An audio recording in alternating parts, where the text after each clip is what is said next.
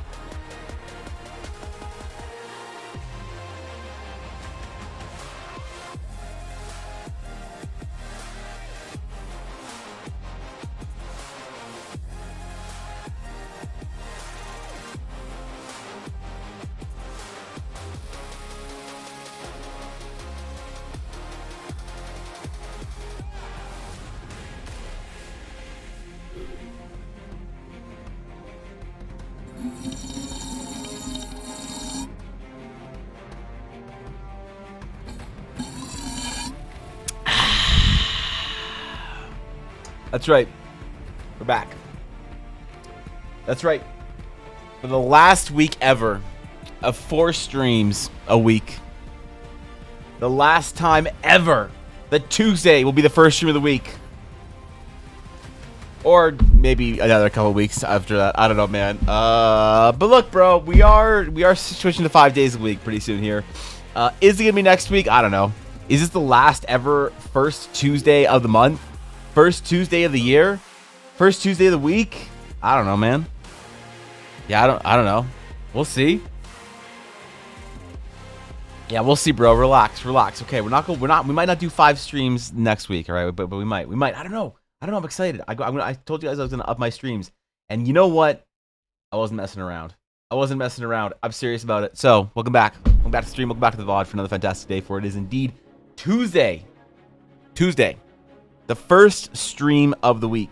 Now, what do we know about Tuesdays? What is the key factor in Tuesday streams being a successful stream that literally anybody wants to watch? Even me. And I have to watch the entire thing because I'm going to be here the entire time, probably. All right, listen, bro.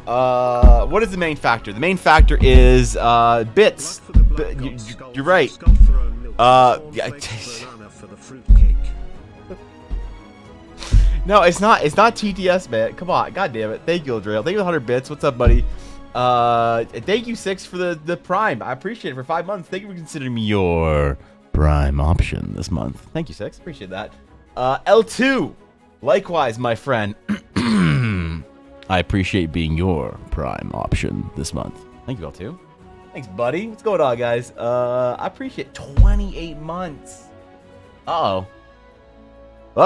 It's the 31st. I have 1 day to finish my sub badges. I said I was gonna, oh boy. I was gonna finish sub badges by the end of the week. It's the end of the week. It's the next week. Okay, whatever. It's fine. It's fine. I actually took off most of Sunday this week. It was the first time that I've taken off probably like most of a day since Christmas. And before that, it was Ella's birthday, and before that, it was Christmas. So, yeah, man. Yeah, it's a whole damn thing, bro. We got some new first badges in chat. I don't know if Thorkin's here. Thorkin has a new first badge. Some people who haven't been to the stream in literally 8 months got their first badges fucking revoked. That's right.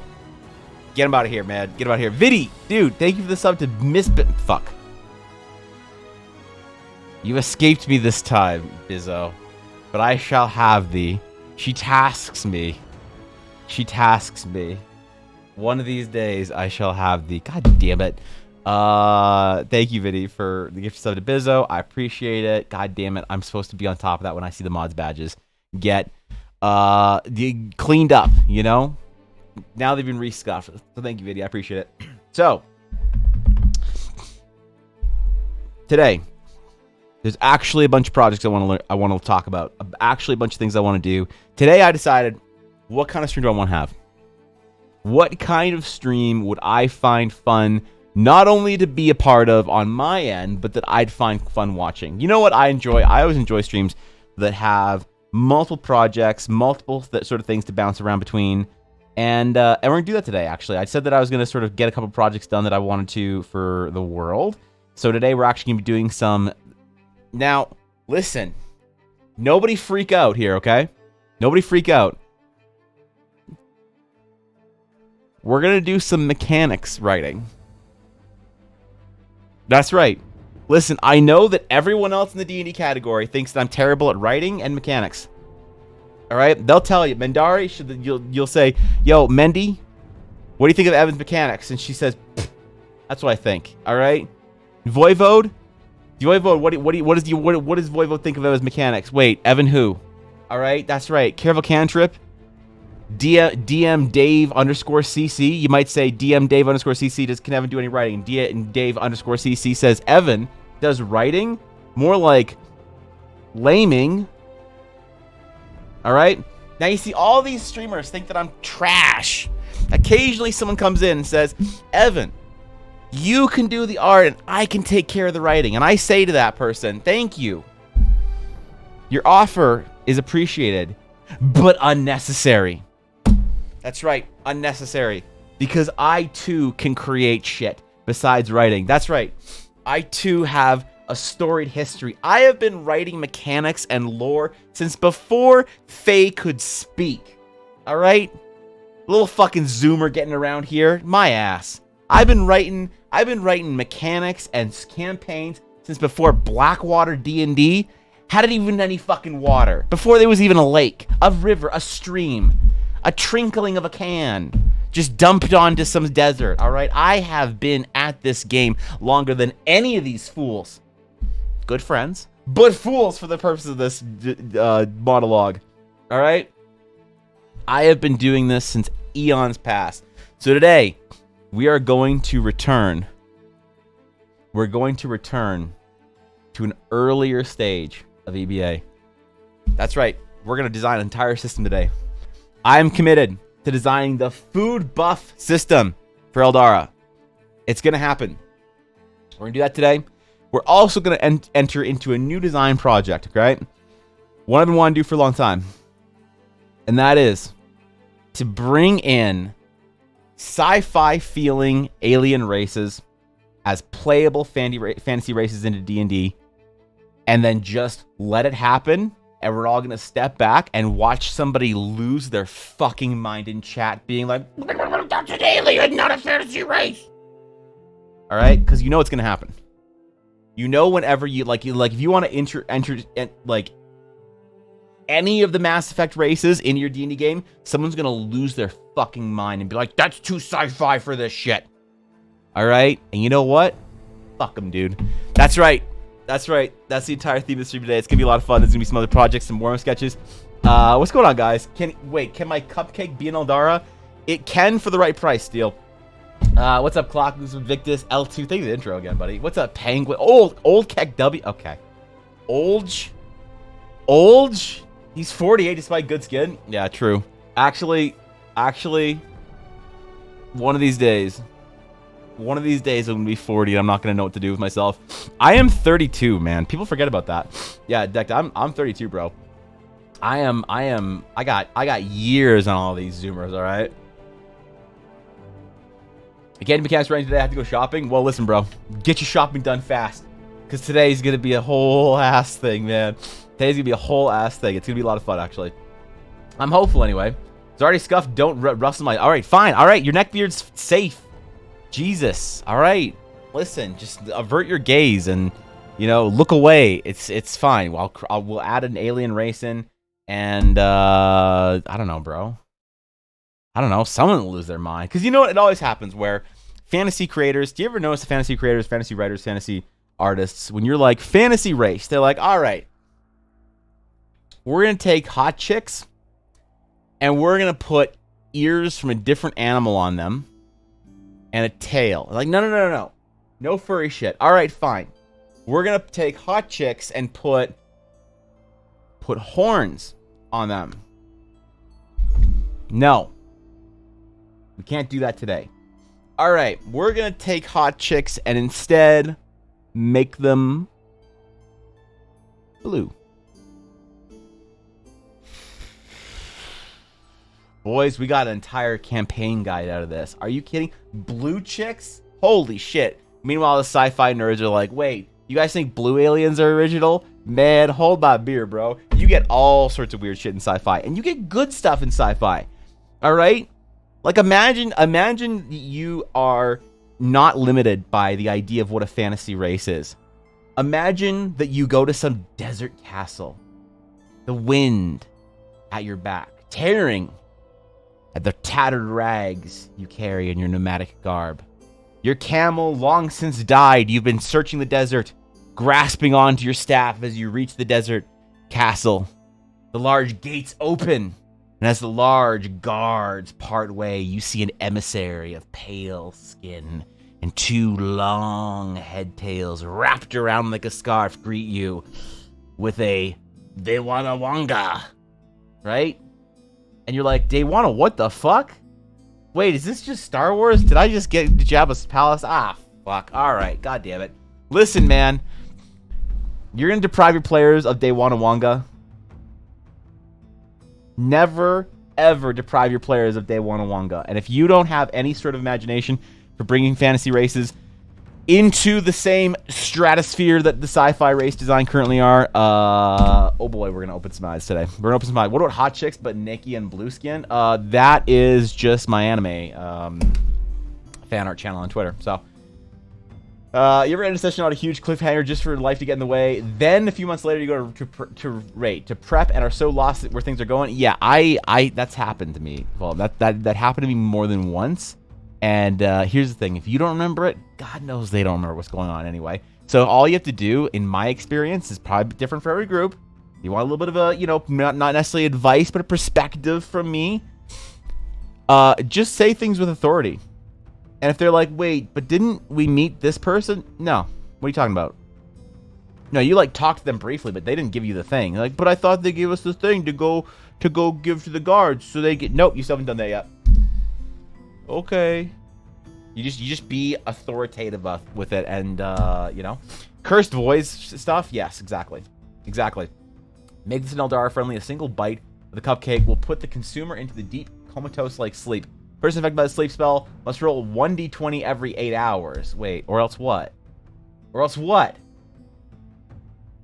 They regenerate a cupcake at dawn. I like it. VTuber says things with authority. More at 11. True? Wait, what? Wait, VTuber? Dude, I did some VTuber fan art. You guys want to see some VTuber fan art? Check it out. Look. I did some VTuber fan art. I did my first era of VTuber fan art. You guys want to see my first era of VTuber fan art? I'll show it off. Hold on. Let me go to my new painting. All right, wait. There we go. All right, check it out. Nope, can't open Twitter on stream. Ooh, that's grounds for getting my account fucking suspended on Twitch. I did my first VTuber fan art, dude. I did a little sketch of a VTuber I've been following on Twitter. That she hasn't made her debut yet, named Project Evangeline. So yeah, dude, I did a little VTuber fan art, and you know what? Boys, it worked. You know why? Because she retweeted it. Evangeline actually retweeted it. She knows who I am, and she followed me. All right, listen, bro. Listen. Project Evangeline retweeted it and followed me on Twitter. We got it. All I have to do. This is what. Listen, man. This is the entire goal is just to get cool VTubers to follow me on Twitter, and we're like 2 out of 900 right now. Like, there's Ashy and like Project Evangeline now. Oh no, Fishy follows me too. Wait, is that it? Evan is in the big time. It's happening. Yep. Everyone get your tier 3 subs ready. Yep, that's right. That's we're about to get. Oh boy, that's man, just calm down. Yeah, so I did that last night. That was kind of funny. For anyone who doesn't get the meme, don't worry about it. Yep, don't worry about it. I think, dude, okay, you know what's crazy? On Evangeline's Twitter, other random VTubers are just following her. Just no connection to me or anyone we know. not followed by anyone you follow on any of their accounts, just following Evangeline. I don't know. Thank you, Rock, for the 200 bits. So I appreciate it. God knows I appreciate it, my friend. Maybe a good session to have the players recap and tell me what you know. Exactly. I love doing, dude. I love that. I always say to my players, so where'd you leave off? Yeah, where'd you leave off? What do you think? And players are ever like, oh man, did we get this thing yet? Did we go and did we get the thing for the whatever? I'm like, do you have it in your inventory? Oh, bro, we don't have it in our inventory. Do you have it in your notes? I don't remember, bro. Do we? All right, then I guess, you know, don't worry about it. I guess you didn't get it while you were there, man, you know? Wait, why'd my lid fall off? Uh-oh. Uh-oh. Is my Star Wars cup slowly dying on me? No, we're good. We're good. Speaking of famous VTubers that follow me on Twitter, what's up, Ashley? Ashley, did you see that, the VTuber, the famous VTuber did, retweeted my tweet? You see I did my first ever VTuber fan art and she retweeted me? Listen, Ashley, I'm slowly going to collect VTuber follows on Twitter from Elite VTuber. So huge? Yeah, actually, dude. And she did the little fucking cherry blossom emotes after it, too. Look at that. Look at the cherry blossom emotes, bro. That's, look at that, bro. Like, come on, man. That means she liked it. So, listen, I'm kind of a big deal now. I'm not gonna, basically famous, unfortunately already. Yeah, you know, it was that fast. Like the new chat thing. What new chat thing? This new chat thing, chat on the side. This is how split personalities develop. This is how split personalities develop, unless you're aware of the meme the entire time. Thank you, Jacob. I appreciate that. It's just the advanced form of playing with yourself on the internet. Yeah, well, this is just LARPing. Yeah. I don't care. The count says an entire meme. She's very wholesome and clean. Yep. Until she met Heaven. Yep. And turned degeneracy up to 11. Yep. It couldn't be unseen. It's true. Rock, that was pretty good. I'm most impressed that you actually fit that in one TTS. So congratulations, Rock. Thank you for the 100 bits, man. Yeah, actually finished this time. Yo, what's up, Kojo? What's going on, dude? I DM forgot what we were doing, so we just haven't continued the campaign. That works too, you know? I heard Evangeline. Wait, are we VTubing right now? We're not VTubing right now, Penguin. God damn it. Listen, Evangeline merch on sale soon, but not yet. All right? Not yet. That's I actually have an entire fucking merch lineup for her. I actually do plan. This meme's gonna be taken way too far, and I don't care. You know why? Because what else can I do? If Eileen's gonna meme on me by making me into a fucking degenerate cat girl, what am I to do other than, you know? Stream confirmed. My body is ready. Get your bits and subs ready. All right, relax. Her debut stream isn't for a little bit anyway. Thank you for 100 bits, Rock, and thank you, Entities, for the 3-month sub, my friend. Thank you for the 3-month sub. Thank you for considering me your prime option this month. Thank you, Entities. I appreciate that, dude. Wearing a Dallas Fuel hat? I am wearing a Dallas Fuel hat. Season 1 Dallas Fuel is one of my favorite teams in any esport ever. I rocked Overwatch League Season 1 so hard, man. I loved it. It was one of my favorite times in any esport. I followed every single game. Season 1 and 2 Overwatch League, and I loved it. I loved it. It was the best. I had something to do Thursday, Friday, Saturday nights. I was there. I watched Overwatch League religiously. I fucking loved it. Now, I also didn't do anything in the evenings besides work and draw shit, so, you know, it was nice to have something on every night that I could get excited for. I'm not gonna lie, I thought there was a fairy tale. People keep saying that. What is the fairy tale logo that people... Fairy tale logo. That people think it... Oh, I see. OWL okay. Champs. Sorry, I couldn't give a hoot about Overwatch bar. I see it. Yeah, thank you, Rock. Thank you for the 100 bits. Yeah, unfortunately, me neither. Don't worry, chat. I'll just debut again to tide you over. Yeah, Ashley, if you wouldn't mind debuting again. You haven't, I mean, as a VTuber, Ashley, you haven't debuted in at least 3 weeks. Like re-debuted in the last at least 3 weeks. And I'm not going to, listen, Ashley, I'm not a master VTuber. And I don't really want to feel like I'm, you know, calling you out and criticizing you. But, you know, I just have noticed that you haven't debuted very many times in the last 2 months.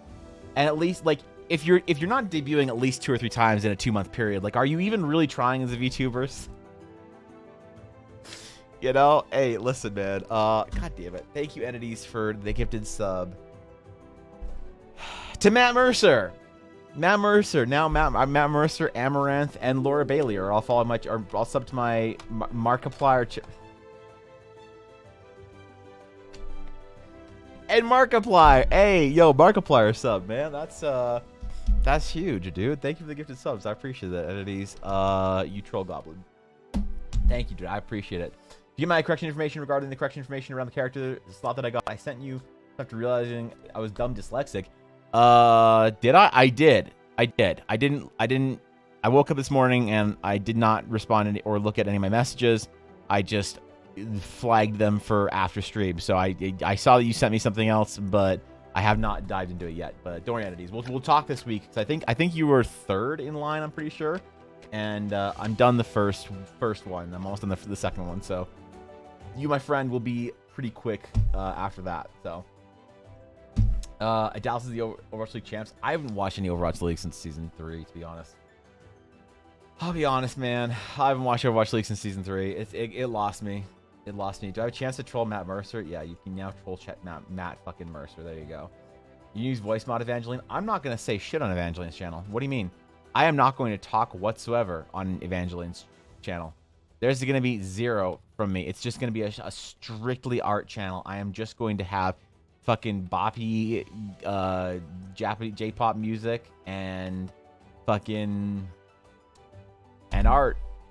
The occasional meme, you know. Maybe I'll TTS some shit every once in a while, but it's listen. It's going to be exciting. I feel like now Evan needs to do a stream where he plays Overwatch only Cassidy and Dallas Fuel skin. I mean, I'm not the best hit scan. My hit scan's probably high gold, so I don't want to embarrass myself. I wouldn't want to be caught streaming in gold. Like that's like maybe as a challenge, like as a punishment thing. You know, we could do like a you laugh, you lose, spin the wheel thing, and one of the punishments could be stream Overwatch League, but in one of your gold roles. So, yeah, it'd be pretty embarrassing.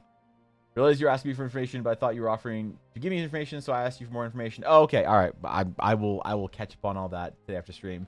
Not too soon after stream, because right after stream I'm actually going out. Right after the stream, I'm going out, and I'm actually getting my other ear pierced. I'm finally getting my second ear pierced. I don't know why I don't know why I only ever got one. I think I was scared, you know, when I was younger, but I realized that I have all these sets of earrings that are like doubles, and I realized why do I not have both my ears pierced? This is dumb. So you know, before I have to become a real adult and regret the dumb choices I made as a kid, I'm getting my other ear pierced today. So I have a company quick question. What headphones do you use? I need to buy a new set and I'm collecting data. I am using not a really exceptional set of Bose right now. They're Bose or sorry, not Bose, Sennheiser. I'm using Sennheisers. I don't know what they are though. They were about $200, I think. So they're like decent, but not the best in the world. So I don't know. You could. I think it depends on what your price point is.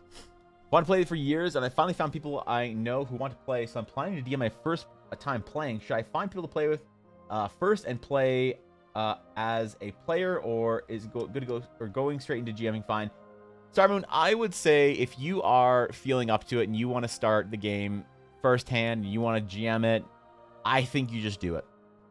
I don't think you need to play or anything ahead of time. I think if it's your first time that you want to play D&D and you want to GM, tell a story, you just have to know the rules. There is unfortunately a burden of knowing how the rules work. So if you read the rules really well, maybe watch some examples of other people playing if you want, just to see how people like run the game. Typically, you could do that, but I'd say just run into it and GM.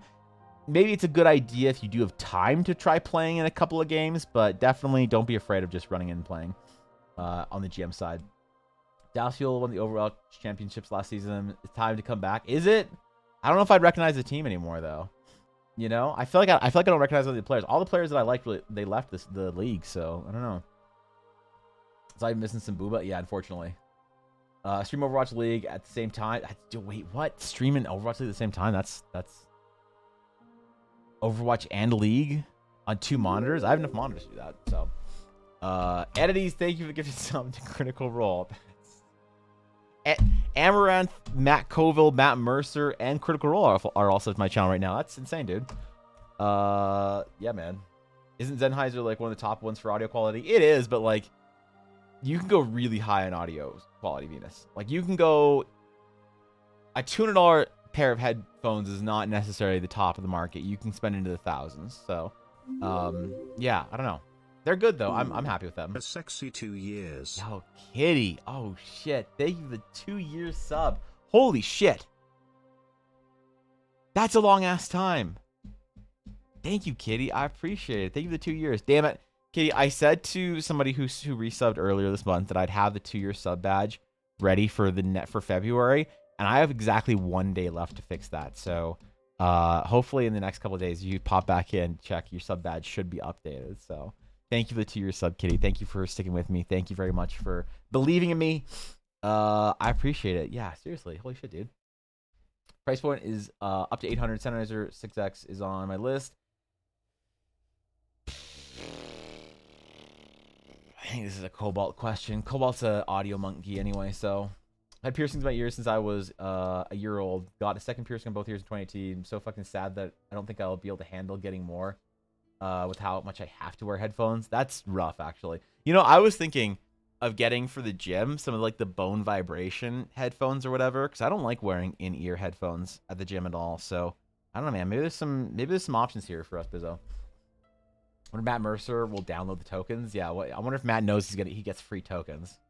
Did somebody tell Matt that he gets access to free tokens? Because, you know, just take a screenshot of those subs and tweet them. I don't want Matt Mercer coming after me, man. I don't want to be angry at me. The headset you want to get is also going to be dependent on the hardware you're plugging it into. That's true, actually. You can buy the most expensive headset you find. Won't make your iPhone sound any better. That's true. Like, there is definitely a cap to a lot of things. Your audio equipment is a deep rabbit hole, man. Actual deep rabbit hole. Those like music producing headphones that AirPod Pro Maxes are from 600 to 2000. AirPods? Do you think I want to get AirPods, man? Holy shit. Do I look like an Apple user? Use the Aftershocks religiously. Bone connectivity is amazing for stealthy music and streams. I need to find a good pair of bone connectivity, because yeah, I really can't stand wearing, like, I have like my Samsung whatever buds, my like wireless ones that I wear to the gym, and I hate them and they're uncomfortable, and I tried Ella's AirPods and those were uncomfortable. I just don't like shit in my ear anymore. So yeah, I don't know. I gotta figure something out, man. Why would it be? I don't know, dude, because yeah, I don't know, man. Evan Art, my first D&D character for me. It's hanging up in my living room. I gotta redraw Wrath, because I don't know. I feel like I've gotten a lot better, Kitty. I want to like go back to my very first commission clients, like you and Lexi and other people in the stream that trust me with like their full D&D character design. I want to kind of like do like redesigns or redraws of it. So it's on my list of things to do this year. I don't know when on the timeline, but I have gauges and studio headphones depending on what I have can be struggle. Yeah, I mean. Yeah, any kind of like large studio headphone or whatever is rough. You have piercings, and I guess, you know, I am worried that it's gonna be a little sore to, you know, I don't remember how much my piercing hurt last time I got it, or for how many days like I couldn't wear headphones or whatever. So hopefully it's okay. What's up, Azalea? Have you on well? I chillax before work. All right, sounds good. That sounds good. Unfortunately, you do have to go to work today, but if you want to take the day off, Azalea, you can let them know I said it was okay. So, all right. We got things to do. We got characters to design. We got an alien race to build in the world. We got food buffs to build. And I want to start thinking about and talking about what kind of things we can sort of expect from food buffs. Because I decided I have a bit of a system already down. Nothing super interesting. And I want to start from scratch. I didn't want to like bring in a whole bunch of like half-built stuff today on stream, because that seems lame. But basically, I want to make food buffs a thing. In Eldar and D&D. I mean, D&D in general, I guess, if you want to use the system. The reason is because I have a strong sort of mindset on spending your money as a player. And I think that whenever you give the players more opportunity and reason to spend their money, you have happier players that are more invested and immersed in the game. And, you know, part of my sort of basis on this is, first of all, there is the anecdotal evidence from my past, I guess, of some of the most fun that people ever have building their characters, I find, is picking things to buy from their like, you know, section on the PHB or whatever. Like picking out their equipment, their bag, their extra inventory, things that they keep on them. This is why actually for character designs, I focus so heavily on the accessories, because I think those are all really meaningful choices that actually tell a bit of the story of the player. You know, does the player have a pickaxe? Do they have a frying pan with them? Things like that. Like, I think this all tells a bit of a story about what kind of a character the character is. So, I always think that it's important to make... Oh, hi, Yuna.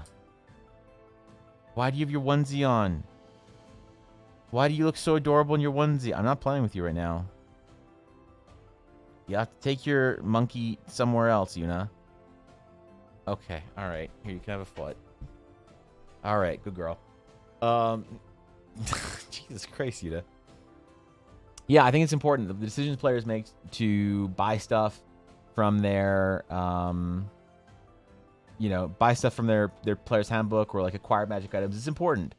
And part of that, I think, is the excitement of spending money as a PC, right? And so I think that anytime you can encourage the players to spend money on things, it'll also, you know, give them an opportunity to sort of progress in a different way. I really do think that if you don't treat XP and gold as sort of the same kind of reward structure, you're in some ways missing out on an opportunity for player progression. However, I don't blame DMs that don't do that, because there's nothing for that built into actual D&D of any consequence. So today I'm going to try and change that. I want to introduce multiple systems into Eldara, things like the transportation travel system, customizing your airship in the Shattered Sea, customizing your boat anywhere else, customizing, you know, whatever, your cart and caravan or your mount. There's like upgrades and things like that that I want to introduce in. But one of the easy systems we might be able to bang out in a couple of hours to just hammer something down is food buffs, and ways for the players to sort of, if they want to collect extra bonuses by spending their money in town and finding establishments that could, you know, serve certain dishes. Because it really comes down to it also decision of like, well, where do you stay and where do you find these things in town, and what do they give you, I guess, for staying somewhere with like good food. Because I always did think that it was a interesting decision for players to spend their time in more expensive inns and hotel accommodation style whatevers that you have in your world. And what was the advantage of staying somewhere nice, and what are the disadvantages of staying somewhere shitty? So I have a much higher increased chance of getting robbed at night, things like that, when you stay in really crappy places. And I have high chances for events and stuff to happen in large and fancy inns in the aristocratic neighborhoods and stuff. Like, you know, if you're spending 5 gold on a night, I want there to be something that you might be able to get out of it, whether it is a experience of food and whatever. Yuna, come here. Come here. Hi. You decided to come over. Why are you wet? You went in the snow, didn't you? Why are you covered in dirt? Why are you monkey? Alright. Alright, give me a minute. I have not yet said my good mornings to her. You smell like outside. I hate this about you. Why do you smell like outside? Why do you always smell like outside? Every time you come in from outside. Yeah, I know. Alright, you can have your chew. Yuna, here's your chew. Go get it. Get your chew. Alright. So yeah, I like to have these kind of events and things that happen at fancy inns. Maybe the players get a lead on something. I like to reward it, typically. That if the players are staying somewhere nice and they maybe know how to use their, I don't know, their social abilities, I guess their RP focused abilities maybe, I like to give them some kind of benefit or bonus. So I also want there to be something mechanically that they can do at like a nice inn. They might get a choice of different meals, and one of them might have some sort of buff. And I know the concern from a lot of the mechanics side of things is, well, Evan, what do you mean buffs? Like, isn't that going to be overly powerful. It's like, well, what if you can give your players the ability to spend 10 gold on some sort of dwarven thunder brew ale that changes their lives, and it gives them plus 5 HP for the next, from the time they go to sleep until their next, the end of the day or whatever. It's like, bro, why wouldn't they do that every time they go into a big dungeon or whatever, the day before a big fight? Why wouldn't they? I think it's fun. I don't know. I'm not afraid of giving my players too much power. So we're going to do that today. I have illegal fruit juice that I'm happy. All right, yeah, you can have your legal fruit juice. It's fine. We won't talk about it, though. I always toss out the temp for or HP for very well rested, and failure recovery hit dice when saying some more shitty. Yeah, I love that kind of stuff. 100%. I sometimes give my players like an inspiration die, things like that. Absolutely. Jay started a Gundam D&D campaign at the end of the first session. I flew a ship into Saturn. Is this Universal Century, Ashy, or is this a different setting for Gundam? All right. Because I have to know, now I am deeply invested in this, and I'm invested in your character. A random chance of food poisoning. That could be kind of fun, actually, if you're paying, nothing for your accommodations or whatever. Could easily be attached to the chef's performance role. That too. I want to make the cooking as a player as something that you can impact, or have an impact on the game with. Like, it's like, I think that if it's cool when you choose certain feats or certain professions as players, and I want to make them meaningful. I want to make being an alchemist or a cook or a skinner or something like that really something that players can sort of pick and specialize in D&D. Let Packy do move today and tomorrow. All right, entities. Good luck. Thank you for all the subs. I appreciate it, entities. I'll say this again. Butterfly beans that make you gassy, but also slightly anti-gravity for an hour. And I like shit like that. We're gonna do like snacks that give you temporary bonuses. We're gonna do a couple of different food options. So, all right, what are some of the basics that we can start off with? We're not gonna do this in word processing. We're gonna do this in Photoshop because we're not cowards here at EBA. That's right. Imagine needing to do your writing and word processing because you're just scared. Okay. All right, Lore Mipsum. So, food buff ideas. What are you scratching the ground for? What is wrong with you, Yuna? You want your chew? Okay, here's your chew. All right. Good girl. Weirdo. Okay. And I also want to do some art for them. So we have long-term buffs and small snackies. We're going to divide this into two main categories. So long-term buff examples are, let's just pick a random idea to get the baseline. So let's do large roast of some kind. Oh, I forget that I don't do writing on my stream usually because I have my stupid ducky keyboard. We'll make it work. Large roast of some kind. The bonus will be as a baseline bonus to HP the next day. And maybe we can do like certain amounts, so just so we get an idea of what this can look like. So for 5 silver, or for like 1 gold, let's say 1 gold is, what are you scratching the ground like you just went to the bathroom, Yuna? She's doing the thing that dogs do when they go to the washroom where they like kick their feet, trying to like kick dust on it or whatever. She keeps doing it on the carpet. Like bouncing around like she's like hunting her little beef chew thing. I'm so confused. 1 gold might get you 5 HP. Or like 1d4. Let's do that. Let's do dice. Whereas like 10 gold would give you, let's say, let's do like just a flat value for some of these. Okay. So this is the format I want to follow. Item that we can apply different sort of skin to based on where they are in the world. bonus HP the next day as an effect, and then have different amounts they can spend on it, basically. Pink bread that boosts an orc's rage? Sure, fuck yeah, why not? 2 players in my party paid for our stay at the tavern by helping brew beer and being a server. I like that. That's kind of fun, actually. A group is a merchant who sells magic booze will raise or lower stats. You have to make a save, and you can only be affected by each one once. Interesting. Listen, the Eldarin cocktail list is going to be expensive. I was drawing Ghibli foods. I'm not drawing Ghibli foods today, all right? I'm not going to draw, like, omelets and shit that look like they're made of gold. Okay, Fishy? Also, what's up, Fishy? How's it going? I mean, Yorkies are terriers, and weren't they bred to hunt rats? True, but she is 1/4 Maltese, and Maltese are absolute useless wastes of life. They don't do anything. They are lap warmers and the worst dogs anyone ever made, without them being an abomination like pugs. So the thing is, she's supposed to be 1/4 useless and 3/4 ratting dog. So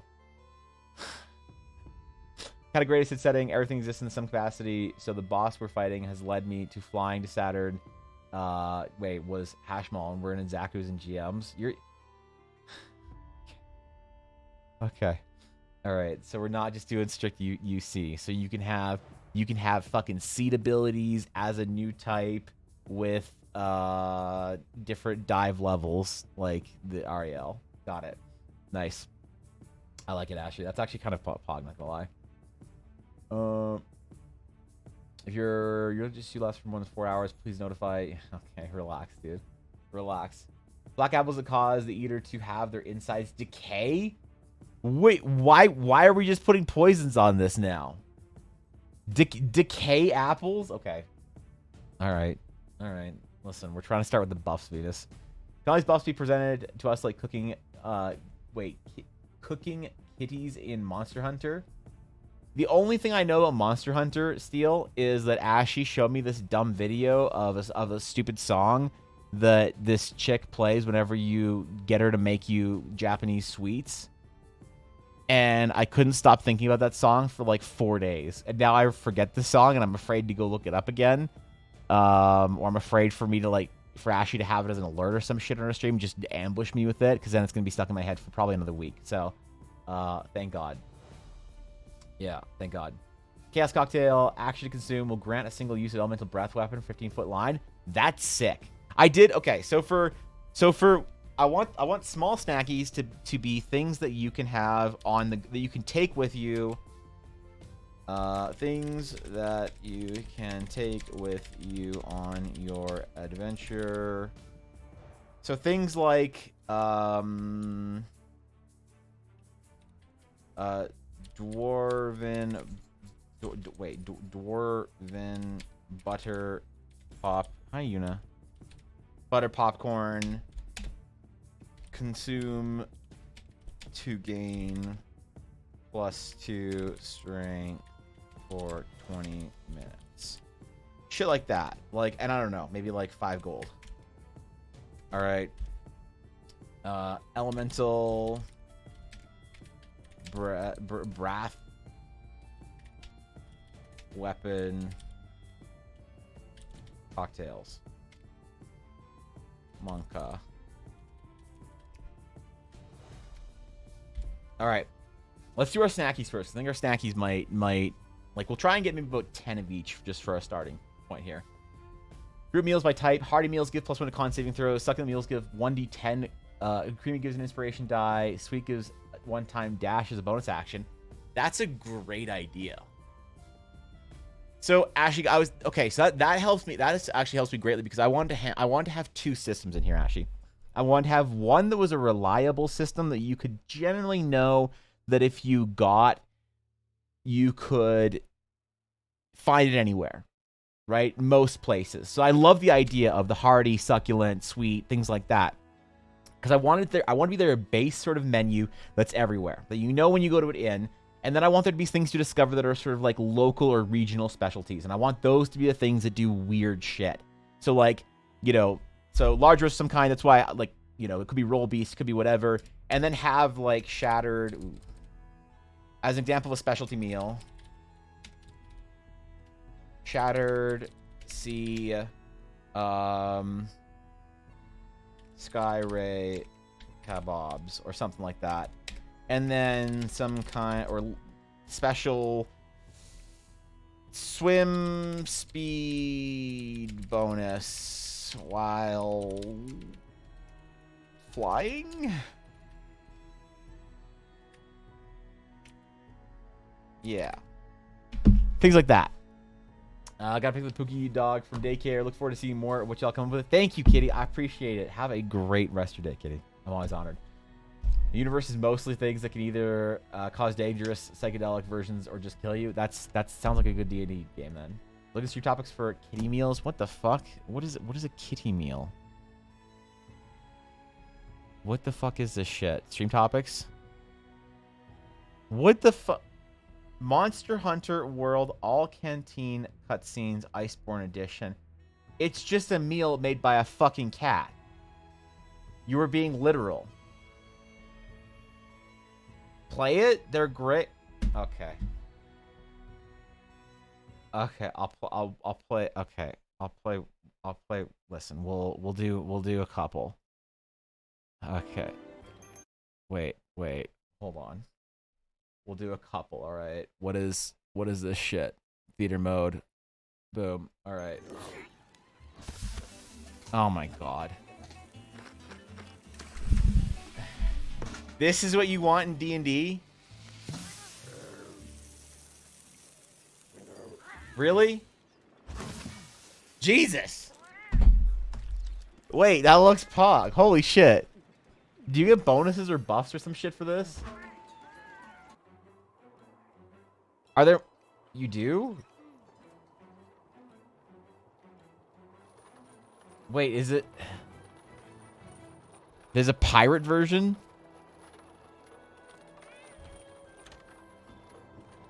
Is that it? Is that the kitty meal? Oh, no. Okay, this is another one. Order the meal? What the fuck? Okay, dude. Okay, dude. Okay. Wait, why are the cats eating it too?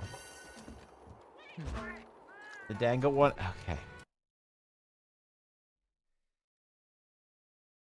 Okay.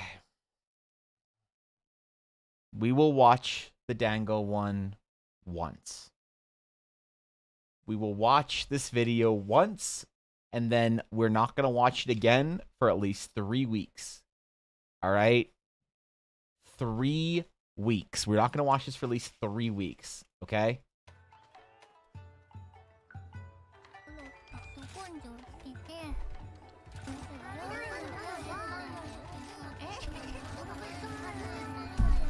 I hope this is what you wanted. Not 3 business weeks?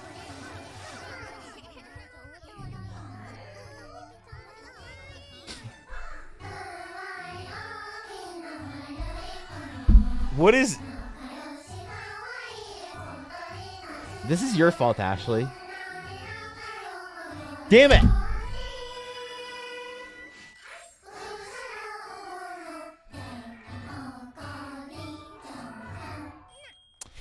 Okay, so, guys, this is my last stream ever. I'm officially no longer world building as a streamer, so, ooh, Jesus, there we go. So, yeah, man, yeah, listen, we're not having any, okay. I will allow for the possibility for there to be some kind of musical, cut scene when an item is ordered. All right. I will allow for that for very specific. There will be one. Okay. There will be one regional specific item that you can go get. That is a snack style item that will allow you to do some sort of incredible effect, but it's going to cost 10 platinum, a full Benjamin of gold. All right, a straight up Benjamin. Oh, thank you, Bezzo. A straight up Benny. Wait, why is Spotify scuffed? The fuck? Thank you, Bizzo. There we go. All right, a full single Benjamin, and it will come with some sort of cutscene. All right, because if you aren't aware what the fucking Dango song is that Ashy posted, this is the actual cutscene.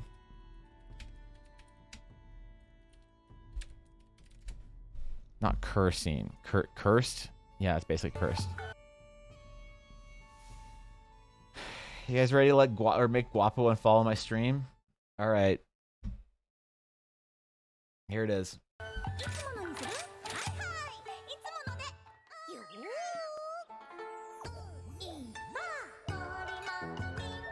It's stuck now again. It's stuck again.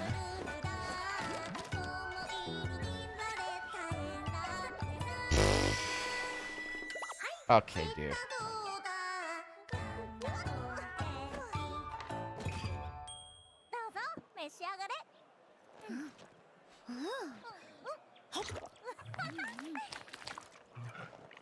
So that we're so listen, man. I will allow for one cutscene. One cutscene. All right. There'll be a singular cutscene based item, and I'm going to consult the VTubers for what the item does, for what kind of buff they get for 100 gold that has a cutscene attached to it. So, to everyone else, I am so sorry, but not really. Use Chef Bard subclass. That's a great idea here, Ryan. Long-term buff, Ranger's Trail Mix gives 1 HP and fills you for the day. Grants movement speed for X hours. That's sick. That's actually a sick idea.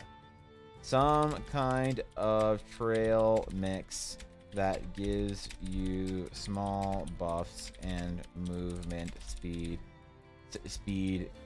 Maybe... Wait. Also, like... 2 survival checks.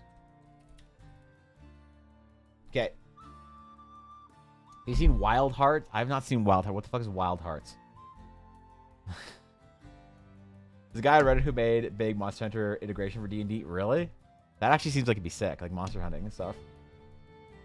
The small effects from the food come with a huge list of negative effects like modern pharmaceutical commercial. There is no. Listen. D&D is supposed to help you get away from real life, all right? Not everything that helps you out as some kind of a buff that you take in some kind of a pill or capsule or magic bead, you know, or like draconic dwarven suppository or whatever. Not all of it comes with a side effect. This we have to break from the real world somewhere, all right? Zadango give you a huge ASI buff, but only if you do the song. I don't know what ASI is. I've never played Monster Hunter. I was going to. I wanted to play Monster Hunter, and Monster Hunter came out. But when Monster Hunter came out, I was really, really, really fucking broke. And in so much debt, I didn't know which way was up. And so I couldn't buy the game. But all my friends bought the game, and they all played it. And they stopped playing World of Warcraft with me because they were all playing Monster Hunter for like 2 months. And I wanted to play Monster Hunter with them, but I wasn't going to play Monster Hunter because I couldn't buy 2 copies of it, and I wasn't going to leave Ella alone, so we had to buy 2 of them. And by the time Monster Hunter went on sale, it didn't matter because I was already doing better, and I could have bought it full price for both of us. It was a fun game. But you know what had happened? Everyone stopped playing Monster Hunter. So my entire time that I was going to have playing Monster Hunter and playing a new game with my friends and maybe making some new friends got fucking ripped away because I couldn't afford it at the time. So I'm mad at Monster Hunter now. Maybe I'll pick it up at some point in time. Yeah, maybe. It's a Monster Hunter type game that's based on Eastern mythology. So it's pretty, and I want to play it and use the umbrella weapon. Is it new? Fishy, I'll play it with you. Yeah, if it's new, fuck yeah. For time spam in the Babushka Kitty Shell. We're not looking at any more Monster Hunter videos today, all right? We're not, like, we've exhausted the amount of Monster Hunter videos that we can look at for at least an hour, so. Dragon Blood pudding overpowered by extraordinary region. What if they were like, there needs to be some that comes with negative effects. All right, so what we'll do is we'll have, okay, long-term buffs, and we'll have staple foods, or maybe we'll say common foods. And snackies will have common food. Maybe snackies will always be regional. That's a good idea. So specialty meals, generally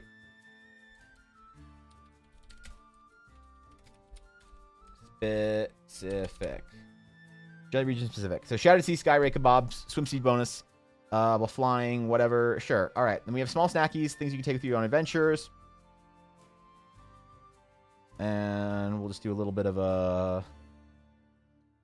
We will change these to our titles. So we'll change these to Modesto.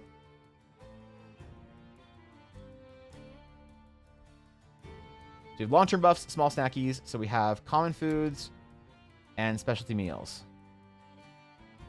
All right, nice. Let's create some ideas, some just general ideas. We'll then pick what we like. How snackies you can take with you on your adventure. So mostly regional. Maybe there's like one snacky, or should I maybe all snacky should be, you know. It's a stat boost. Oh, okay, that makes sense. Whatever knows about Monster Hunter, watch me play it like twice. Listen, those are great streams, Ashley. I love when you play games.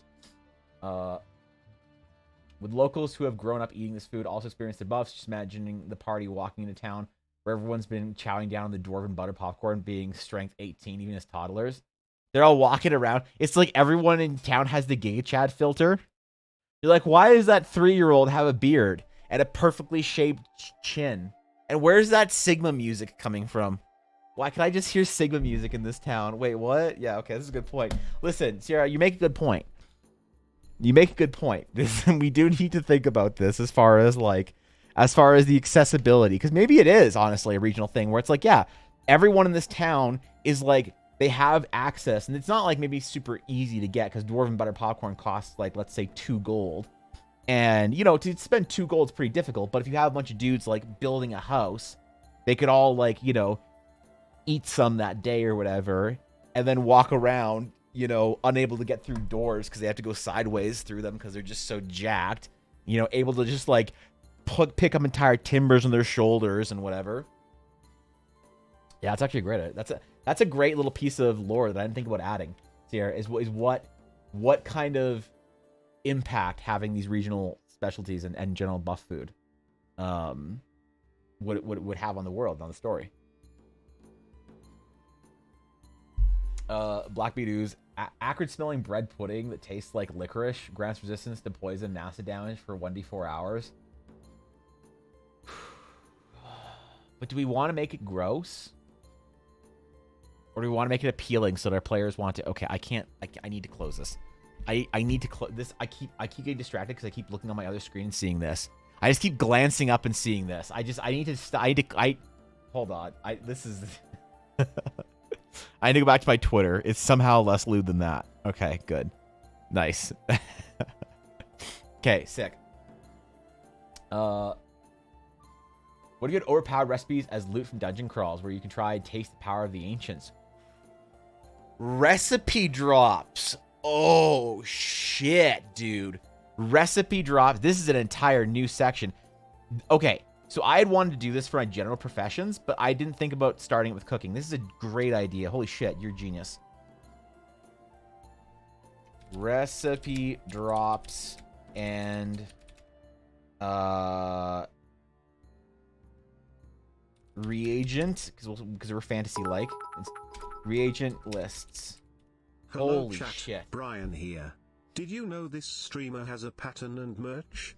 You can get your own cat girl shirt today. Thank you, Brian, for the shout out for my merch. I appreciate that. Thank you, Dirty, for the 100 bits. Yeah. Thank you, dude. Appreciate that. How's it going, Dirty? What's up? What's good? Can also make cool character things where players buy up a bunch of snacks when they travel through specific places. There does need to be an expiration on them, or some of them don't. You know, like, I don't know, some kind of preserve, like jam or whatever that you can eat on your adventure. You know, the old like, I don't know, swamp hags, apricot preserves or something like that. New way to catfish. New way to noodle catfish, maybe.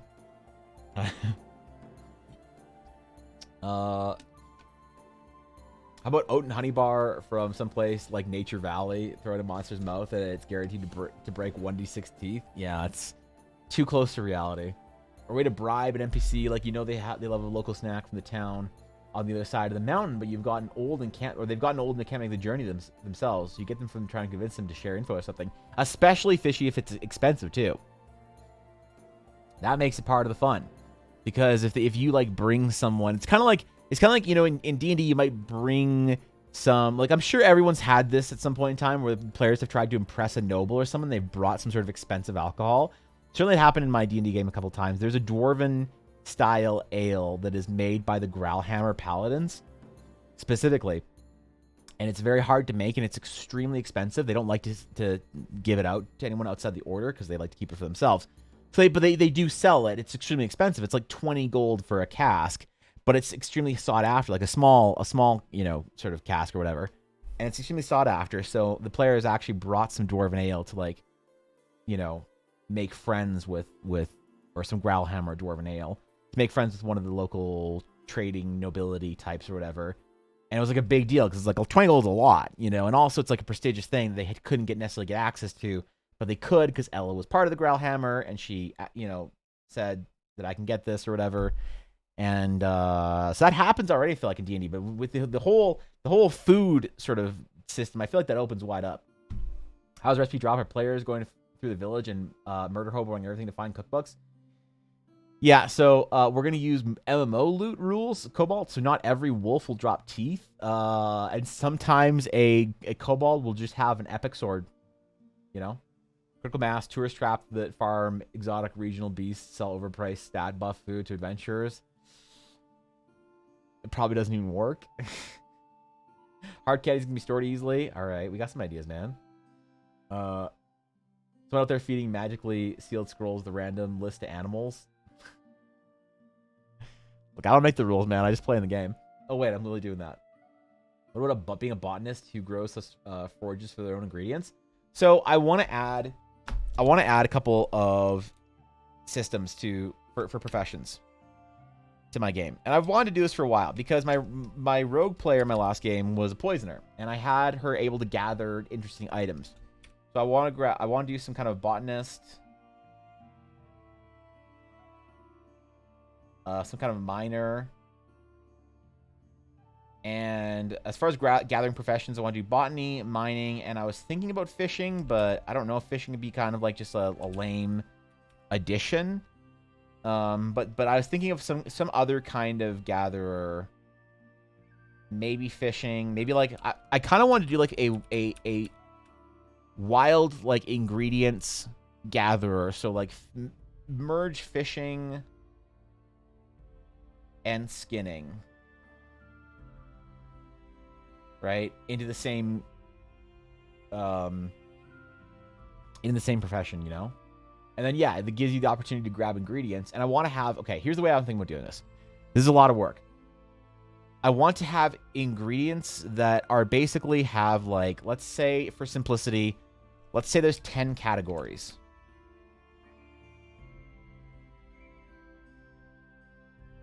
And we have, like, greater mushrooms. We have poison, mushrooms, and then whatever, etc. And then these things can be named. So like greater mushrooms from Stonemark might be called like cardinal caps.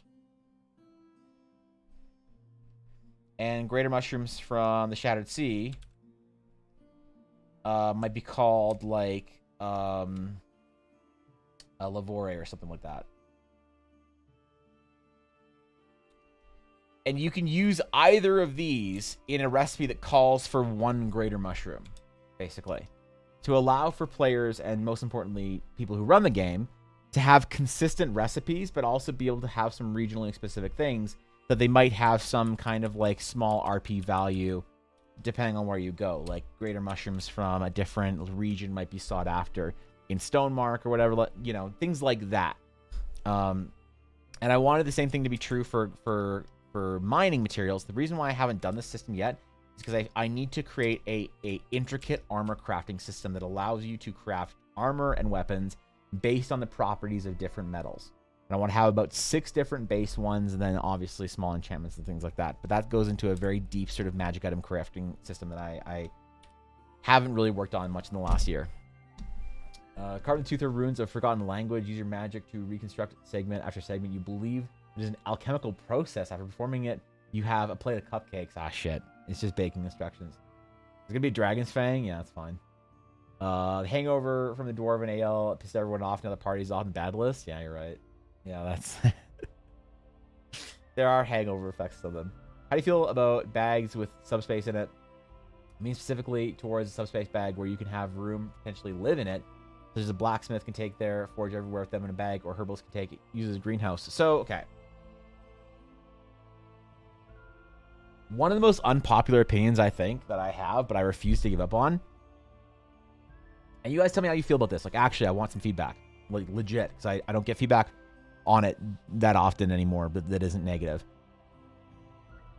But it's still valuable. I don't like Vorpal, sub, or any kind of other extraplanar space or extra dimensional space. I don't like it.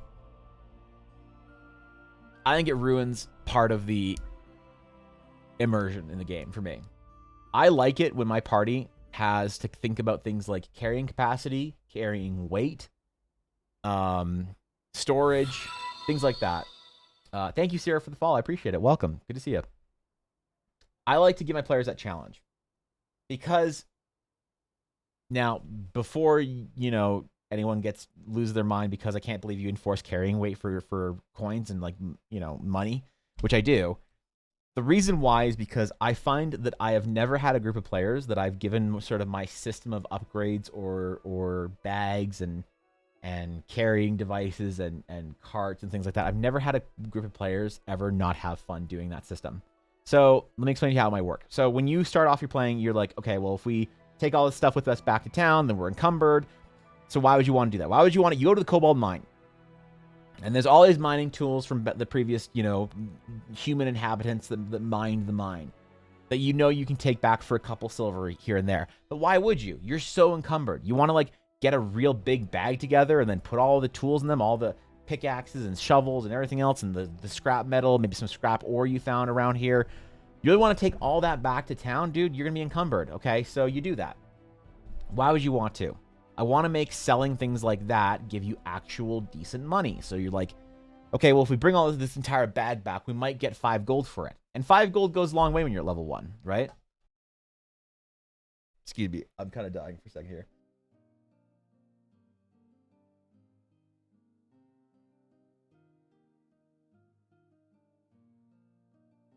All right, we good. We Gucci. So yeah. So why would 5 gold matter either? I want gold to matter because you can do cool stuff with it, like buying the food system or the snacks or whatever. And I find that in D&D, getting gold doesn't really matter that much because DMs give their players gold in large amounts all at once. You enter the dwarven vault, you kill the guardian that, you know, is corrupted by the whatever evil magic. And the dwarves said, if you put our guardian to rest, we will let you have whatever you find in that vault. Oh, great. You now give the players 100,000 GP. I don't like that. I like to make my players feel like they earn it when they work for gold, especially at the lower levels, right? And so when you are level 1 and you guys get 5 gold, that's like a big deal, right? Or you can get, like, let's say 10 gold of, like, materials and stuff that you bring back and you're encumbered and it's awful and all that stuff. So it encourages the players to then do things like want to buy a cart. Because it's like, dude, if we buy a cart, then we can carry all the other tools and stuff back with us. And so we go on this adventures, we can carry all the skins and pelts of animals when wolves attack us. We can do all this other cool shit. And I have watched players enjoy and evolve that system because I've allowed them to customize it to make it more fun. So if you want a cart that, like, let's say, you know, can store more, or if you want to get a stronger steed or whatever, or a different type of steed that can, you know, is more hardy in elements or whatever, or faster, and then suddenly your players collecting things and items and whatever to basically vendor becomes kind of a mini game they enjoy. And the mini game gives them gold to feed the mini game of upgrading their storage and their items and things like that. So that's why I have an entire cart upgrade systems that allow you to make these carts that have, you know, a blacksmith's forge on the back of it, or a cart that opens up, you know, and turns into a tavern with 2 levels on it. So the players sleep in the upper level, and they might, you know, run a small tavern in the towns that they go to on the bottom level to make friends and shit like that. Or the cart is some sort of a carriage that is well armored and can act as kind of a sort of a embattlement, whatever type thing. Roll beasts are more hardy than steeds, and it's 1 roll beast for a large carriage, or it's 4 camels or 4 horses or whatever. And there's advantages to spending money on those things. And so one minigame feeds into the other minigame. And if you simply allow players to put anything they want into one bag with as much space as they want, with as much whatever, and just forget about it, put the item on your character sheet and write it off, and you're done, I find that it kills that entire minigame. And I've never, even skeptical players that don't enjoy carrying capacity and encumbrance and item weight, I've never personally had a skeptical player that didn't like that not enjoy the system when I DM'd it for them. So that's part of my confidence in it, is that I've gone through even skeptical players that are like, man, I hate this. You're gonna make me enforce like carrying weight, bullshit. And then when I'm like, so what horse are you buying? Well, I'm buying this with the whatever bags on it and this and that and all this other cool shit, and then I can hang this and then have, you know, and then we're buying the cart. Like, we can do all this. We're gonna make all these upgrades to the cart so we can sleep in it, so we don't need to worry about the elements. We don't need to carry our packs on us, so that, you know, bed rolls and shit like that. And we have upgrades to make us more comfortable, and a small cooking station inside, and this like magic lantern that keeps us warm, so we don't need to worry about like making fires at night, so we can be stealthy, so we attract less beasts and predators to us, you know. And I've never ever had somebody not enjoy that. And so once you introduce bag of holding, coins don't have any weight, shit like that, you completely remove that system from play, and I don't like it. And so maybe y'all hate that idea. It's like, okay, Evan, that's great, but also dumb. Or you're like, that sounds really cool, you know, it'd be fun to play. Either way, I think that there is merit in developing the system out, because what it does is it also makes you have to choose more things for your character. And again, remember what I said earlier at the beginning of this with the food buffs, that my sort of like hypothesis, my concept, my intuition that I'm going towards is that getting your players to spend money on stuff that they want to spend money on is a second path of progression that a lot of DMs don't use, because the DMG, the PHB as it is, doesn't really allow for that kind of you know, customization. So yeah. Now there are things like, for instance, that make things easier. So like, imagine a backpack, right? Imagine a backpack that is enchanted with sky shards. To reduce the item weight of anything you put in the backpack by half, because it's lightly levitating behind you. You know, when the backpack's empty, it's just levitating behind you. As you put stuff in it, as you fill the backpack, when it's completely full, it'll only weigh about half of what it weighs. So I'm okay with things like that. I'm okay with things like mithril armor. Ella, in her current, or not our current D&D, our most current previous D&D game, she spent all of her gold on mithril armor, which is a quarter of the weight of the steel version, so that she could carry more shit on her. And then when they're in the dungeons, they're like, you know, oh shit, did somebody have a whatever grappling hook? And Ella's like, I do, in my bag. And she's like the dungeon master, you know, the master of dungeons, the dungeoneering master, there we go, that has everything on her. She's got extending 6-foot poles. She's got rope ladders. She's got rope. She's got pickaxes. She's got crowbars. She's got grappling hooks. And the party was just like, God damn, man, you can like make dungeons easy mode, you know? Okay, so let me catch my chat. Love hearing you talk about D&D. The things you talk about being commonplace that are so different from my experiences. It makes me appreciate my DMs in new ways that I didn't even know about. Yeah, that's awesome, dude. I think every DM hopefully has those experiences that are like unique to them. For extra spaces with accepted only specific things, a quiver lets you carry hundreds of arrows, or a portable bookshelf, which gives you an ever-changing book like a library on the go. See, I like ammunition. I like the players having to figure out their own ammunition, because it's fun, you know, when you start thinking about ways that you can make it more interesting as well, like self-replenishing quiver, or like arrows that return to you or whatever once they've like made impact or something like that. When players come across an NPC with an extra dimensional item, they have to barter for it or come up with a clever way of selling it, but it ruining the relationship with that NPC. For extra dimensional stuff, I've explained it on board, or I'm on board. I think the issue is a lot of DMs will either toss weight out or entirely on micromanaging it. Yeah, and so that's the thing. But you also, there's no way to progress through it that's fun. There's no way of like, oh, let's buy a new cart, guys. Let's spend our money on this thing and buy a new cart and buy a great like set of horses that are more expensive, that are more hardy, that can defend themselves, that can do whatever, that have armor on them. And the cart has all these like cool upgrades. And so I think you can't really enforce all these like these little small systems like item weight and carrying capacity and stuff like that without kind of having all these other systems built in, which is why I think a lot of people are resistant to the idea when I say it, because they don't know what systems I'm talking about. But it is, yeah, it is like strongholds, Fishy. It's 100% like that. Like you're building up a base. You're building your base that's a mobile transport or something along those lines, you know? It has pockets, yeah, they will. Bag of holding did not come with an indexing system. Players took forever to find anything. That is kind of funny when players forget what's in the bag of holding. Problem I think that people have gotten used to bag of holding. Not only does it make things convenient, it also make things creatively, dropping stuff on the enemies, solving puzzles.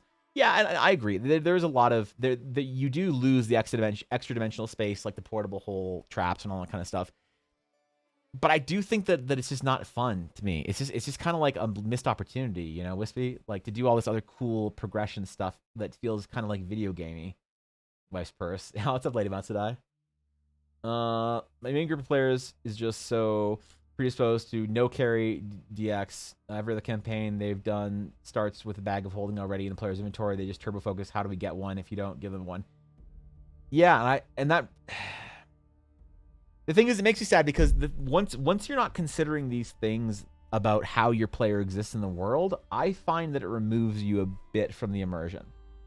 We're not talking about a realistic experience. We're talking about an immersive experience. And the more you have to think about the stuff of how your player handles stuff, of how your player, like your character, sorry, as a player has like easy access to items on their pouch, but when they get attacked, they might break that. So do you want to have a potion on your pouch and get the bonus of like you buy a quick release thing for your potion and you can take it as like a bonus action? And you're like, holy shit, take a potion as a bonus action? Evan, that's broken. Are you kidding? Well, yeah, you can take a potion regularly from your bag, but you have to take your bag off, get your potion out as a whole action, and then drink it. And you're like, okay, that's fair. Or if you have it on your belt so it doesn't need to take like your action plus movement or whatever, then you risk breaking it. But also then if you have it in some sort of quick release, something or another, then you can get it as a, bonus action, right? Especially disagree. I think it depends on your players and whether they would enjoy that or not. My players hate that. And that's the thing. So gang, this is why I have confidence in it, because I've never personally DM'd for a player that was against this that didn't enjoy the system after.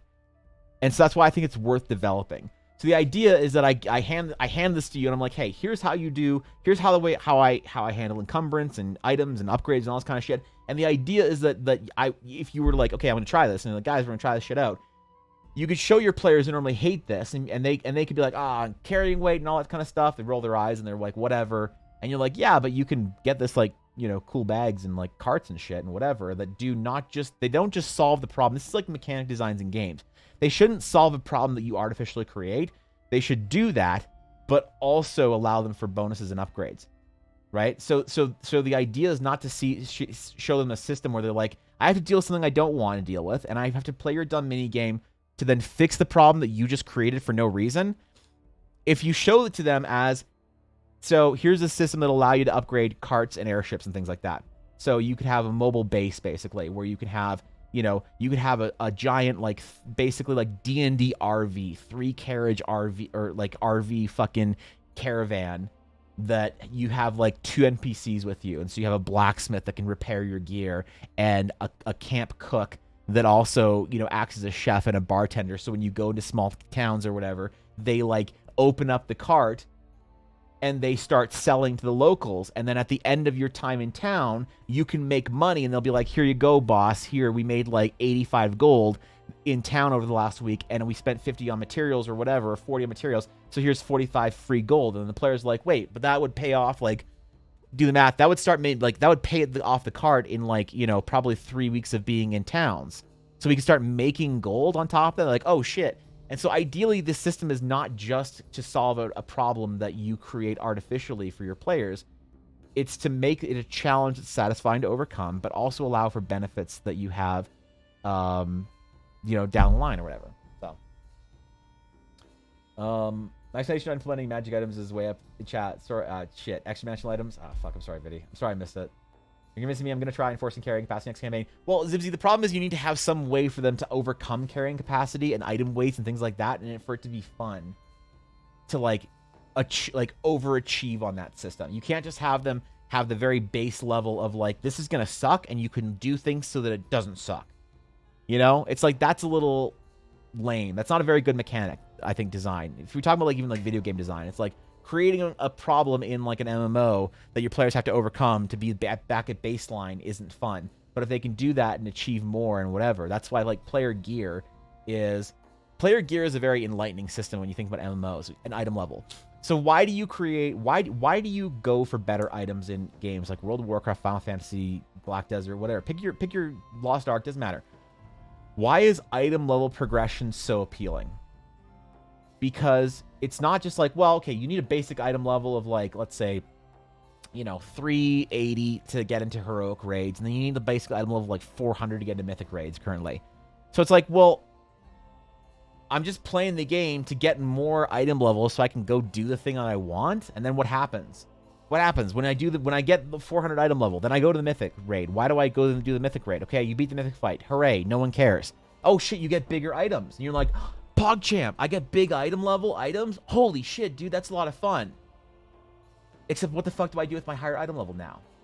And the idea is that, okay, well, you can do other content easier or whatever, have a great time at it. You can go flex on like old raids or some shit from old expansions or whatever. There's a lot of reasons and a lot of ways you can make this fun.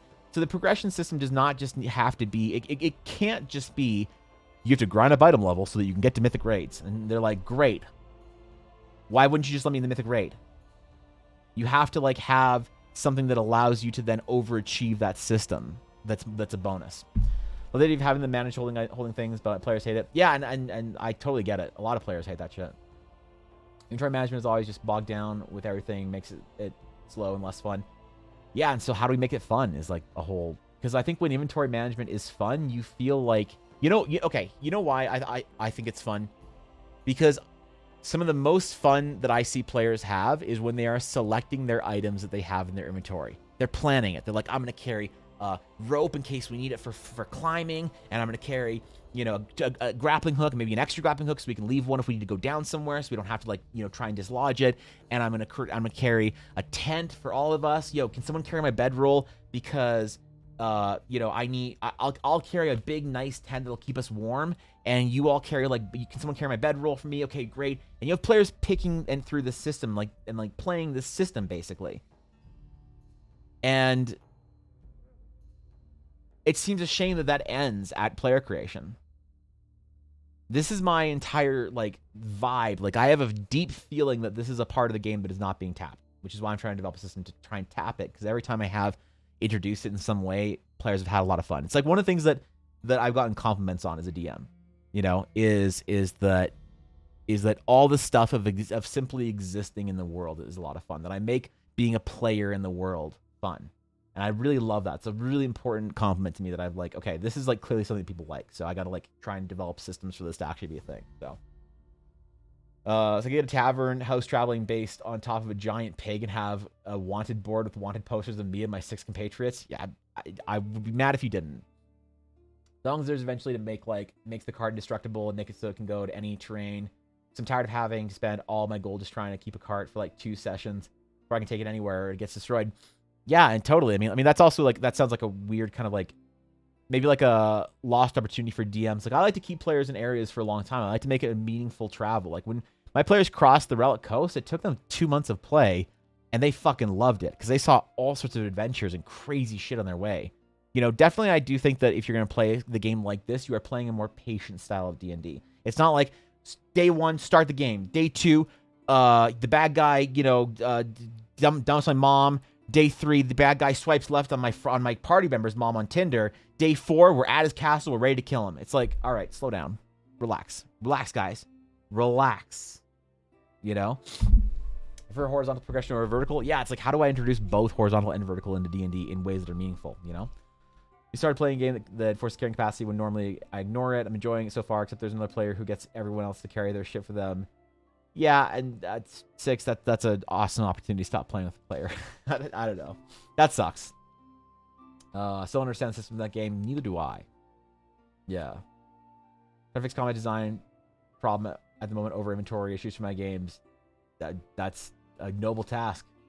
You need a speech text where you explain so much, but in 20 words on the screen. Wait, what? A speech text where you explain so much, but there's 20 words on the screen. So, wait, a speech to text thing? I know some streamers use that actually, but I don't know. I haven't found a good one or desperate need to have one. Should I? Hard guy to carry shit. Every venture needs a patsy. Exactly. Having hirelings also is a massive part of it. So like Azalea was saying, that she's like kind of tired of the idea of like, okay, I spent all this money on a carriage or a caravan and then we're done. So the system does progress into things like airships, right? And on the airship, you can have like on the medium airships, you can get a crew. You can get someone to fly the ship. You can get people to watch and guard the ship and maintain the ship. You get a crew of like 4, and then you have a party of like 5 or 8 or whatever. And then I don't know. There's tons of upgrades you can make to it. So,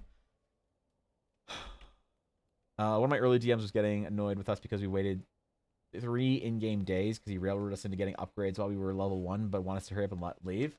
Yeah, I don't know, man. I'm a very patient DM. I don't like to rush games. I'm extremely slow-paced and patient because I find that you don't really get fulfilling, satisfying stories when you rush D&D. You know.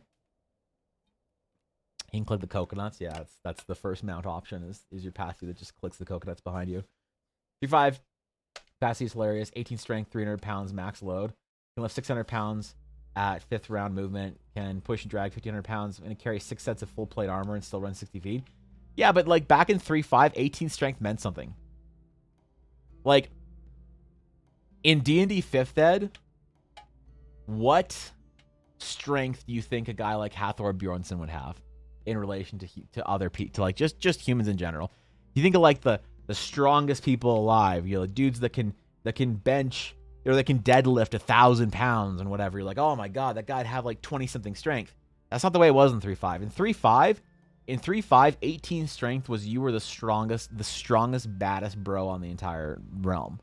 Like 18 strength was a big fucking deal.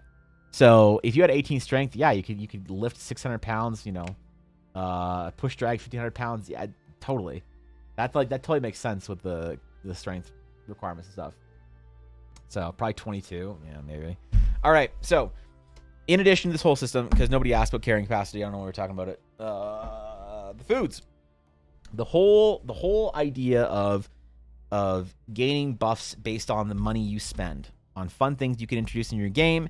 And like, you know, there's lots of sort of like, okay, but what's the point for these kind of systems? And I used to think that there's a lot of like criticism or like maybe not criticism, maybe not attack. I don't know. I would get questioned a lot as to why I'm doing something. And I'd be early on in streaming when I like actually cared what people in my chat said. I'm kidding. Back in streaming when people in chat could, like, someone in chat with a criticism could razzle me, because it does happen when you're a new streamer and, you know, somebody comes in your chat and starts like being like, why are you doing this? This is wrong. This is whatever. Like, that does get it. You know, any new streamer will get frazzled by that. And I've long since learned how to stop caring about, you know, a minority of voices that are critical of what I'm doing. Like not critical, but like non-productively critical, right? Non-productively critical. And so I used to think like, okay, well, they're right. Like, why am I building the system? Why am I doing this? Like, no one's going to use this. It's whatever. But like, I've sort of since then decided to start trusting my gut on these things and say, this system is worth developing. And if people don't like it, that's fine. I'm not enforcing it in their D&D games. I mean, I could. That'd be hilarious, but I'm not going to try, all right? I'm not going to go to all their players and be like, all right, guys, I want you all to refuse to play in, you know, in Steel Messerem's game unless you do this system. So we're going to develop them as if people are going to want to use them. That's how we have to develop them, as if the system is worth we're developing and people will want to use them. So as far as the food buffs go, we have decided that we're going to have long-term buffs that last for whole days, if not a day, and small snacks that are temporary things that are usually like one-offs. Common foods that are available everywhere, like Ashley's suggestion of having like succulent meals, hearty meals, things like that. Some kind of a roast, some kind of a stew, some kind of a whatever, a sweet, a dessert that gives you generalized buffs, and all specialty meals that are region specific that are fun things to add into specific areas in Eldara. 3-5 strong is motherfucker, definitely over 20. Anything less than 20 points, or less than 20 is pointless, really. In 3-5, I don't know, man. Why are you wearing a hat? Why am I wearing a hat? Because if I don't wear a hat, then my hair gets in my eyes when I'm drawing. I always wear a hat when I'm drawing. Yeah, I always wear my hat. My hair is really long too right now. My bangs are super long. I have them like tucked over to the side, but yeah, I always wear a hat when I'm drawing. Critical without solutions. It's not. Someone can be critical without a solution. I think criticism that doesn't have a solution is not necessarily still unconstructive. You can say like, hey man, I have a weird vibe about this. Like, I don't know why. I'm not specific. I'm not super happy about this, and like, I like the intention, but I don't like the application. I'm not exactly sure why. I think that that's okay to level that criticism, but it's really a point of like, is it critical without a sort of willingness to recognize validity in the systems being developed? It's like, what's the point? It's like, let somebody listens to your criticism. Do they say, like, okay, cool, I'll rethink this or figure out how to make it different or whatever, so it doesn't give you that vibe or whatever? Or are they like, oh yeah, you're right, I shouldn't do this? All right, guys. Well, we're gonna go play Valorant for the next 3 hours. You know, that's what I mean by like productive criticism that I like used to sort of get sometimes. That was a little, you know, like I don't know. I remember one time that really threw me off when I was drawing a sketch of something in my world, and someone said, like, someone came in my chat, and it was before first messages were a thing, and I think this is what may have been their first message, and they said something along the lines of like, why are you making art for these characters? Just make descriptions. And I was like thinking to myself, well, because the art is a description, I'm just really good at art, so I'm doing that instead of writing it, because I think art description is way better and stronger and more powerful than a written description any day of the week, hands down. Don't even fight me on it, you'll lose. You know? But like, you know, someone leveling that kind of a criticism at you when you're new into streaming and you listen to, you know, for the first time chatters or whatever, and those kind of criticisms. So it's like, that's why I developed systems, because I never got so much like pushback on developing things than a system that people didn't think was necessary in D&D. So that's why I kind of decided to say, screw it, we're just gonna do it and have fun, and we're gonna develop the system as if it's like worthwhile. You missed a lot, Crimson. We talked about food bus and carrying capacity. It was probably like Skyrim, carry 30 cheese wheels because they only weigh 5 pounds each. Just cramming so much cheese down your gullet, they won't shit until next millennia. Yeah, you're right. You're right. That's a whole secondary buff system we need to figure out. High fiber foods are very sought after in the D&D world, apparently. Why is it an art stream or world building or combination of both things that I love? I generally do both on any given stream. I world build my art, and I make art once we're done world building certain things in text. So maybe the follow, Soph King. I appreciate it. So yeah, today we're doing some more. We're gonna start by designing the system, then we're gonna do some art for some of our sweets and various foods. So common foods. It's his own category. Yeah, I don't know, man. I guess it's hard to find a category on Twitch that I feel like I really fit into. Large of some kind, bonus HP. Because the problem is, if you're in an art stream, like if you're in the art category, people will come in and say like, why are you talking or writing? This doesn't have anything to do with art. But if you're in the D&D category, sometimes people come in and say, why are you making art? This doesn't have anything to do with D&D. You're like, okay. It's like both viewers are missing something, you know, and they have to like meet in the middle, right? All the good stuff. I appreciate it. I'm honored to have you here, Soph King. I think physical description via just looking is better than being told. It forces your players to make insights about characters that may or may not be correct. Yeah, I mean, I do think that and you know, this is something that writers will get mad at me for saying, but I do think the good art of a character is a much more powerful tool than simply describing the character. You know? And I believe that one of the reasons is because I fucking based my entire life off that assertion, because that's what I've been doing, is making art.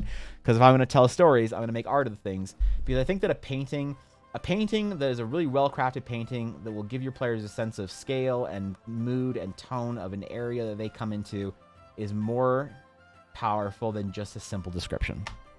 But I do think that one is incomplete without the other in D&D and in general storytelling. So I found you through D&D, was happy to do so. That's awesome. I actually do find that I like, it's why I like streaming the D&D category, is because I find that most D&D players that are like people that find me through the D&D category and find our community and our guild are usually understanding of how art affects world building. They understand how you can world build in like through art. You know, like it really is kind of hurtful. Well, not hurtful. What's the right word? Annoying? Offensive? I don't know. I don't enjoy hearing when people say that I'm not a world builder. I'm an artist. Because it's like, because somebody writes 6,000 words a day and I paint for 8 hours, that I'm not world building.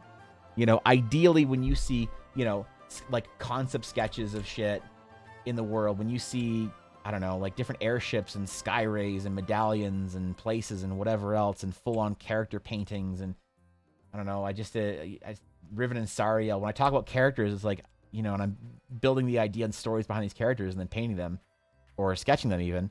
To me, that is world building. It's just not like maybe traditional world building as far as like, because it seems like writers have this like exclusive contract on world building when I don't think that that's like necessarily fair or reasonable, but you know, whatever.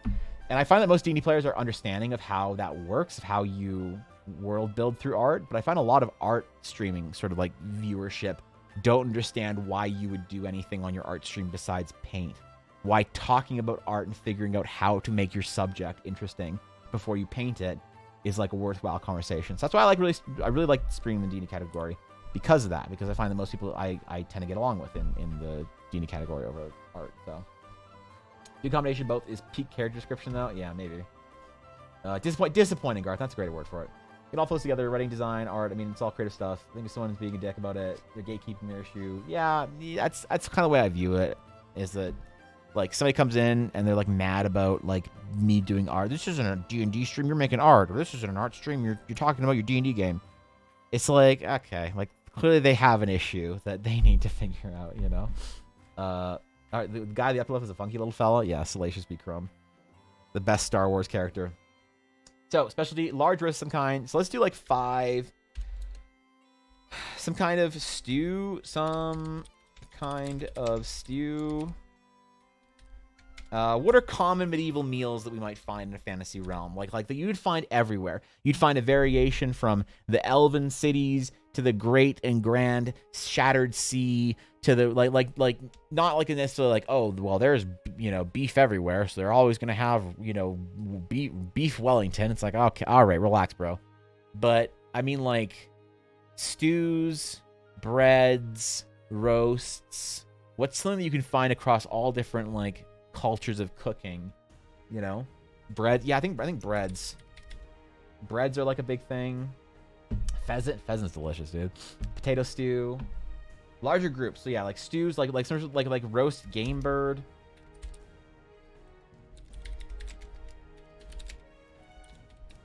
Roast game birds or chickens if it's like more domestic. Eggs and bacon, Swedish meatballs. Every culture has a type of bread. Yeah, every culture has a type of bread.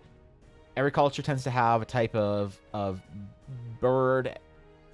Every culture has a type of roast. What else? Some kind of like a vegetable thing. All right, have a great rest of your night, Bizzo. Thanks for hanging out today. I appreciate you. Meat substance wrapped into bread substance. That's true, actually. You're not wrong. Like, even like maybe like, no, because I couldn't say like noodles, things like that. Stews, like curries and stews, and some kind of a sausage or preserved meat, maybe. That goes into the snack category. What are some other taco, sandwich, egg roll? They're all the same thing. Yeah, okay, some kind of like, how would you say that? Teas actually is a great idea too. So it's like teas. It's a great idea. What would you call a wrap? Yeah, but like a wrap, a sandwich, bread. Let's just say bread and meat. Bread and meat. That's what we'll call. That's what we'll bread and meat. There we go. Some kind of bread and meat vegetable thing. Yeah, some kind of like vegetable or roasted veggies. Or wait, I mean, are vegetables ever like a main then for this? Because we're talking about mains. I've got a roast. So like the roast some kind in the Shattered Sea might be like roast, roll beast. In the Elvish lands might be like roast, I don't know, elf cow. In Stonemark, it might be literally ox or something like that.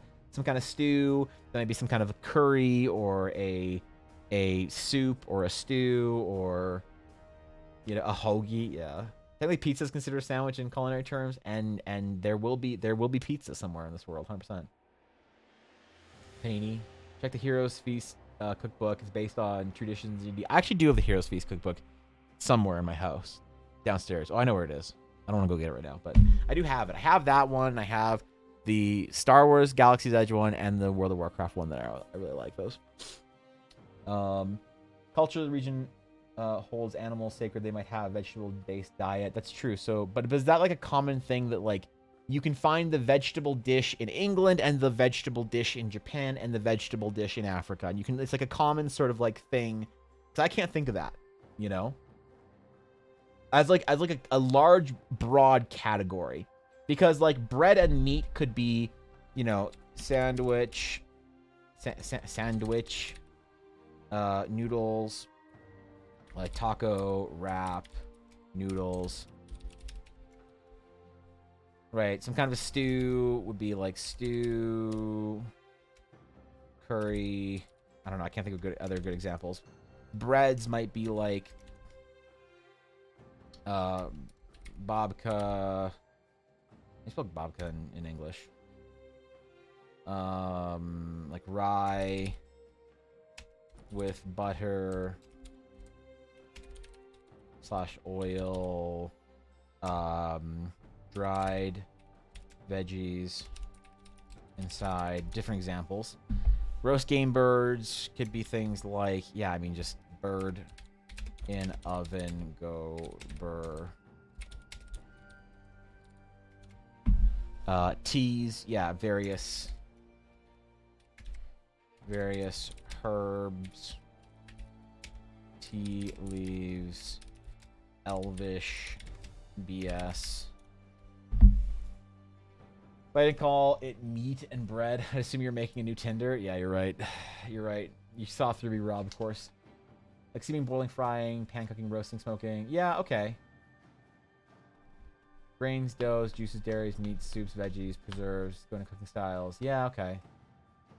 Well, I want to find, like, something that you can categorize a little bit easier, but based on maybe the interaction you'd have with it in a medieval, fantasy, feudal, whatever type setting.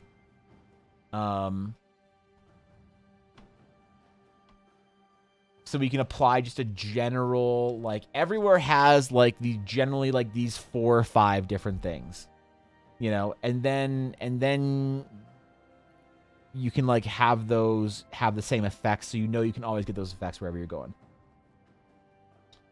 The people back in the day didn't eat on the daily or weekly unless they were of noble birth or with lots of money and the mindset you don't kill a chicken that's still laying eggs. Yeah, I think though that's one of those things. Sienna, to me, the scarcity of food is one of the things that doesn't pop up in fantasy.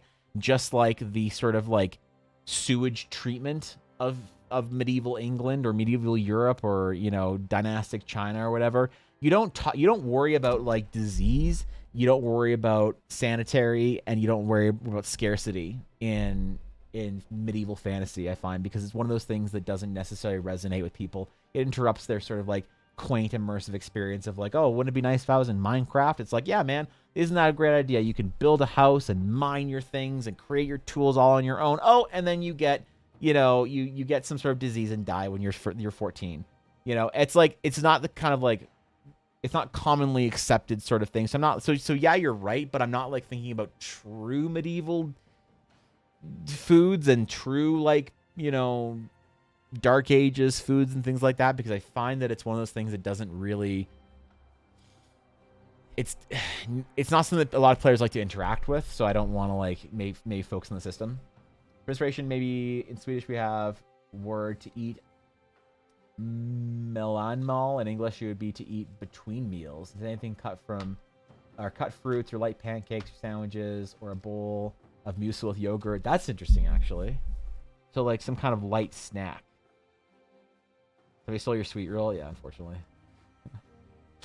What about walking food? Food you can eat while walking. So, Sweeney, that's going to be in our snacks section here. That's going to be the lower section of things that are mostly only regional. Try the effects and find the foods that make you have, like, having a fresh salad that gives you cold resist. It's kind of weird, but I see that makes more sense.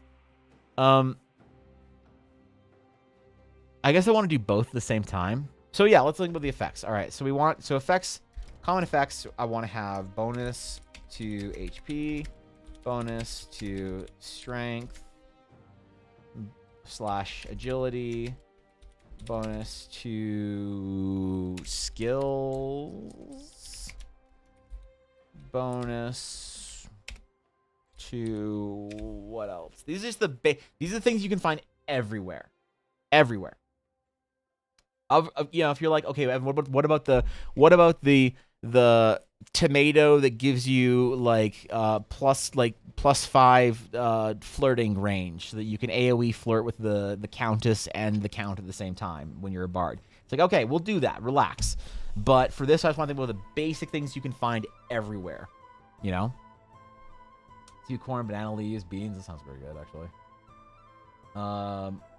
Love that fantasy, especially with wealth differences make for awesome gameplay. It does. I agree. I like it too, Sienna, but I find that it's just not popular.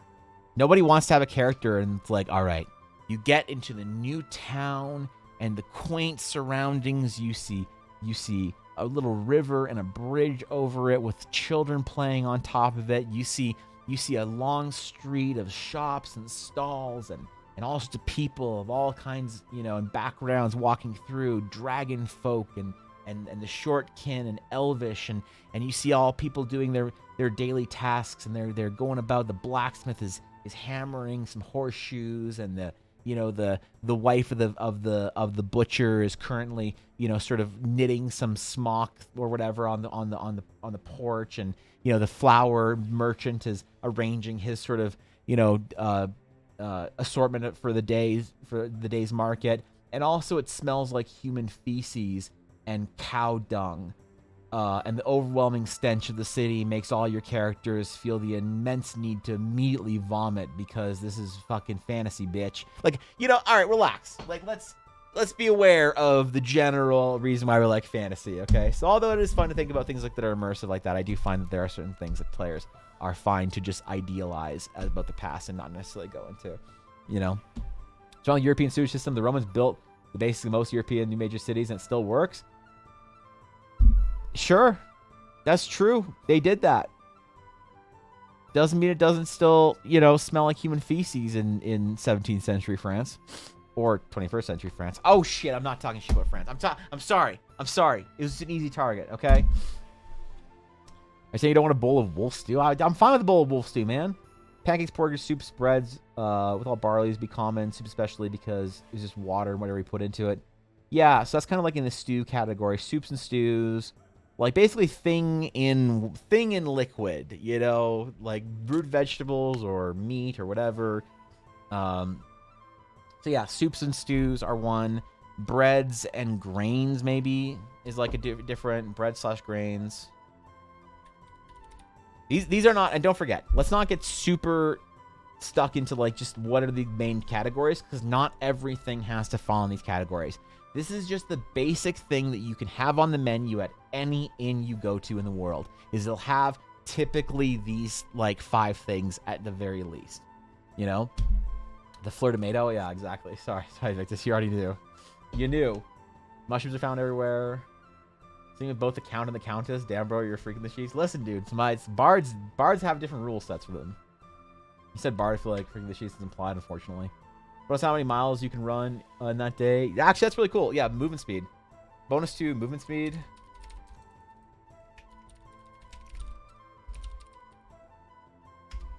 Maybe like one other effect that'd be kind of fun to always have. Bonus to health. Bonus to strength and agility. Bonus to skills. Bonus to movement speed. One other effect that we can find everywhere. Now, these are the basic 5, and usually it'd be fun to have at each inn, like between maybe like 5 and 10 available in the town. Recent hot potatoes, then food roots will make you not die slower. That's some kind of like recovery or something might be kind of interesting. Like some kind of recovery base. foods or whatever, food buffs. I don't know what that is. Recluse, they train mages to cast fireballs in the sewers. That's how they clean the sewers. Yes. The sewer cleaning mages. See, this is why we live in a fantasy world, man. I don't treat the smells as something special. It's standard, not worth noting, because they should be used to it. Maybe, but the problem is when your players are envisioning stuff and you use smell as an important sense, it's hard when it's like you come into the palace and you immediately are greeted by scents of cinnamon and warm bread, but also still sewage. You're still, the door's still open, bro. You know, it's one of those things that, like, you know, it's like, I think best sidestepped. Bonus, sometimes your magic can surge on a wild magic table. That'd be kind of interesting, actually. That seems more specialized to me, you know. Meals leftover combined together is pretty common. That's fair. Resistance to exhaustions or delaying, aka coffee. Yeah, sure. I don't know, Crimson. Is coffee... What's another plant or bean that we can make some sort of drink out of that's very common in Teleria? Coffee getting +1 your first ability check of the day. That'd be interesting.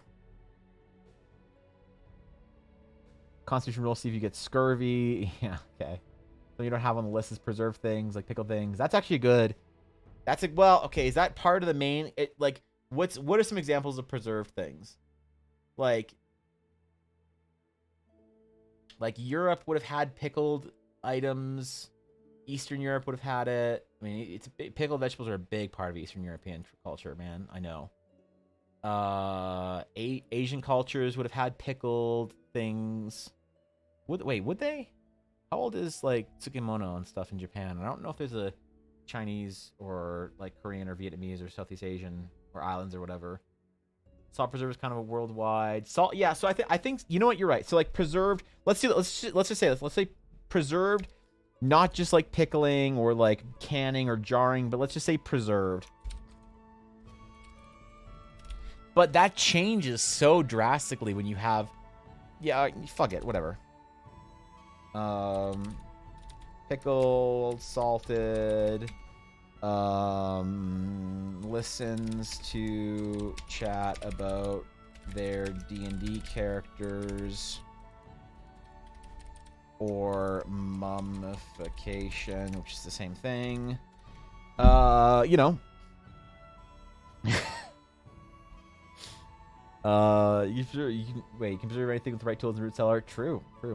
My great grandparents lived in Canada, but they're both born in Ukraine. And they grew all of their vegetables in the summer, and then they preserved them and ate all their vegetables from their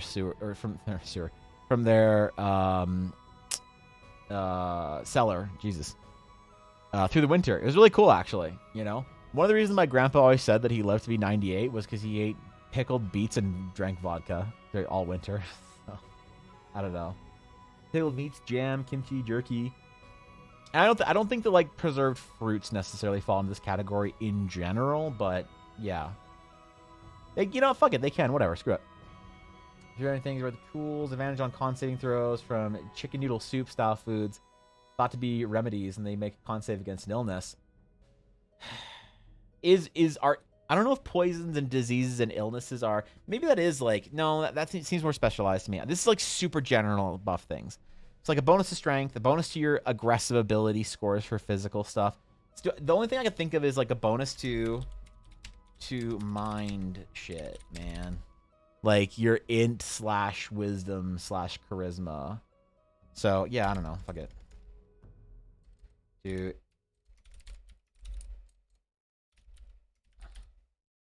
Yeah, instant wisdom, charisma. Were meads and alcohol mentioned? Almost every culture has a version of those. That's actually not bad. Yeah, I guess some sort of like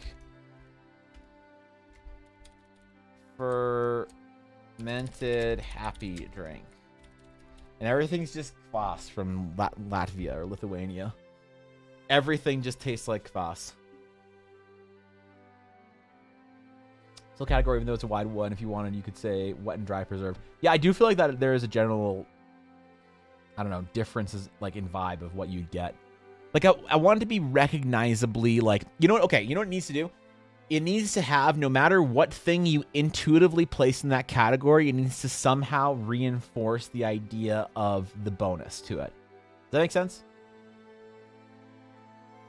So if, like, let's just say that the crisp spiciness of, or sourness of, like, a preserved pickle or kimchi or, you know, tsukemono or whatever, like, you know, pickled beets or whatever, it increases your mental activity, whatever. Who knows? It increases your int whiz charisma for the purposes of this. Would preserved like salted jerky or something do the same thing? It's like, to me, it doesn't fit the vibe, you know? And I can't tell you why. It just doesn't fit the vibe. It feels like definitely like dried. There's yeah, Rose, like there's a difference to me between salt pork and jerky and a pickled fish. But also, we're not going to add, since this is a fantasy world where we can take the things that we love about our history and remove the things that we don't like about our history, we're not going to put in the fucking disgusting Norwegian rotten pickled fish or whatever. Or maybe it's Finnish. Or maybe everywhere in Scandinavia has a disgusting pickled fish. All right? They certainly have pickled herring in Ukraine and Slavic cultures. And that ain't making it into the fantasy world. That's disgusting, man. When you go over to your great-grandma's house and fucking Dito's making some kind of, like, lunch with pickled herring, you're like, nope. This is why we get bullied in school, all right? You know? That's the constant throws from chicken noodle soup. Where am I in chat? Alcohols and meats, still category. The radiant damage, kill bacteria. Can you cast Sacred Flame on some sus meat and be okay? I mean, that's a good question. Does radiant damage kill E. coli? Aged food, blue cheese, old cheese, aged meat and such. That seems like a regional thing because it doesn't seem like universally across, like, all of history there was, like, a meat aging process, if that makes sense to me anyway. Honestly, calling be the first thing I think food would add bonus to. The stinky fish, yeah, okay, that's fair. Sustroming gives it, yeah, that's it. The Sustroming gives a -5 to charisma checks as people can smell it on you. Oh god, there's like a -5 to charisma as well from eating jellied eels. Not because anyone can smell jellied eels on you. You just have the recent memory of having to eat a fucking jellied eel, and you just, like, lose all swagger and mojo you might have had as an adventurer, and just don't feel like you can, you know. Charisma, eat a Snickers. You're hungry. Yeah, exactly. That's a de-enragement food or whatever. Use pickled herring as a weapon that does direct constitution damage. Yeah, to me and my enemy. You need the poisonous sharkfish. Wait, what poisonous sharkfish? I have no idea what you're talking about, but now I'm intrigued, Sienna. This is like some Netherlands shit, isn't it? Fruits, apples, oranges, and such. Yeah, maybe fresh fruits and vegetables would be well, no, because no. I want that to be a specific thing, like a regional specific thing. Thing is, Japan's common to eat eel before they're about to get. You're not wrong, but that doesn't mean we're gonna have fucking unagi in as a general food. All right, when we do our knockoff weeaboo zone, we're gonna have all sorts of degenerate shit. There's gonna be Ishiran, not just ramen, just specifically Ishiran for Ella, because God help me if she doesn't get Ishiran in the next couple of years. I don't know what I'm gonna do with her. There's also gonna be churros and Dole Whip. Greenland shark is the most toxic shark in the world. It plays a lot of League due to its rich ammonia concentrate. Oh, ammonia. Eating the fresh meat could even lead to death. Only after a long curing process does it become safe to eat. Oh shit! I thought it just played a lot of Riot games. Damn.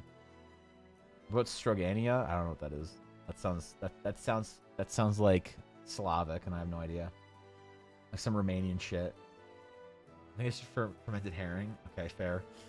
All right, so we have our common foods. Bonus to HP. So what do we want to say in general? When you go to an inn, you walk into the inn, you say to the innkeeper, dearest innkeeper, I have ventured far and wide. I have come to your inn seeking rest and succor. Because we play a lot of Final Fantasy XIV, so we're going to start using the word succor unironically in D&D, but it'll really be ironically, and you all know that. I require a warm bed and bath. Do you have the two?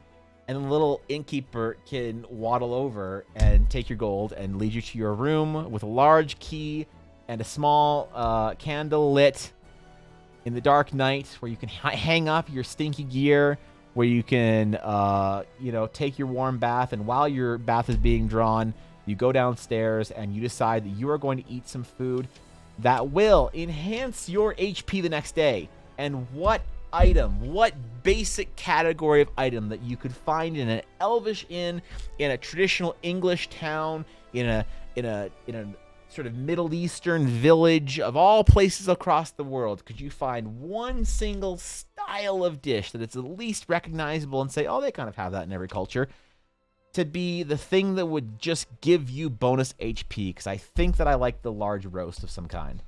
I think just a hearty meat dish, English breakfast. I mean, that's a lot. That's a lot of food, actually.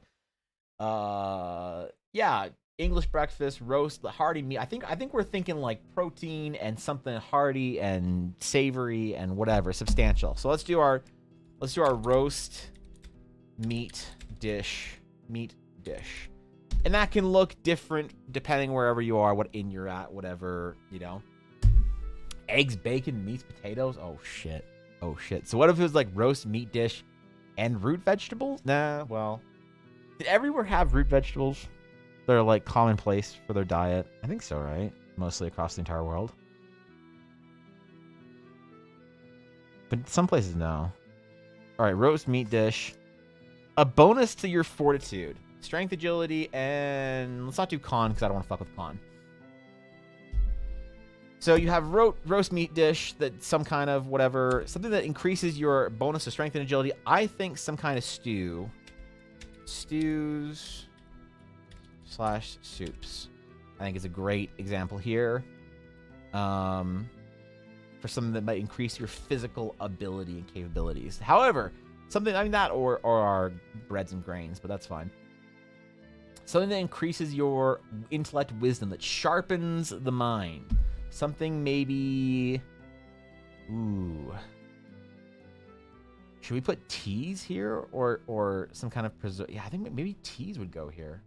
Yeah, tea seems right, Victus. Caffeine? Yeah, exactly, right? Like, yeah, I mean teas and warm drinks is cuz like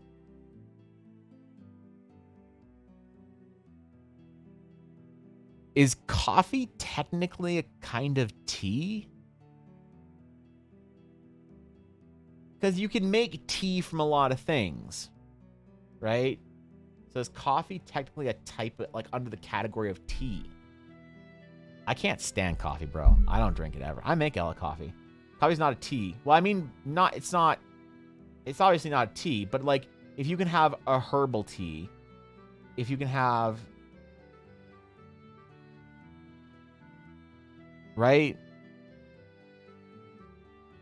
It's just a dried plant that is reheated with water and extracts the properties of it. I think it kind of technically is, right? It's a brew. Teas from herbs and leaves, but you can make like lots of different like for instance in one of the things that my Ukrainian great grandmother used to make was hawthorn berry tea. And so you can kind of call it's like a fruit tea. It's like you just call something, oh, it's a herbal tea, it's a fruit tea, it's a tea, proper tea. I think you could categorize. Okay, for the purpose of this, I think it's gonna be obvious what I mean. So teas. Oops. Teas. Yeah. Okay. All right. I made to a similar way to herbal teas. Yeah, I think it's like it fits in the category enough, right? As we talked to, teas made of leaves and plants, where coffee is a bean. I mean, it's still a plant, right? As much. I feel like if you can say that, like, you can make a fruit tea, I feel like you can say you can make a bean tea in that way or whatever. Do you not powder the thing, or have powder of the thing and boil it in water? That's interesting, actually. So you have to, like, if you have to powder something or grind something, then it becomes no longer a tea. That's interesting. Coffee can be made a similar way to herbal teas. Yeah, okay. Coffee beans are shucked and roasted and then dried and then ground and put in hot water and then you have coffee. Yeah, but I mean, just like the idea of like you put a thing in hot water and then you get, you know. You want feedback at the end of the stream? Alright, Bluff. Drop whatever you need in studies, work in progress, and feedback. I will make a note.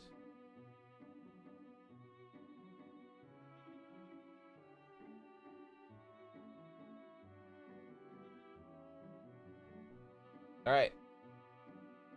Feedback at the end of the stream. I got you. Coffee is peanut butter. Wait, now we're getting... Coffee boosts your speed, though? Not your, like, mental... Should teas be bonuses to your intellect, wisdom, charisma, or should teas be and like hot drinks, tea/hot drinks, be a bonus to your intellect, wisdom, charisma, or skills? I feel like, yeah.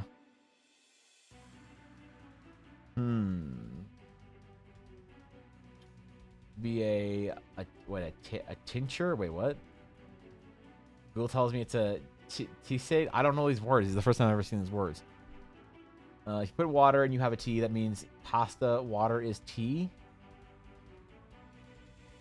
Is pasta water tea? Is pasta water tea? Let's see. Why you should save pasta water? Can you drink pasta water? Does adding pasta water really make a difference? Save water by using pasta water to make coffee. Now, I'm no coffee connoisseur, but that sounds fucking disgusting. 10 things you can do with leftover pasta water? Okay, dude. Okay, dude. All right. Okay, that's enough. That's enough Google for us for the day. Intellect, wisdom, charisma, in my opinion. Okay. Wine is bonus charisma? Yeah. Wait, why do you hate this dog? Wait, you don't want to use your pasta water to make things? Rice tea absorbs the liquid. What if you had too much water and it's all mushy? That's what we call a chunky tea. Yeah, that's just chunky tea. You know, somewhere in the world their tea is gonna be boba. It's gonna be boba. So you can be like, yo, you want to go get a boba? We need to find a cool D&D word for boba. Excellent is extracting materials from a grain. I guess you're right, actually. Different than the bean, fruit, and leaf. Is tea considered... What is the tea leaf categorized under? Is a tea leaf considered a herb?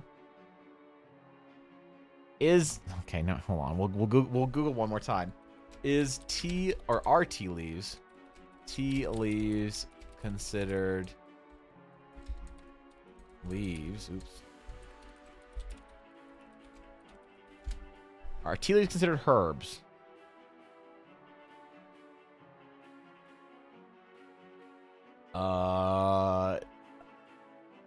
I see. Wait. Fuck. What are these searches? I don't know if tea is considered a herb or not. For sure, it can count as considered. Oh, but I'm not talking about herbal teas. I'm talking about tea leaves. I'm talking about the actual tea plant leaves. If tea on its own is considered a herb. Teacher makes you think of medicines. Yeah, it means like sort of remedies or whatever, Jacob, if I'm not mistaken. Also, what's up, Big Tiger Man? Good to see you, buddy. Some point it's a smoothie. Yeah, unfortunately. Chunky tea. Nah, you don't like chunky tea? Oh, man. All right, fine. No chunky tea. You know, somewhere in the world, there's going to be something. There's going to be an item somewhere when you go into some inn in Eldara that's called like gnomish chunky tea.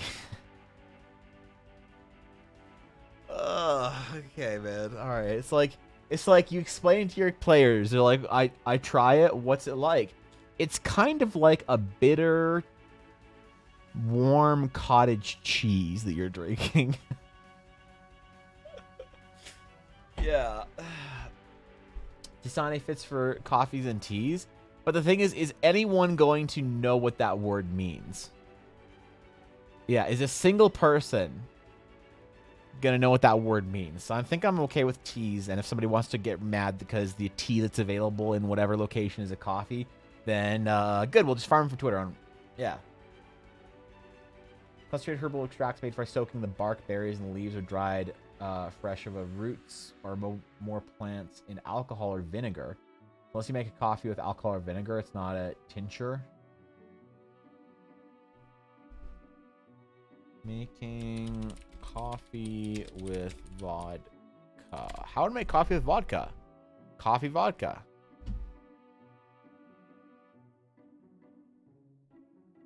Okay, so next time you have the opportunity to make coffee, apparently just try putting vodka in your pot. Yeah. Look, apparently it works. All right, first person to try it gets I don't know, an extra channel point for the day. There you go. All right, so then what bonus for skills? A common thing that bonus for skills. Let's just do breads. Let's not waste too much time on this. Breads. So we'll do breads, grains, noodles, whatever. I think the game birds are also considered roast meat. You can have roast meat in a town. Can be a roast beef, roast roll beast, roast Ulyssean feathered goblin monkey. Just item of animal with a lot of heat applied. Yeah, I'll tell you how it goes in like 10 minutes. All right, Azalea, let me know. You're gonna make it the whipped cream vodka? Holy shit, all right, be careful. I don't want to encourage drinking on my stream, man. This is a daytime stream for me. It's currently 12:30. Oh shit! Servers are up. Hold on, servers are up. Let me just do this in the background. We're talking. What kind of bread? Yeah, man, that's even more difficult than tea versus coffee. Yeah, I mean, I'm gonna also breads can also be noodles and whatever, you know. That's why you're wearing gloves. Yeah, I wear gloves when I'm drawing. So I have a tablet right now. So I'm not just chilling on my keyboard. On my streams, Sailboat, I draw, and I have a big tablet. And so right now we're doing a little bit of world building that's not involving art, but on 95% of my streams, I'm spending some amount of time drawing, and I will today as well. And so, because I'm drawing, and I draw things like character portraits and all sorts of bullshit, you know, for my D&D world. So when I'm drawing and I'm using a tablet or I'm using my computer in general, my hands tend to sweat a lot. I have a medical condition that's has an incredibly lame name called hyperhidrosis. It causes you to sweat more from your palms of your hands and feet than the average person. So if I try and hold onto a mouse or my keyboard, or I try and move my hand around my tablet, it's just gonna be a bad time for me. So when I wear gloves or socks, it actually doesn't just like absorb anything. It like prevents me from sweating as much for some reason. I don't know why, but yeah, that's why I wear gloves. So, and I don't just wear, like, a lot of artists will wear a drawing glove because their hands might get a little clammy, especially since tablets are very warm when you have your hands on it, which doesn't help. But I wear it on both hands because even if my hand's resting on a keyboard, it'll become uncomfortable very quickly. So yeah, artist reasons. He doesn't draw. All this is made up. Ah, shit. Okay, room's just a tad chilly. Yeah, it is. It is minus what, 15 here today. Yeah, it's like minus 15 or so. It's like at the perspective when drawing. One of my goals this year is drawing every day for at least an hour, practicing perspective. That's awesome. So at the beginning of the year, Sofa King, I actually encouraged a lot of people to do a daily drawing challenge. For me, my daily drawing challenge this year is portraits. Let me just get on my mount. I need to go check my vault real quick. It is every Tuesday during stream. You know that I have to check my vault on stream because like 3 people that I play Warcraft with are here. Hold up. What do we get, boys? What do we get? Dasho, Thorkin, Ella, where you at? What do we get in our vault? What do we got? I did 1 dungeon. Ah, shit.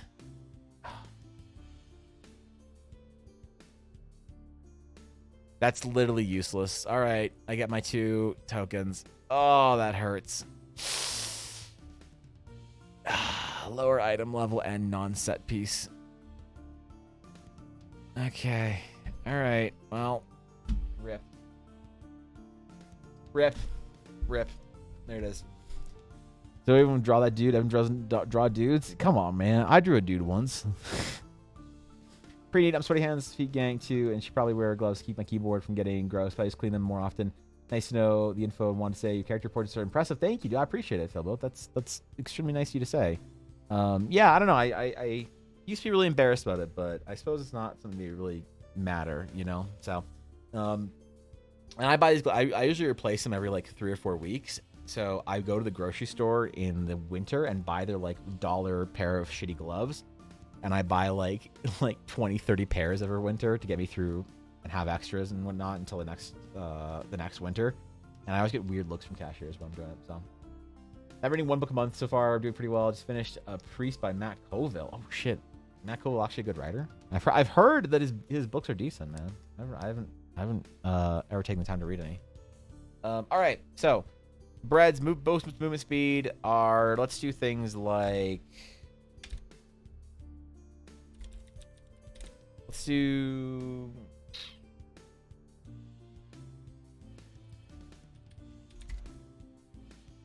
yeah, we can do generally preserved. Yeah, okay, fuck it, why not? All right, so these are things that you will find in every single inn. No matter what, anywhere you go, you'll find something that'll be a bonus to health, like hit points, bonus to strength and agility. Now, don't forget, the quality of the inn will also dictate what is available. Not every inn will have the ability to make substantial food that gives you buffs and bonuses for extra gold or silver. However,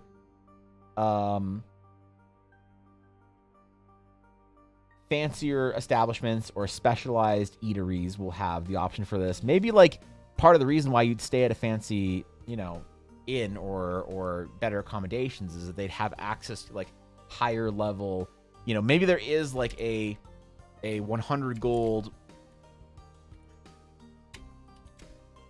for like 25 bonus HP for 1 day. Something kind of crazy like that, like 100 gold for 25 bonus hit points per day. And you're like, damn, bro, that's a lot. But like when you're at a high level, and I think you can only carry 1 food buff at a time. I think that's like generally part of the rules that I think I'm okay with. Or sugary drinks and like juices or bonus movement speed. The thing is, I don't think it's one of those things that you could find an elven version, a dwarven version, a human version, a Nasari version. It's one of those things that I don't think you could find at every single. It's 66 calling out for the day. Work can fuck off. That's why I respect you, Zelia. You still have the 6 core stats, 5th edition with your new system. So we're gonna develop this for 5th edition, but I do have a. That's why I'm sort of thinking of it not as like strength, agility, as like specifically stats. Thank you, Juju Voodoo, for the follow. I appreciate you. We're not going to necessarily worry about strength, agility for the core stats, Crimson. I'm more thinking. I'm more thinking in the sense of like your physical proficiency stats, your mental proficiency stats. Because the Eldara system it might have 6 stats. I don't know. I haven't thought that far ahead on it yet.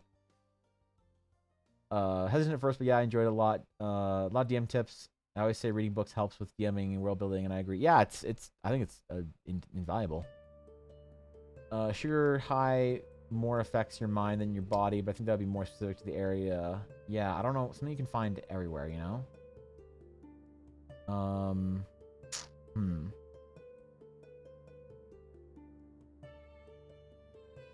Okay, we might just have these 5 basic categories, and then yeah, you can do like crazy stuff. So let's think about the Shattered Sea. So let's do specialty large meals that you could find across the Shattered Sea, and what their effects might be.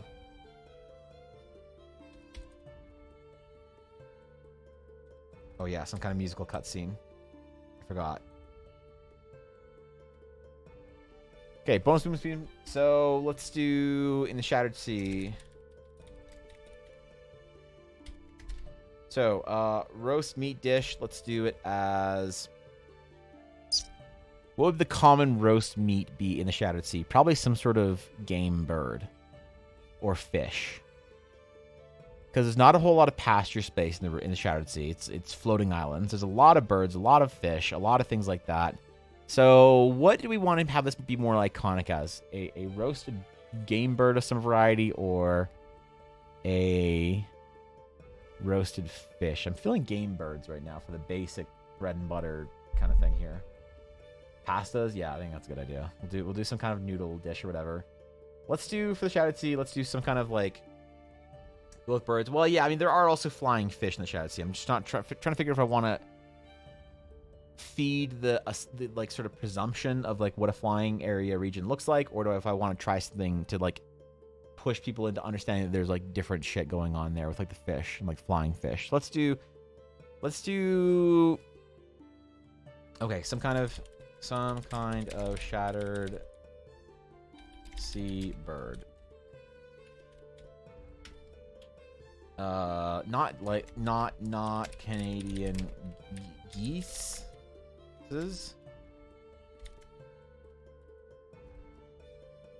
So our stews and stoops. Let's do some kind of. Let's do basically D&D ramen. Let's just have the Shattered Sea be delicious. All right, that's your soup stew is a hearty D&D ramen. Teas. Okay, what kind of tea should we have? Maybe like some kind of like something that's more CE, like a sweet kelp tea of some variety. Because what we're covering the sea, we'll cover the ocean parts of it, even though the entire place is flying. Sweet kelp tea. Our breads. What would the bread be? So the Shattered Sea doesn't have one particular culture. The Shattered Sea, I want to feel like a place of uniqueness within the world of Teleria. It's not like an ancient elven kingdom. It's not like it's been, occupied by dwarves for the last 3,000 years. No, man, it's the Shattered Sea is a very new region. It used to be the Eldarian Empire, but then the Eldarians blew themselves up. Maybe there is some like old sort of Eldarian. Maybe our breads is some kind of like old Eldarian bread. Like we'll go with like a Slavic bread for this. Some kind of delicious Slavic bread. Let's do. Maybe we should just do like a bread and bread, oil, and vinegar type thing.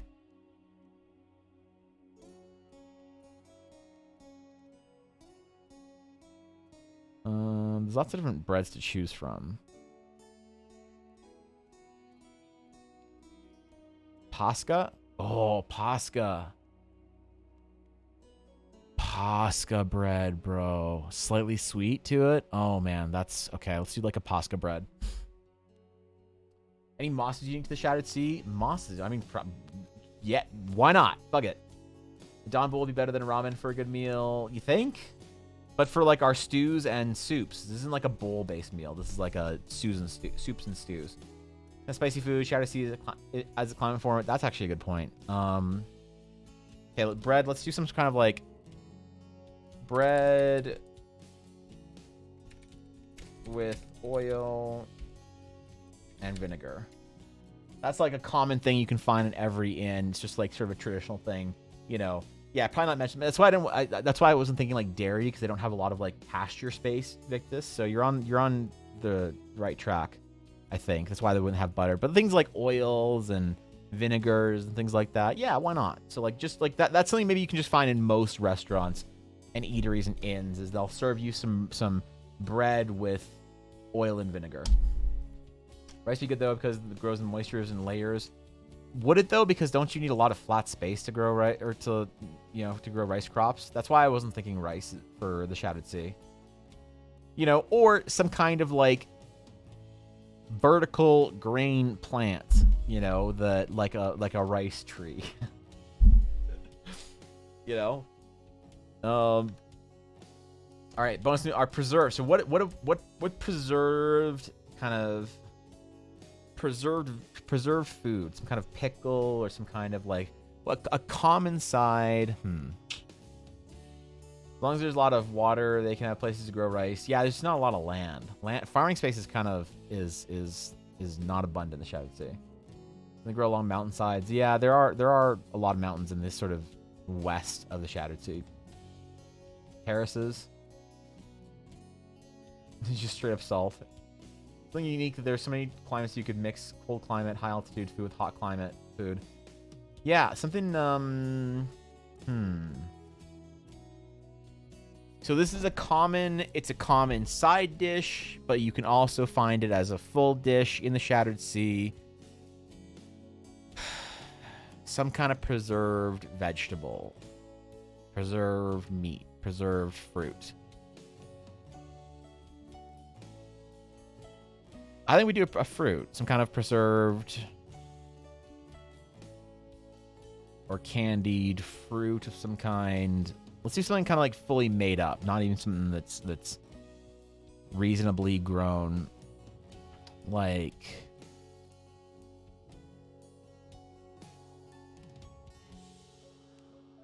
let me think about this for a second. Skyberry jam, yeah, something like that. You know, any fruits that grow on the base of the islands, on the base of the islands. That's interesting. Like some kind of like sky shard enchanted or enhanced berry. That's a really cool idea. Some kind of sky shard berry preserves, something like that. Root mixed with some sweet berries, like a gourd. Gourd would be interesting, actually. Like a pickled gourd or preserved gourd. Braise but quickly, don't need a lot of space. That's actually, yeah, that's a great idea. Some kind of like skyberry vine, skyberry preserves. Something like that. And we can design this out. Like we can design, you know, like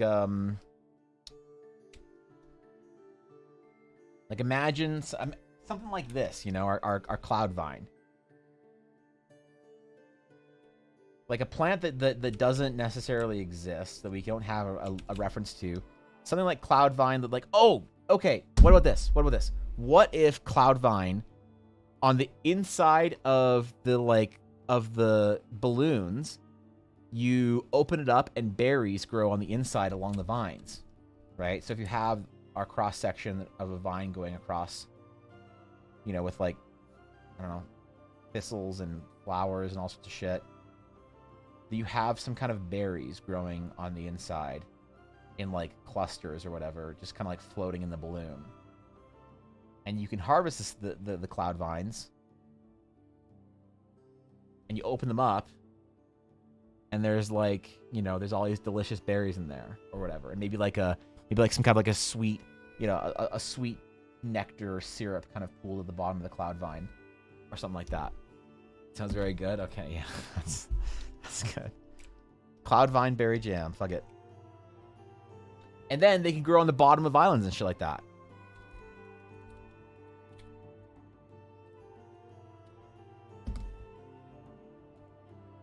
Yeah, fuck yeah, dude. That's sick. And so that is a basic sort of item that when you get access to, it's like maybe, because don't forget, these need to be not just fully accessible. They need to be like, you know, something that costs you a couple of silver or copper or whatever. So Cloudvine Berry preserves. And so those will give you, yeah, bonus to your... Wait, hold on. I can't move my Photoshop. There we go. So they would give you a bonus to your movement speed and travel abilities. Our bread with oil and vinegar gives you bonuses to your skills the next day. Our sweet kelp tea can give you bonus to your mental stats, and then our D&D ramen gives you bonus to your strength, agility, and then our roast shattered sea bird of some variety gives you bonus to your HP. Also made of water, so a big portion is also full of water. It would be a good source of water. That's true, actually. Yeah, it's kind of like maybe like a sweet water that you could make like Cloudvine sugar out of or whatever. That'd be interesting. The Cloudvine very sweet. What is the flavor profile of these guys? I don't know, man. Somewhere between a Saskatoon and a Clementine. What the fuck is a Clementine? Hold on, I actually don't know what a Clementine is. Clementine is a type of orange, it looks like. All right, somewhere with the sweet tartness of a clementine and the satisfying, the tartness of a clementine, the sweetness of a Saskatoon. More citrusy, yeah, like a citrusy berry. Gotta jerk you some kind of bonus yeah, absolutely. What the thing is that if that's a regional specific snack, we gotta figure out what our regional snacks do, you know? It'll also give you a cloud, so it's weightless feeling. That's giving you +2 to movement speed, or give you the higher carry weight for the day. That'd be interesting. It gives you like a... What if you just ate so much Cloudvine berry jam that you could fly? There's like probably some kind of like liquor made from cloudvine berries, like some kind of a brandy of some sort, so that when you drink it, you can just levitate for the next day or whatever. You levitate for a couple of hours or something. That's interesting, you know. These are the magic effects we need. Clementine's like a tangerine. Well, is a clementine a scuffed tangerine, or is a tangerine a scuffed clementine? We know both clementines and tangerines are scuffed oranges, but yeah. Eating so much cloudvine that you get the Harry Potter ant treatment. Oh no. Oh no. The levitation, it's over. They're mini tangerines. Oh, okay. What does a tangerine taste like different than an orange? Yeah, wait. Ice wines would be a good idea. Yeah, cloudvine ice wine. That's an interesting idea. Cloudvine berry ice wine. Made from the cloudvine berries that grow at the exceptionally high altitude that stay slightly frozen. Not as sharp as oranges? Okay. Because I can't really eat much citrus fruit right now. I've been having stomach issues that I have to stay away from, like, you know, alcohol and citrus and spicy food for the last like year or so. So I haven't eaten an orange or a citrus fruit really of any kind in I don't know how long. It's been a while. Pineapple. I think pineapple is technically a citrus fruit, if I'm not mistaken. Like technically a citrus fruit. Also, pineapple. That's going to be a big thing. Eat bananas, help with acid reflux. I've been trying all sorts of stuff, going for all sorts of tests and whatever. I'll be okay though. I'll be okay. Yeah. Hairs or something. Okay. All right. Hold up. I gotta go refill my water because it's drier than a shattered sea cloudvine berry plant that is grown on the low areas. Also makes a difference when you have it close to the abyss. So I'll be back. I'm gonna get new water. When I get back, we're gonna try and figure out either maybe some of these other options here, or I might start sketching some of these options out a little bit. So I'll be right back. While I'm gone, no revolts, no uprisings, no insurrections, no usurpations. Thesaurus for rebellion. No rebellions. No synonyms for rebellions. No commotions. No excitements. No outcries. No pandemoniums. No upheavals. No vexations. Yeah, none of that. All right, no revolts. Yeah, okay. I'll be right back. What about a coup? Maybe coups. You can maybe you can, if you can organize a coup, that's pretty impressive. So, no revolutions. Nope, no revolutions. All right, here be.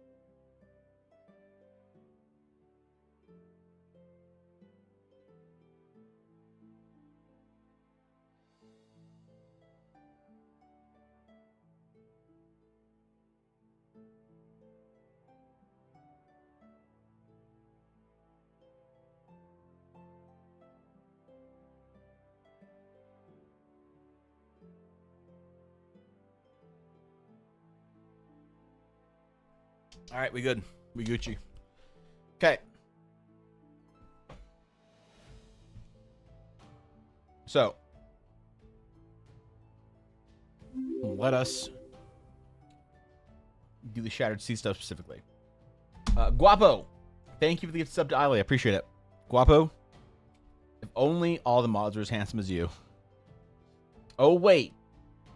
All EBA mods, excuse me, are 6'5" Giga Chads. So, never mind. I forgot for a minute that part of becoming an EBA mod entitles you to growing to or shrinking to 6'5", being able to bench 340, and also be supermodel status. So thank you, Guapo. Hold on, I gotta move the flying crumb. All right. I just need to here. I'm just gonna do a poll. Should we roast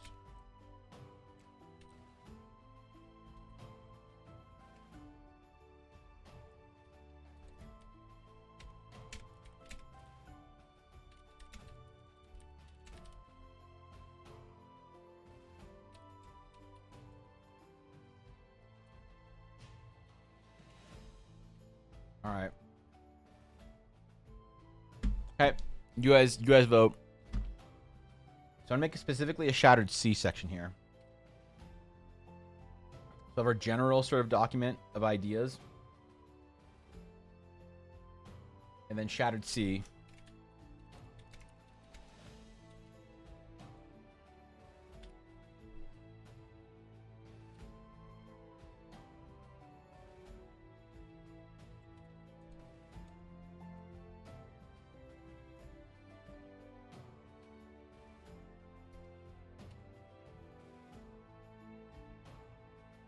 So basic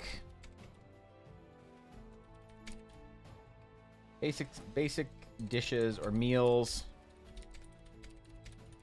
you can find most places.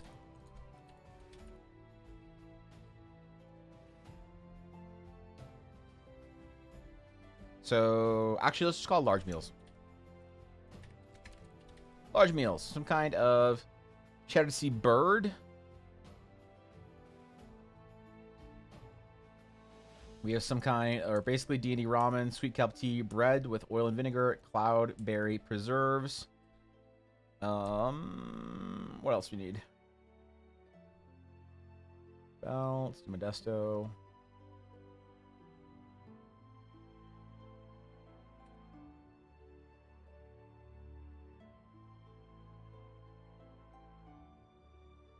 That over there. Okay. All right. So we'll put the what it does after HP. Ramen is strength, agility. T is int. Wiz, charisma. We gotta figure out how much this increases and what values to give for what cost.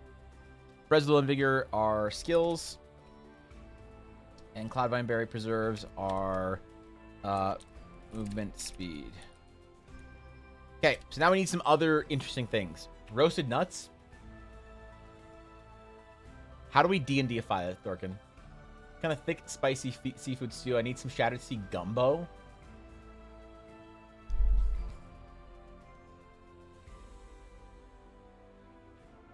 Yeah, 6. You guys. So half of you want to eat the poor Realistic Feather Goblin monkeys, and half of you don't.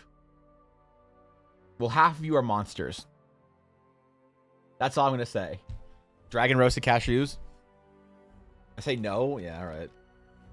Was that Horizon specific? That's a Horizon specific thing, I think, probably. Okay. Cloudberry preserves, movement speed. So things, interesting foods that can create interesting effects. So we could do, let's do a spicy abyssal fish stew. Actually, no. Let's use the abyssal fish for later. A spicy skyfish stew or gumbo. What exactly quantifies a gumbo? You don't eat goblins, do you? You saw the scene in Mandalorian. That's all I'm gonna say, bro. What is a gumbo? Because it's just the... Oh, gumbo is more of a soup. I thought gumbo was more of a stew. What defines a gumbo? Okra pods? The thicket Cajun versus Creole gumbos? Dude, this is too much. I can't. This is a lot. Gumbos. Double roasted. That's a rolled in cloudvine berry jams, then roasted until they become crisp. Honey is then added to roasted again. Holy shit. Holy shit. Okay, double roasted. But what kind of like nut? We need some like D&D nut. You know, like some nut that grows on like a tree that has like a sentient vine on it that will attack you. So you have to like fight the tree to get the nuts, right? You have to fight the trees to get a nut or whatever, you know? You need dairy. Well, look, there can still be dairy. Okay, there can still be dairy. It's just not going to be super common, right? Use both meat and seafood using a roux. It's typically spicy. All right, screw it. We're going to do it. Spicy skyfish gumbo. Now, what does it do? So you eat a spicy skyfish gumbo. And do we want to make this a common meal with like a very minor effect, or do we want to make this an uncommon meal with a powerful effect? Like, let's do an example of powerful. So let's do something like,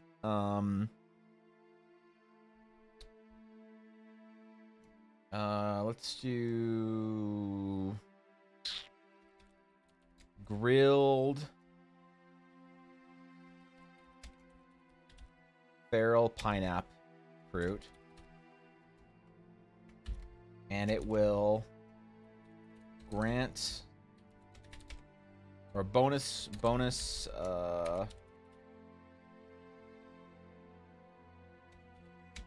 to reflex, move speed, and something else. Reflex, move speed, and bonus attack? No. What? That's kind of interesting. And dex.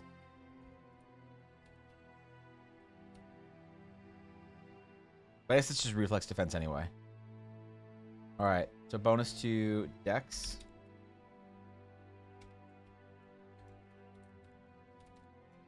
/ movement. And let's do bonus to dex. Let's do movement 10 feet. Because fuck it. We're doing power. We're doing example of a powerful thing here, okay? Bonus to dex, or bonus +2 dex / movement speed by 10 feet.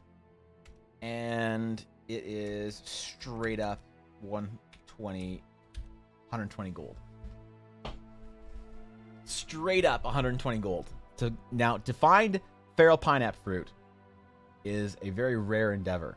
See, feral pineapple fruit only grow on one island in the Shattered Sea. All right? They are not like normal pineapples. They are feral pineapple fruit. Okay? Now, they come from a vine of a carnivorous plant that is very dangerous. All right? One has to defeat said carnivorous plant to then harvest the trio of pineapple fruits that grow on its tendril, its bait tendril that lures in some sort of skyfish or whatever, or sky birds or something. However, it does have a certain sort of like mild neurotoxin in it that does increase your senses, your perception, your movement speed, and your dexterity.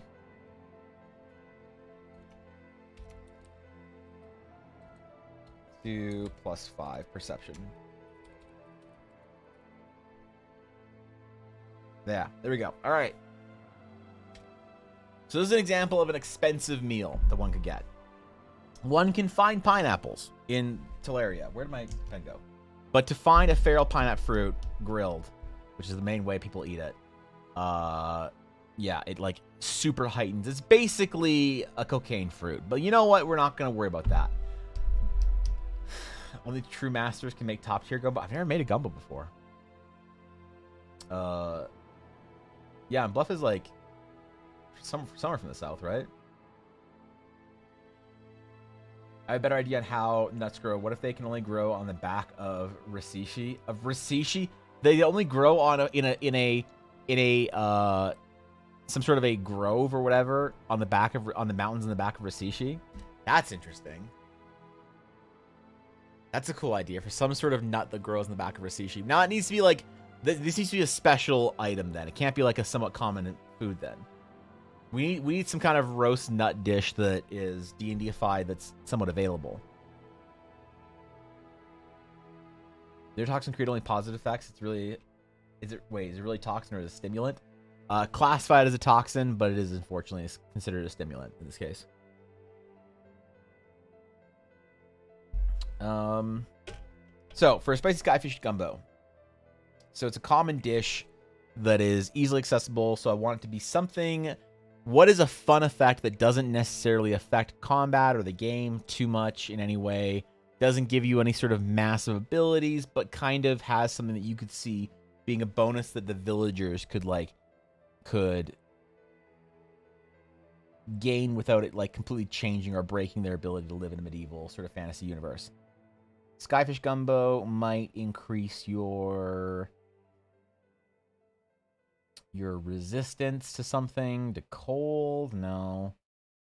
Skyfish gumbo might make you, because like I think the difficulty is going to be designing the things that don't do a whole lot. You know, it's easy to design a food or a meal that is like super powerful, I think. But to design something that is not that powerful, because it needs to be not that powerful because you need to rationalize why all the villagers eat it, and it doesn't change things. Like if everyone in the village was eating grilled feral pineapple fruit, for one, it wouldn't be 120 gold per, and for two, they'd all be just like coked up all the time, right? They'd be like a bunch of fucking caffeinated college students just running around, fighting things or whatever.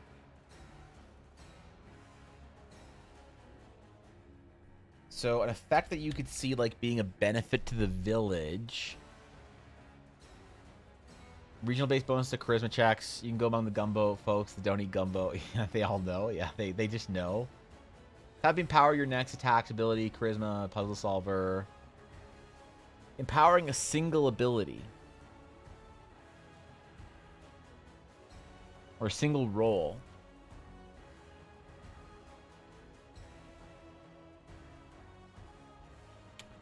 Yeah, you could just get a D4 like inspiration die kind of thing, right? Temp HP bonus. We already have temp HP bonuses with our like roast shattered sea bird or whatever. Allows you to float in place. Basically allows people not to worry about falling into the abyss. That's useful.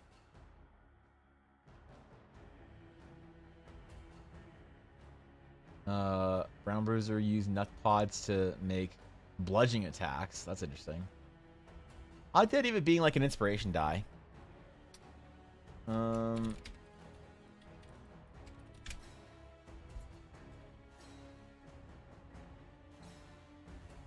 Oh, Yuna's back to play. The monkey has returned.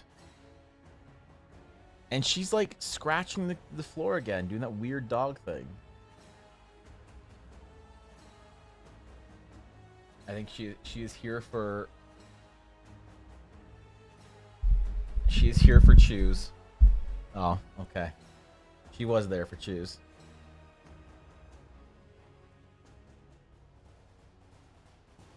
Now she's licking the carpet. All right, cool. Well, temporary telepathy. The villagers can go all chilled in the corner on you. Yeah, that's Monka. That's Monka. Dog doing dog things has Evan amazed every time. Dude, I don't know, man. She She only comes in here when she wants to chew on things, basically. She has her little beef chews that she comes in here and demands to sit on my feet and chew them. Other than that, she usually likes to stay downstairs, so it's like always weird when she comes in here when I'm streaming.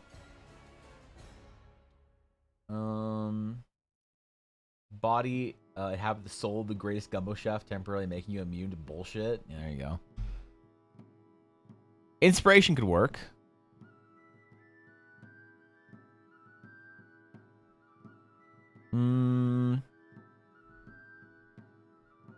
What if it gave you like a D4 inspiration die for one day? Does someone be able to hold their breath for 30 minutes after eating?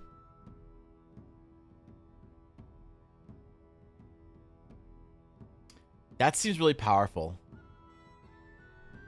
If this is a dish that's like available in certain villages and stuff, it needs to be something kind of baseline. That seems like a more powerful ability to me. Chef rolled a natural 20 on cooking the food. It gives 1 point of inspiration on consumption. Yeah, I think it just gives you one, like an inspiration. 1 point of inspiration.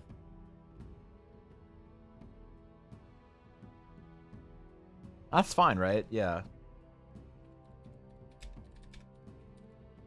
Or bonus 1 point, or 1 point inspiration.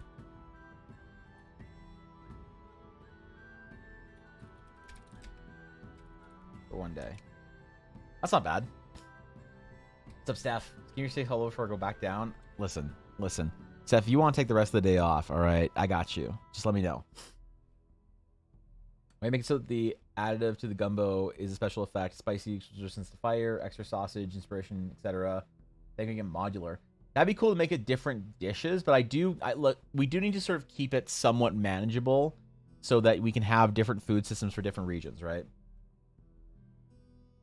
I feel like if we go too deep into the food modifications, then that, like, the spicy skyfish gumbo needs to be made with some kind of spicy, like, I don't know, inspiring chili or something, you know. So don't forget, these meals need to be unique and different from the average meals that you'd get in the world, right? If you're somewhere and like everyone has access to this gumbo or whatever, it needs to be like, while you're at this inn, or like you can go to this specific place and get this specific gumbo, and there you go. You know, can we do modular cooking in the second edition of Eldara? We can develop out a complete modular cooking system for Eldara's release, sure.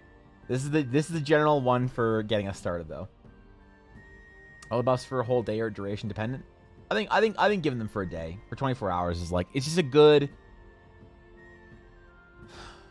It's a good, I feel like, baseline for them, you know. Maybe talking the computer draws your attention. That's actually true, maybe. Wait, what are you chewing, Yuna? Yuna, what are you chewing? Oh, you're chewing your chew. Okay. You can chew that one for a little bit longer, and then we gotta throw it out because it's getting too small. All right. Someone remind me to throw out her chew at the end of stream. Make buff feedback and throw out Yuna's chew. Okay. So how much would a spicy skyfish gumbo be? What's our average meal in the U.S. or in the U.S. in D&D? Our average just baseline expenses. D&D 5e. All right. Average meal or cost of meal would be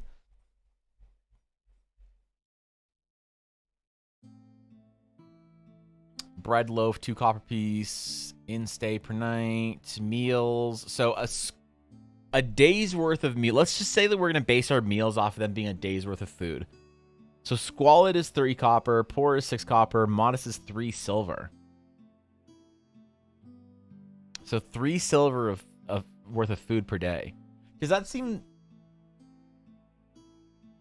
high? That if you wanted to eat modestly, you'd spend 3 silver per day? Like, in your games, what is the average, like, peasant make per day? Because I would say, like, a couple of silver. Like, making an entire gold a day seems like a lot, you know? Maybe not. I guess if you're poor and you're the average peasant, you're 6 copper per day. And so if you make 3 silver per day as a peasant, then that's like 24 copper to feed a family of 4 per day. You know, which is 2 and a bit silver. And if you make 3 or 4 silver a day. Depends on the game, though. Yeah, I think that the average peasant would do How exciting. 5 silver per day. What do you think about that? Yo, holy fireman, what's going on, dude? Thank you for the raid. Welcome in, guys. How was stream? My friend? What fires we put out? What things did we do? Tell me your tales, guys. If you want an actual guru, you can go follow Holy Fireman, because God knows my nonsense over here is not actual D&D. Let's face it. So, I'm doing good. We're chilling. We're making a food buff system for my current campaign. So, currently we have a spicy skyfish gumbo, but that's about it for our unique meals. So, thank you, Sing Junebug, for the follow. I appreciate it. Thank you. And yeah, guys, go over and drop a follow and show some love. We do love food. Yeah, listen. Part of this system is just so I can sit here and name food on stream. So, thinking 5 to 7 silver per day.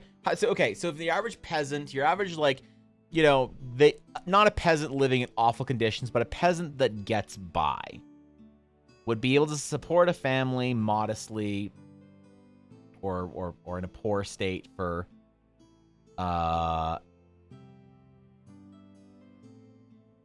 like, okay, what are the lifestyle expenses?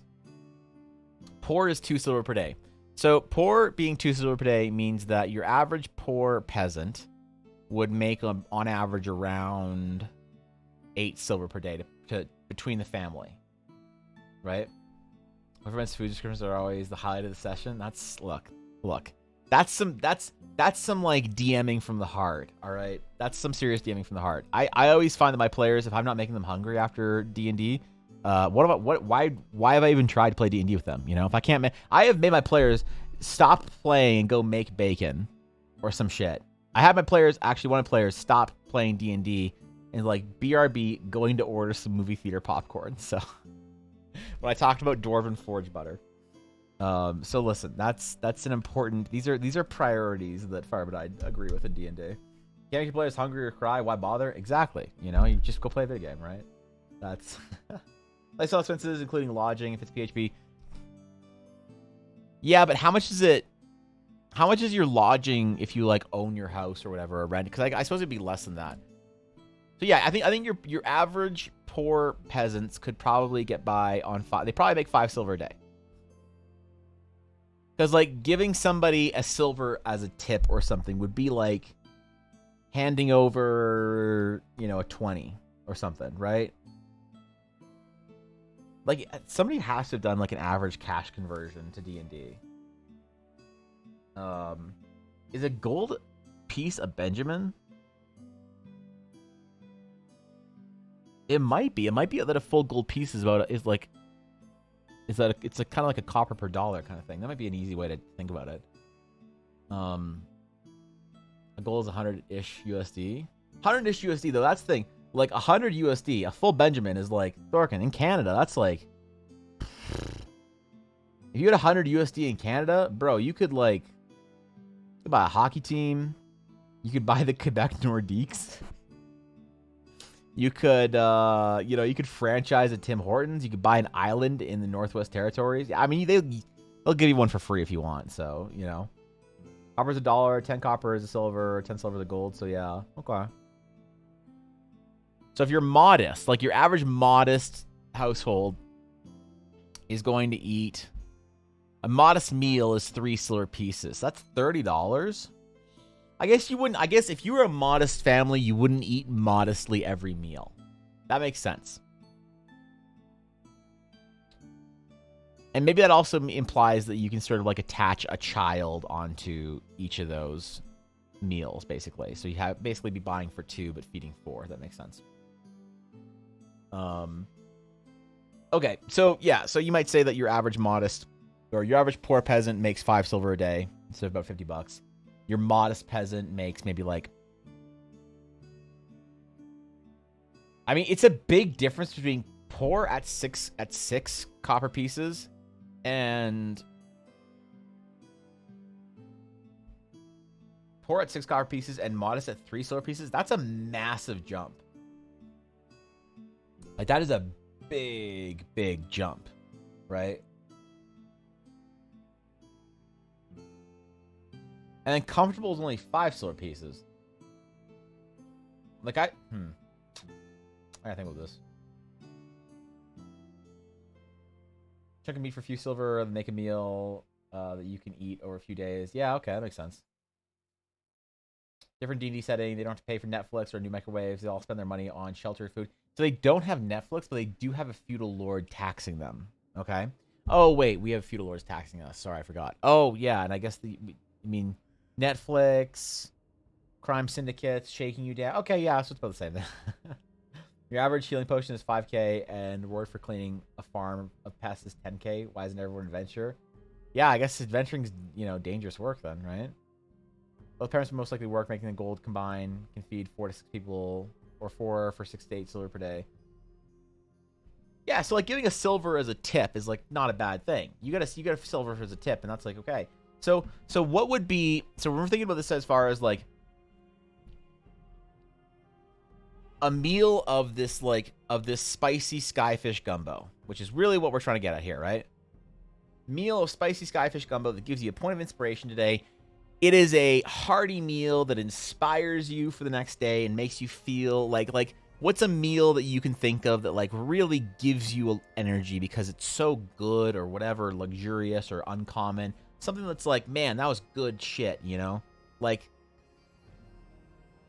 if your average modest meal is 3 silver, maybe like, and your wealthy meal is 8 silver, aristocratic meal is 2 gold pieces, maybe it's a gold, maybe it's like just 1 GP kind of thing. Something that you could get once in a while, but wouldn't be all that common. That's the goal side for Evan's Patreon. Yeah, that's right. I forgot about that. Worth remembering that not all taxes are collected in coin. If you're a farmer, it might be grain or livestock. If you're a merchant, it might be a portion of your goods. That's true, actually. Yeah, that's true. Taxation D&D is like an interesting thing to think about. I started thinking about it a little bit in terms of farmers and Stonemark, but I didn't really think about it in like merchants and stuff. I just converted everything to coin, but you make a great point there. You see a lot of people making fake or watered down healing potions and stealing potions, especially if one potion is worth a month of wages for a commoner. Well, it's worth more than a month of wages for a commoner, right? Because don't forget that the healing potion could like save you if you like got injured or whatever, like in a big deal. So like a healing potion costing, like 5,000 is like, if grandpa falls off the roof and needs a healing potion, like that's an expensive bill you got to pay. You got to pay the local alchemist, 50 gold pieces, like $5,000, whatever. But when you think about an adventurer that's making a lot of money and putting themselves at risk and they're drinking healing potion here and there, it's like, it doesn't make that much. Or it still makes sense to me that it would be that expensive in relation to everything. Sometimes it's only available to the adventurers, so you can jack up the price. That's true. I think it's available to everybody. It's just like, it's not something you'd eat very commonly, I guess. Because these aren't, remember, there are gumbos.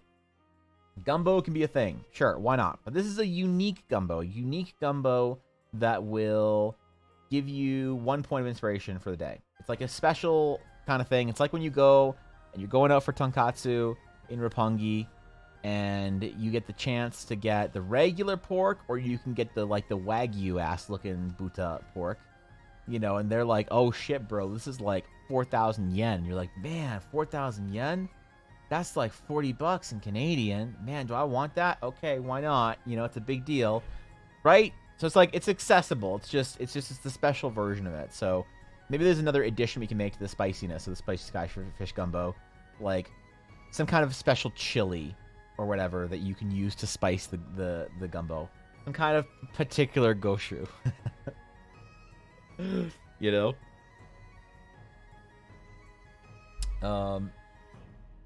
Yeah, specialization required. To be honest, I like how the modder Pale Minitus does tea in Minecraft. The tea is a far weaker effect, but you can still put together herbs and such for potion effects. May have some odd side effects since it's a test as you go brewing, or as you go to the brewing system. Okay, that's fair. That's interesting. Yeah. So we need like a special ingredient or something. Spicy skyfish gumbo. Let's do like some kind of like, what's a D&D-ass sounding sky chili? We can't just call it sky chili. I swear to God, if we just name everything from the Shattered Sea sky something.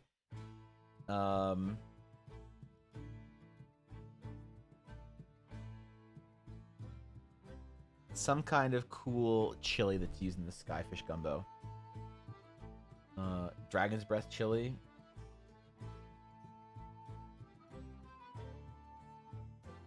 That's pretty good. Dragon's breath.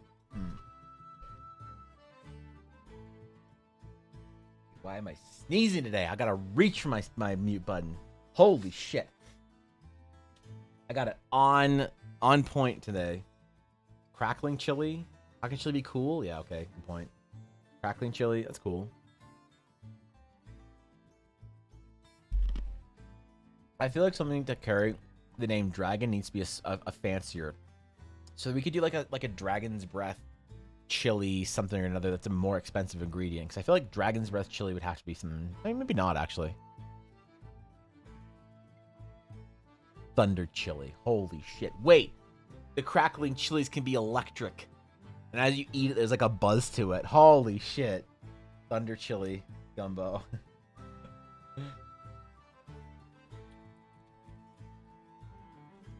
Thunder chili skyfish gumbo. Holy shit, dude. As you're eating it, it's giving you little shocks and shit, man. You just got a little bit of a buzz. It's like eating a Szechuan peppercorn, you know, and then also like chugging a bottle of vinegar at the same time, but it actually tastes good. All right. Ember stew. Oh, that's pretty good, actually. Yeah, I like ember something. That sounds good. I do like the idea of the thunder chili, and you have to.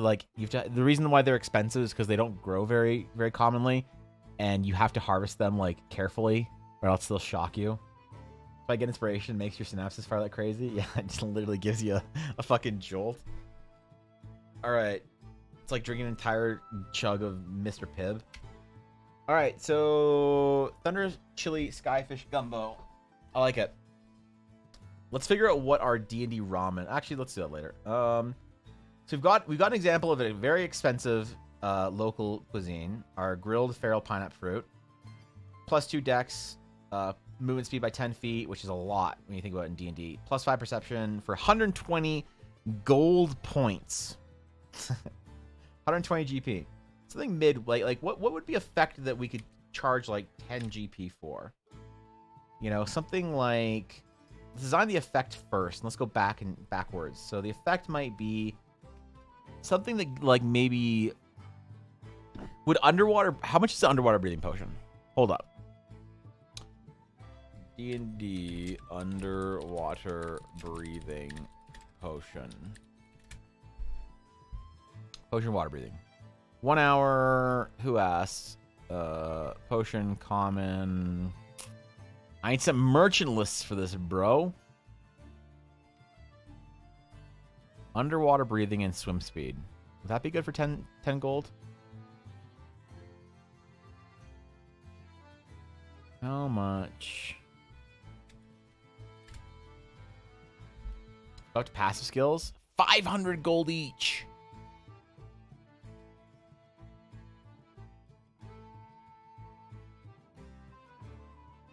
Underwater breathing potion is 500. Okay, fuck that shit.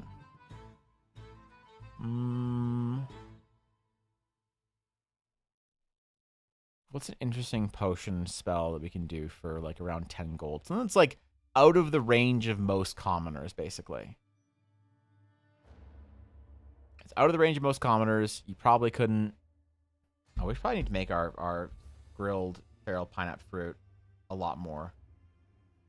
Like 320 GP probably.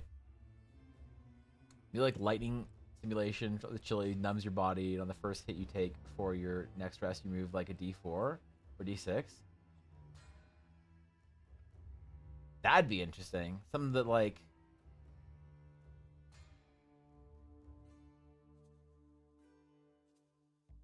a fortitude creating.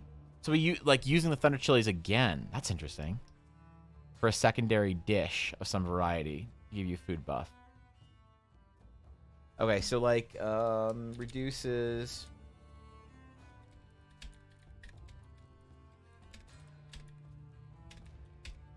Buy a D6.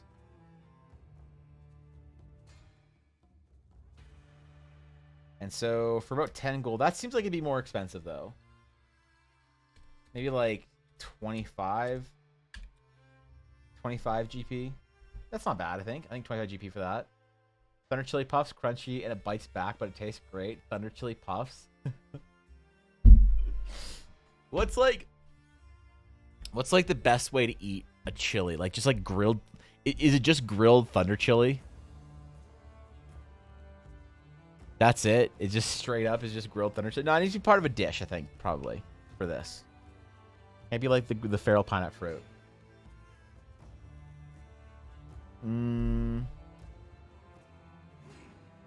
Damage for the next hit by D6. Like some kind of like how would you best ways to eat chilies?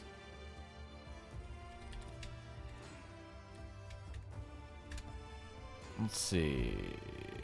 Salsa, taco, spaghetti, beans, bread bowl.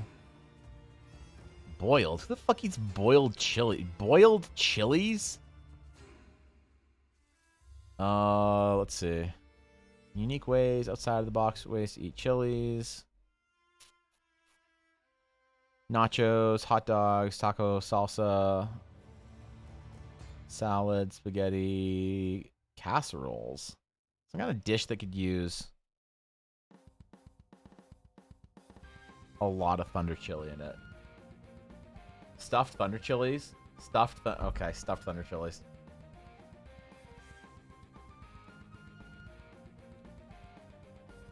Stuffed thunder chilies. Reduce damage for your next hit by a D6. It gives you that, you know. It gives you that good chili, man. That you know, that good jolt. Alright. That's pretty good. Alright, let's go somewhere completely different with our food now. Something that maybe is like a unique animal. Let's start with like a unique food. So let's do like let's do like a rage kelp salad. And the rage kelp is a type of kelp that grows in one of there's like floating oceans or floating lakes that exist in the Shattered Sea, right? That the merfolk live in, and all sorts of floating and flying sea life live in. Like little jellyfish go from one little, you know, ocean pocket to another. And rage kelp is like just a type of common or uncommon kelp. Grows around the like lava flows on some of the islands, which is weird because it's not like attached to a planet or a world. But hey, look, man, I don't ask the merfolk why they have lava flows in their oceans. It's just cool. So a rage kelp salad, which could, what would it give you? What benefit? And then we'll figure out a price for it after. A cool benefit that we can do from eating some sort of like a salad, like, or maybe we should think of the effect in general. We can just apply like a cool food effect that isn't temporary, because the snacks are temporary. This needs to be like a buff that you keep for like a day. That's like a decent day-long buff. Yeah, what's going on? Put some seal blubber on the salad and I'd be okay with it. All right, I've never had seal blubber before. I may be Canadian, but I've never had seal blubber. So, rage kelp salad. We'll back down today. What happens if you eat the flying fish or sky whales? They taste good, but they're fairly common though. So I don't want to have them have an inherent effect to them, because yeah, they are fairly common. So I think maybe interesting effects that we can give. Okay, so if I think back to food effects that I've given invisibility, detection.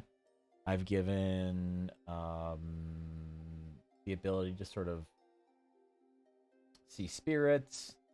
I've given through food buffs the ability to, or bonuses to everything, different skills, whatever. And I don't really want to build that kind of stuff on stream because that's not fun.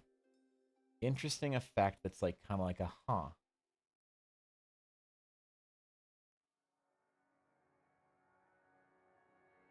maybe some kind of water interaction. I don't want to do water breathing. Maybe I do want to do water breathing. You know, maybe actually I do want to do water breathing because although water breathing potions are very expensive, Rage Kelp can be found somewhat commonly in the Shadowed Sea, and it can be very expensive outside the Shadowed Sea, but there's a lot of underwater areas that I want people to get access to. So, could a food effect be a temporary feat? Fuck yeah. That'd be expensive as all shit, but disadvantage on wisdom saves against provoked attacks? That's kind of interesting. Food and drink that have a negative effect? Probably. I just is that worth building out into the rules like on the first pass? The ability to rage? Oh my god, could you hold on, could you just give you the ability to rage? Wait.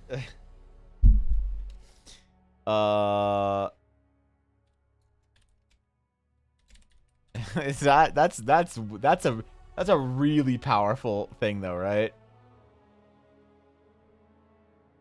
And it just grants you for the next day the ability to rage.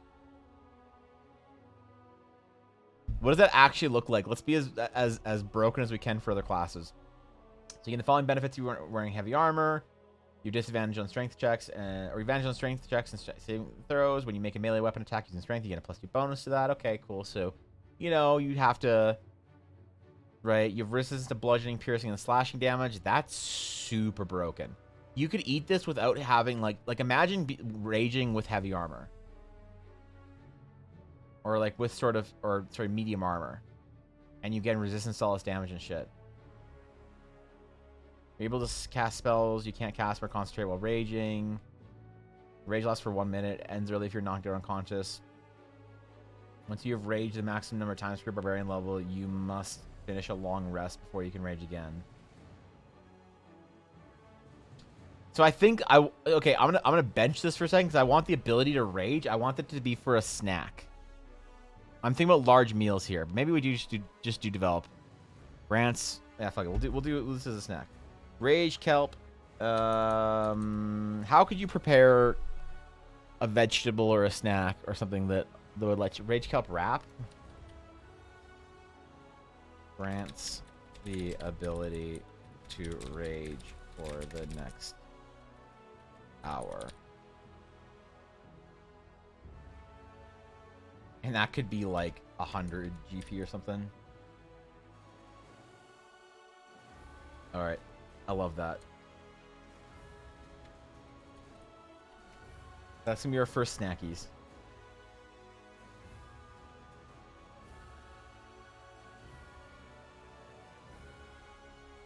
Okay. A balance with disadvantage to provoke resist. You remove the resistance. Yeah, that's a lot of writing to put into a very basic sort of effect. I'd rather just make it expensive enough to give you the full effects of rage, you know? Sushi roll made with rage kelp, Nordy, that's kind of nice, yeah. But frenzy instead, advantage on melee attacks, they all got advantage against you. Ooh, that's interesting. These are good like small snack ideas that you can take with you and then eat when you want. Basically replacing some like potion effects, things like that. I need like maybe 2 or 3 more large meal ideas that can give you a static buff for the rest of the day. Like let's do something Eldara specific. So it grants you the ability to see astral flows and spirits.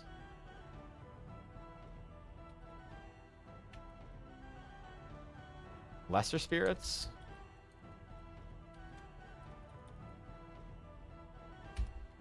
Something that gives you like a buff that you could take before you go, like some kind of like astral sage food or tea or something. This feels like a tea, doesn't it? The astral omelet. What happens if someone eats an eldritch thing? So actually, Thorkin, there is lore for this. If you eat like a fish from the abyss, they don't taste particularly good, and they're really like only eaten by people that live on the abyssal shelf down that layer of the Shattered Sea. But they do what they have to do to get by.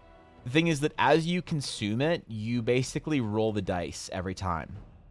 It's like a very low percentage that the more you eat, the more you roll that die. That you begin to sort of develop some sort of abyssal eldritch mutation, right? So when you go down to the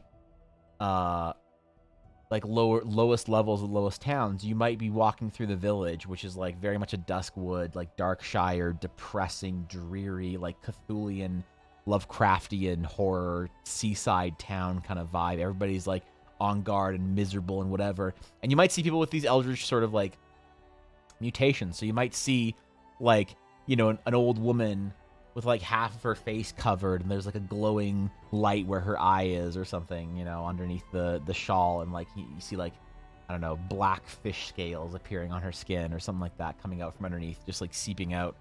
Or people might grow like, you know, extra thorns on their fingers and like that. Just like real creepy shit, you know? And you get that from eating, you know, abyssal fish, basically, for a long enough period of time. Fish warped from Pathfinder? What are the fish warped?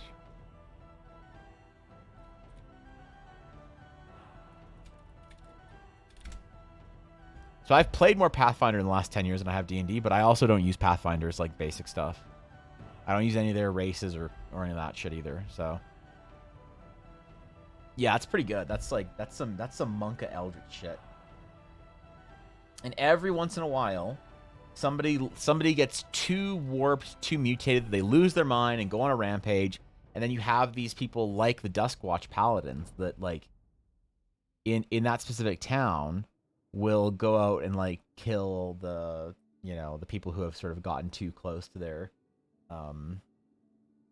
like their eldritch decay. Or occasionally, like, some of the other paladin orders within the Shattered Sea will be called to, like, basically go down to one of these lower towns to dispatch or send or whatever with some of the locals that have sort of become too far gone, and maybe attempt to provide succor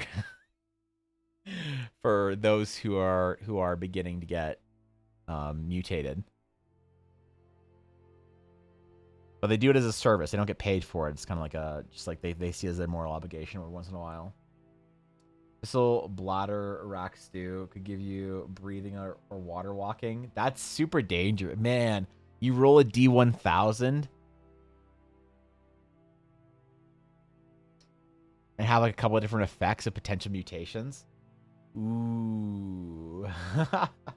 That's pretty good, man. That's pretty good. All the idea of special foods that taste really good makes people really thirsty. That's an interesting idea. Yeah, water is like hard to get in some places of the Shattered Sea, you know? Join the Four-Eyed Geeks. Excellent, Juliana. Excellent. Welcome. We're happy to have you. I don't know. That's cool, dude. If you got glasses, I need to get new glasses actually, because Una chewed mine.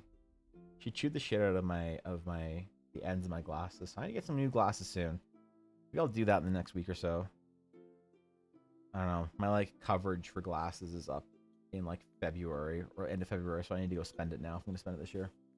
There are D1000s, Matadai. It's not usually physical, but yeah, you can get a D1000. You can also roll a D100, you know, and like a D10. That's how I usually do D1000s. Is I'll roll a D100 and a D10. 3 D10s. The first roll is the 100. Second roll is last digit. Yeah, exactly. You can do it. Big glasses and dogs like anything to chew on, including glasses. Yeah, I was so mad because she grabbed it off of my desk, which is the most offensive part. She jumped up on my chair, jumped up on the desk, walked across the desk, across my keyboard, all the way where my glasses were. Probably took a drink from my whatever was in my cup. Grabbed my glasses, ran down, and she was chewing the shit out of them on the floor when I found her. So puppy things, you know.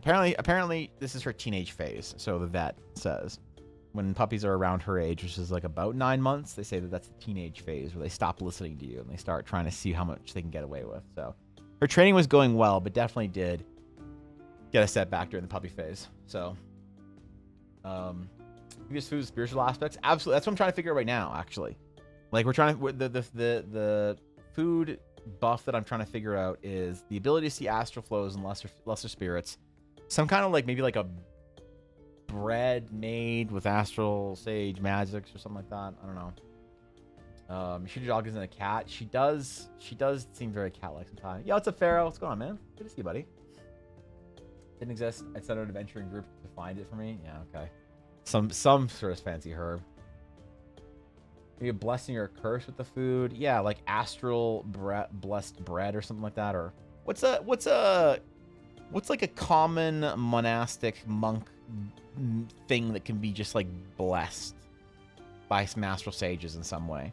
Because the astral sages are a combination between monks and wizards. You can be an academic astral sage, or you can be a more monk-like astral sage.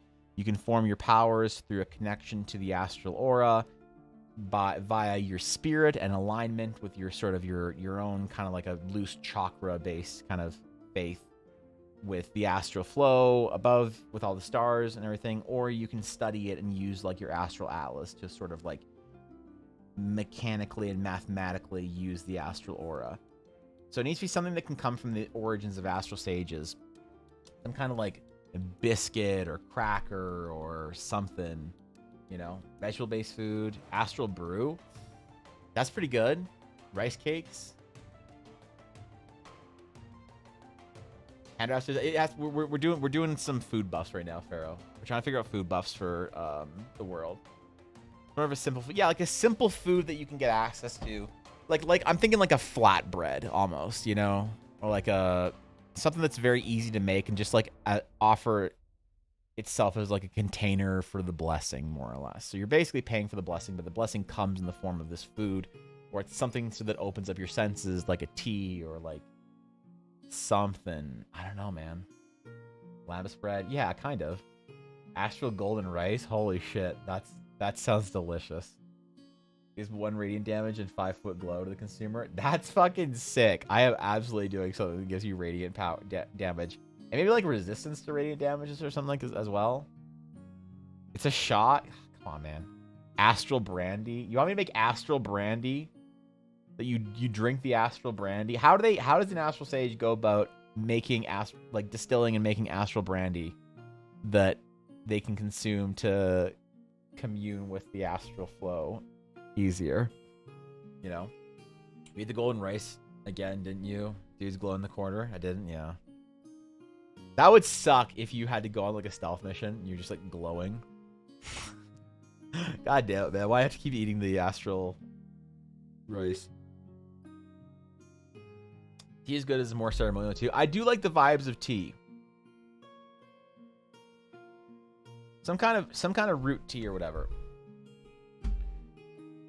So here's what we're gonna do. We're gonna do it as 20 GP. Or list it as restricted. So you need to have an astral sage like order make this for you. So what kind of tea? Like maybe a flower tea of some variety. Like bloom blossom.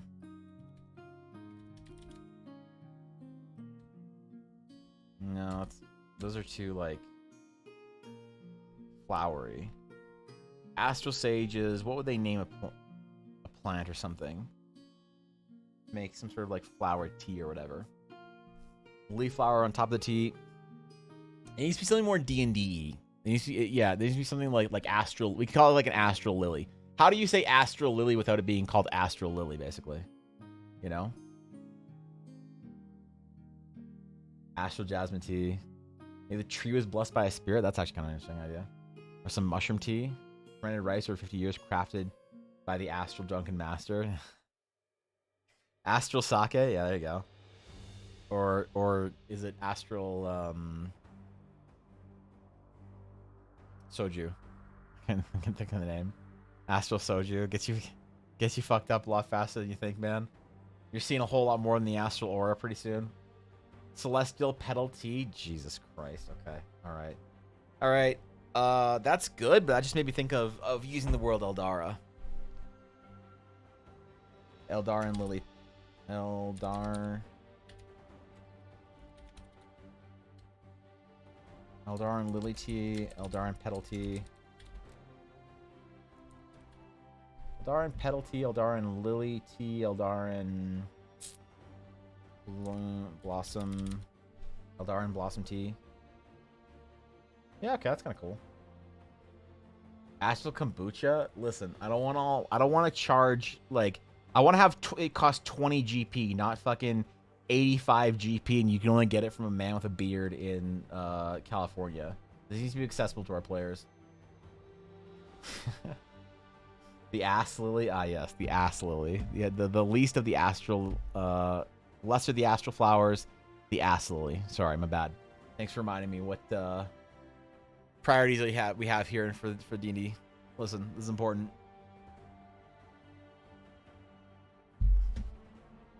So part of this is also, now that we have sort of a basic line of some of our actual drinks and stuff, in our foods, the question is how easy and how accessible is this to players?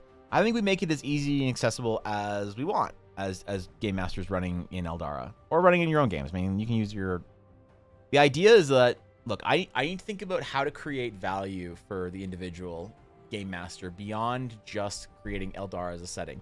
I want Eldara to have all sorts of great ideas in it that don't necessarily require Eldara to play, right? Like if the Astral Sage is deeply tied into Eldarin lore, but if you want to have this sort of mysterious astral power the Astral Sage uses in your game, if you like the idea of the Astral Sage enough, then you can do it.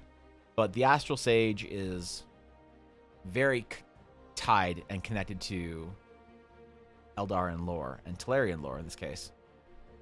So I want the system, like the travel system, the enhanced travel system, the enhanced food buff system. I want these things to be things that you can take into your own games if you want it. If you're like, yeah, this is a cool system, I might use some of this, and not feel like it's necessary to play in Eldara. But also feel like if it is played in Eldara, it like, you know, it feels really good. It feels like really on point for things. So you know, kombucha will explode if left room temperature. It must be chilled, really. I've never had kombucha.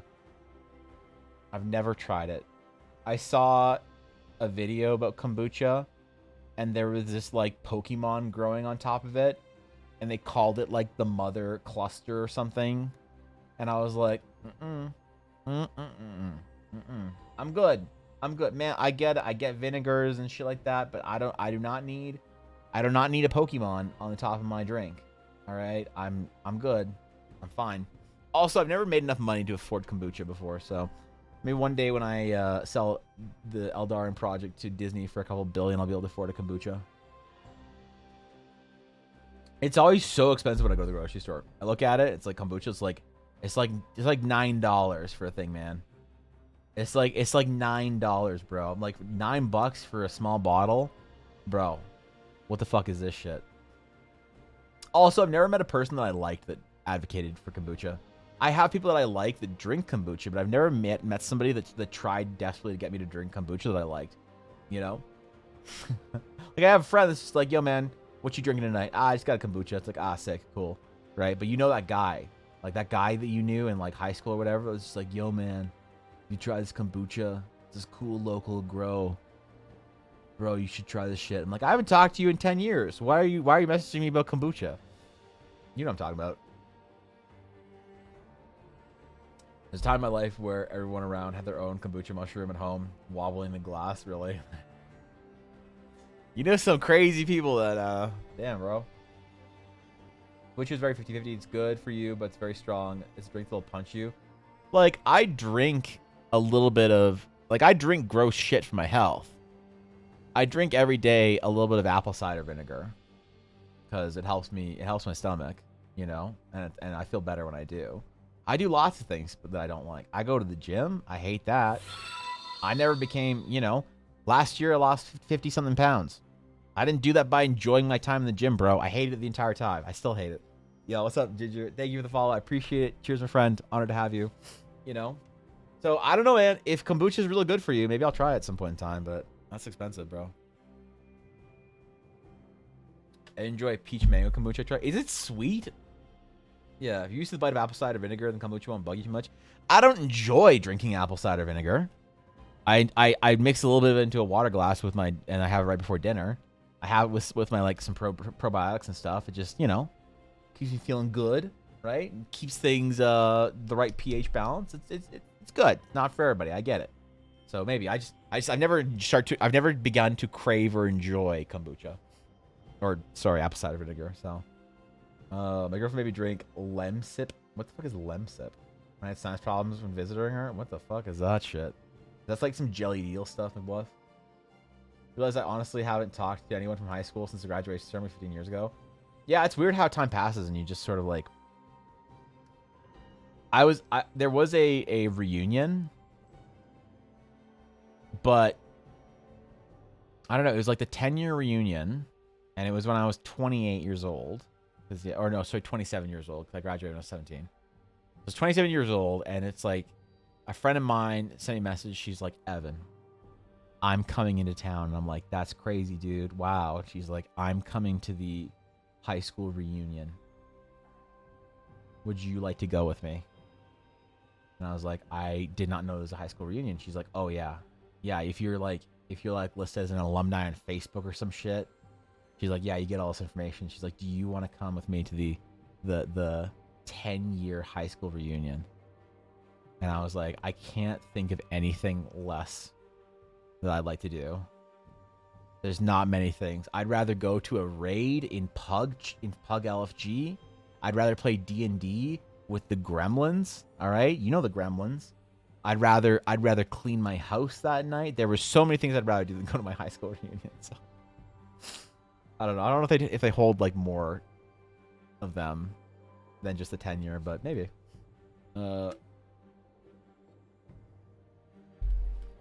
There's a Curvis plant association called the Peace Plant because it slightly resembles that. I'm probably picked there to eat them. Really? That's some TCM shit. Which is not sweet, but it's not savory or tart or sour. It's all of them and none of them. It's mainly the spicy ginger bite of the ginger with all the kombuchas. Fermented drink and very bubbly because of it. But it must be chilled. Left out, the bubbles will build up too much and make the bottle burst. Damn, bro. As far as it genuinely helps, really, that's rough and bluff. I'm sorry to hear that. That's disgusting. I'd never go to the reunion. I'd rather do LFR. Wow, you'd rather do LFR? Holy shit, you'd rather do LFR raid than go to your high school reunion? Does anybody actually like? Here's the thing. I had a great time in high school. I really did. I thought it was the other day. I had a great time in high school. I was bullied a lot, but like, who cares? You know, but I had a great time. I enjoyed it. I had no pressure because I was going to art school. I legitimately enjoyed my high school time because I remember when I was in grade 10, one of my friends who was in grade 11 sat me down in our journalism class and she was like, man, I'm so bummed I have to like do this shit and whatever next year. I'm like, what do you mean? She's like, yeah, I got like finals next year. I'm like, it's just another year, right? She's like, no, man, in grade 12, you have to like apply to colleges and universities and do all this shit and do finals and whatever, and all your courses are harder. And I was like, oh shit. She's like, oh yeah, you need to enjoy it. Like you're in grade 10, idiot. You got to enjoy that shit. There's no pressure on you. Even next year, there'll be no pressure on you. And then grade 12 is going to have a lot of pressure, but just like enjoy your time in high school. Because, you know, she's like, and then when we get out, we're going to have like jobs and shit and have to like get married and whatever. And I was like, damn, I don't want to do any of that. I want to play World of Warcraft. She's like, well, then play a lot of World of Warcraft. Enjoy it. So I really tried to enjoy the simplicity of my high school time. So I didn't hate it or anything, but I still am not going to a fucking reunion. Are you kidding? Yeah. Not an alumni Facebook group or something. So there was a reunion, I wouldn't know. Yeah. I mean, I guess they can track you down or some shit. Some people like update their address and their contact information when they move with their high school or the university. I can't imagine doing that. My college keeps trying to get me to come in and either talk to people or give them free money. So kind of cringe, my bro. All right. So we got large meals. We got for our 5 basic. We have Eldarin Blossom Tea, Thunder Chili, Skyfish Gumbo, stuffed Thunder Chilies, grilled pineapple fruit or feral pineapple fruit. We have our Rage Kelp wrap for our snackies, which we still don't have a good price for.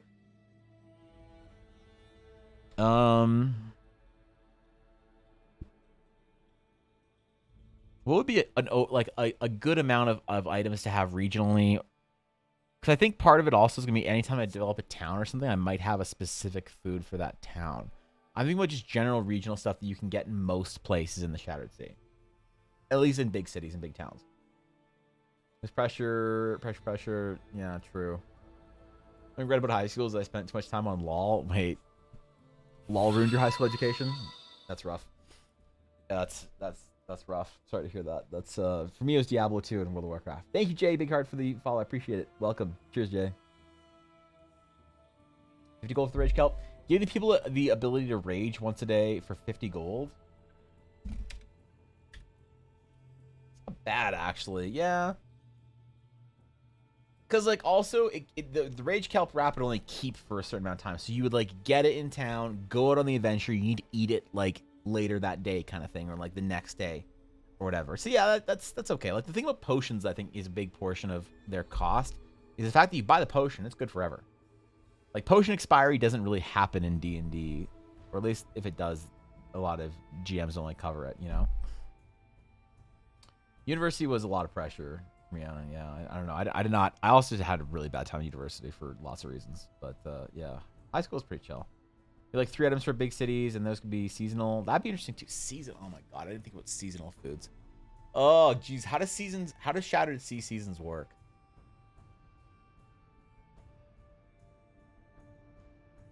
Oh, my God. How do you have winter in the Shattered Sea? When all the islands are at different elevations. What does that even look like?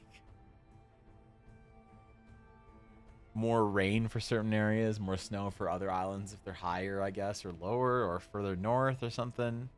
There's a whole lot of weather that I haven't thought about for the Shattered Sea. Needs to cause exhaustion to balance it out. That's an interesting idea, actually. Yeah, you're exhausted after. To be fair, I was going to art. I would have taken a whole different path. Yeah, I am glad that I knew my path, and I knew that my averages didn't have to be very high to get into art school. And I feel old. I think I played like Warcraft 3 in high school. Well, I did too. Like I mean, I'm 32 years old, and I played Warcraft 3 in high school. I also played the shit of Warcraft 3 in college. There was one of my classes that I played the entirety of the Warcraft 3 campaign in class. I don't know why. I don't know why either. I don't know why. Dude, I was such a bad student in college too. In some classes, I would just watch anime all day. I just watch fucking anime in certain classes. And, I mean, here's the thing. I was very sick at the time. I was, like, in and out of hospitals and shit. And, you know, friends would go off for the summer and be like, okay, see you next year. And I'd be like, maybe if I'm still here, you know. So I had a really bad time in university because of that. I mean, when you're dealing with medical stuff, it's rough. So part of classes was just getting by for me, and part of that was some days I would just watch anime all class. And they'd be like strict work classes. Like, it's not like a class you can come and go freely from. The class where if you missed more than 1.5 classes, you failed the course. And like Thorkin saw this shit because I gave him some of my like class projects and outlines from art school. And so he saw that shit. He read that shit himself, man. You missed like more than 1.5 or 2.5 classes, unexcused, whatever, by the school.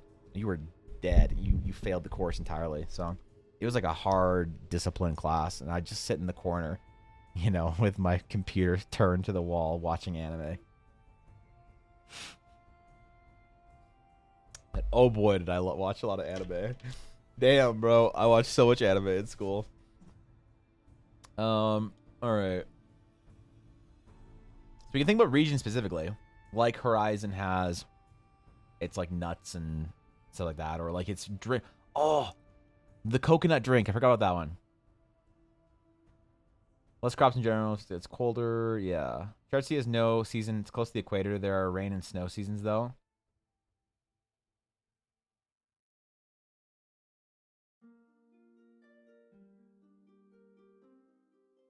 So there's a rainy season and a snowy season, but it doesn't carry. It doesn't carry seasons like it doesn't get cold for any term of the year or whatever, right? A 3-month-long rainy season close to the equator? Damn, bro.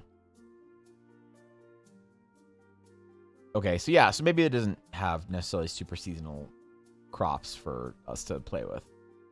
The Shattered Sea is not an easy place for us to play with. Actually, maybe it is, since it doesn't have like a lot of seasonal stuff.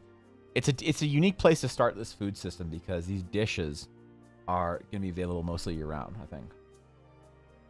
So just check what altitudes precipitation happens because they may affect what grows where. Yeah, like how high up can islands be in the Shattered Sea before they start getting snow on them or whatever, or they're too cold, you know?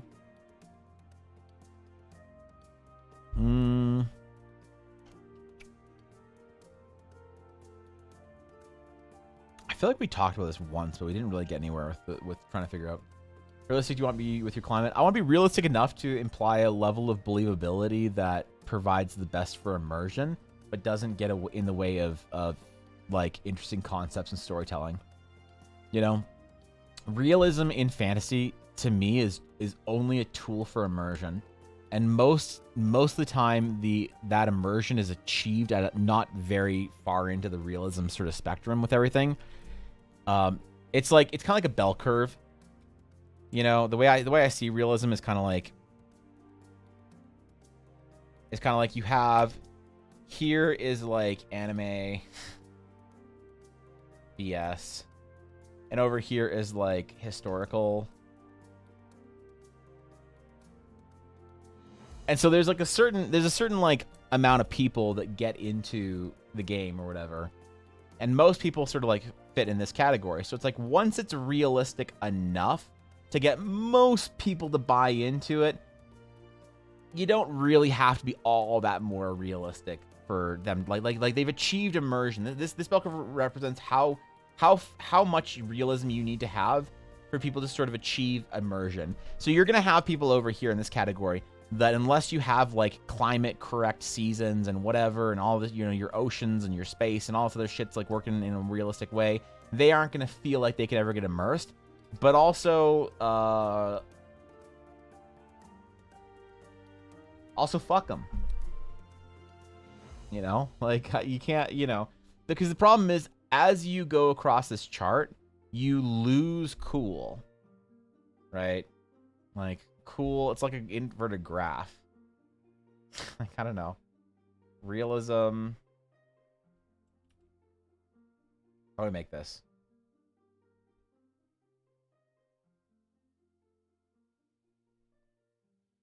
It's just like a straight decline. You know, it's just a straight decline.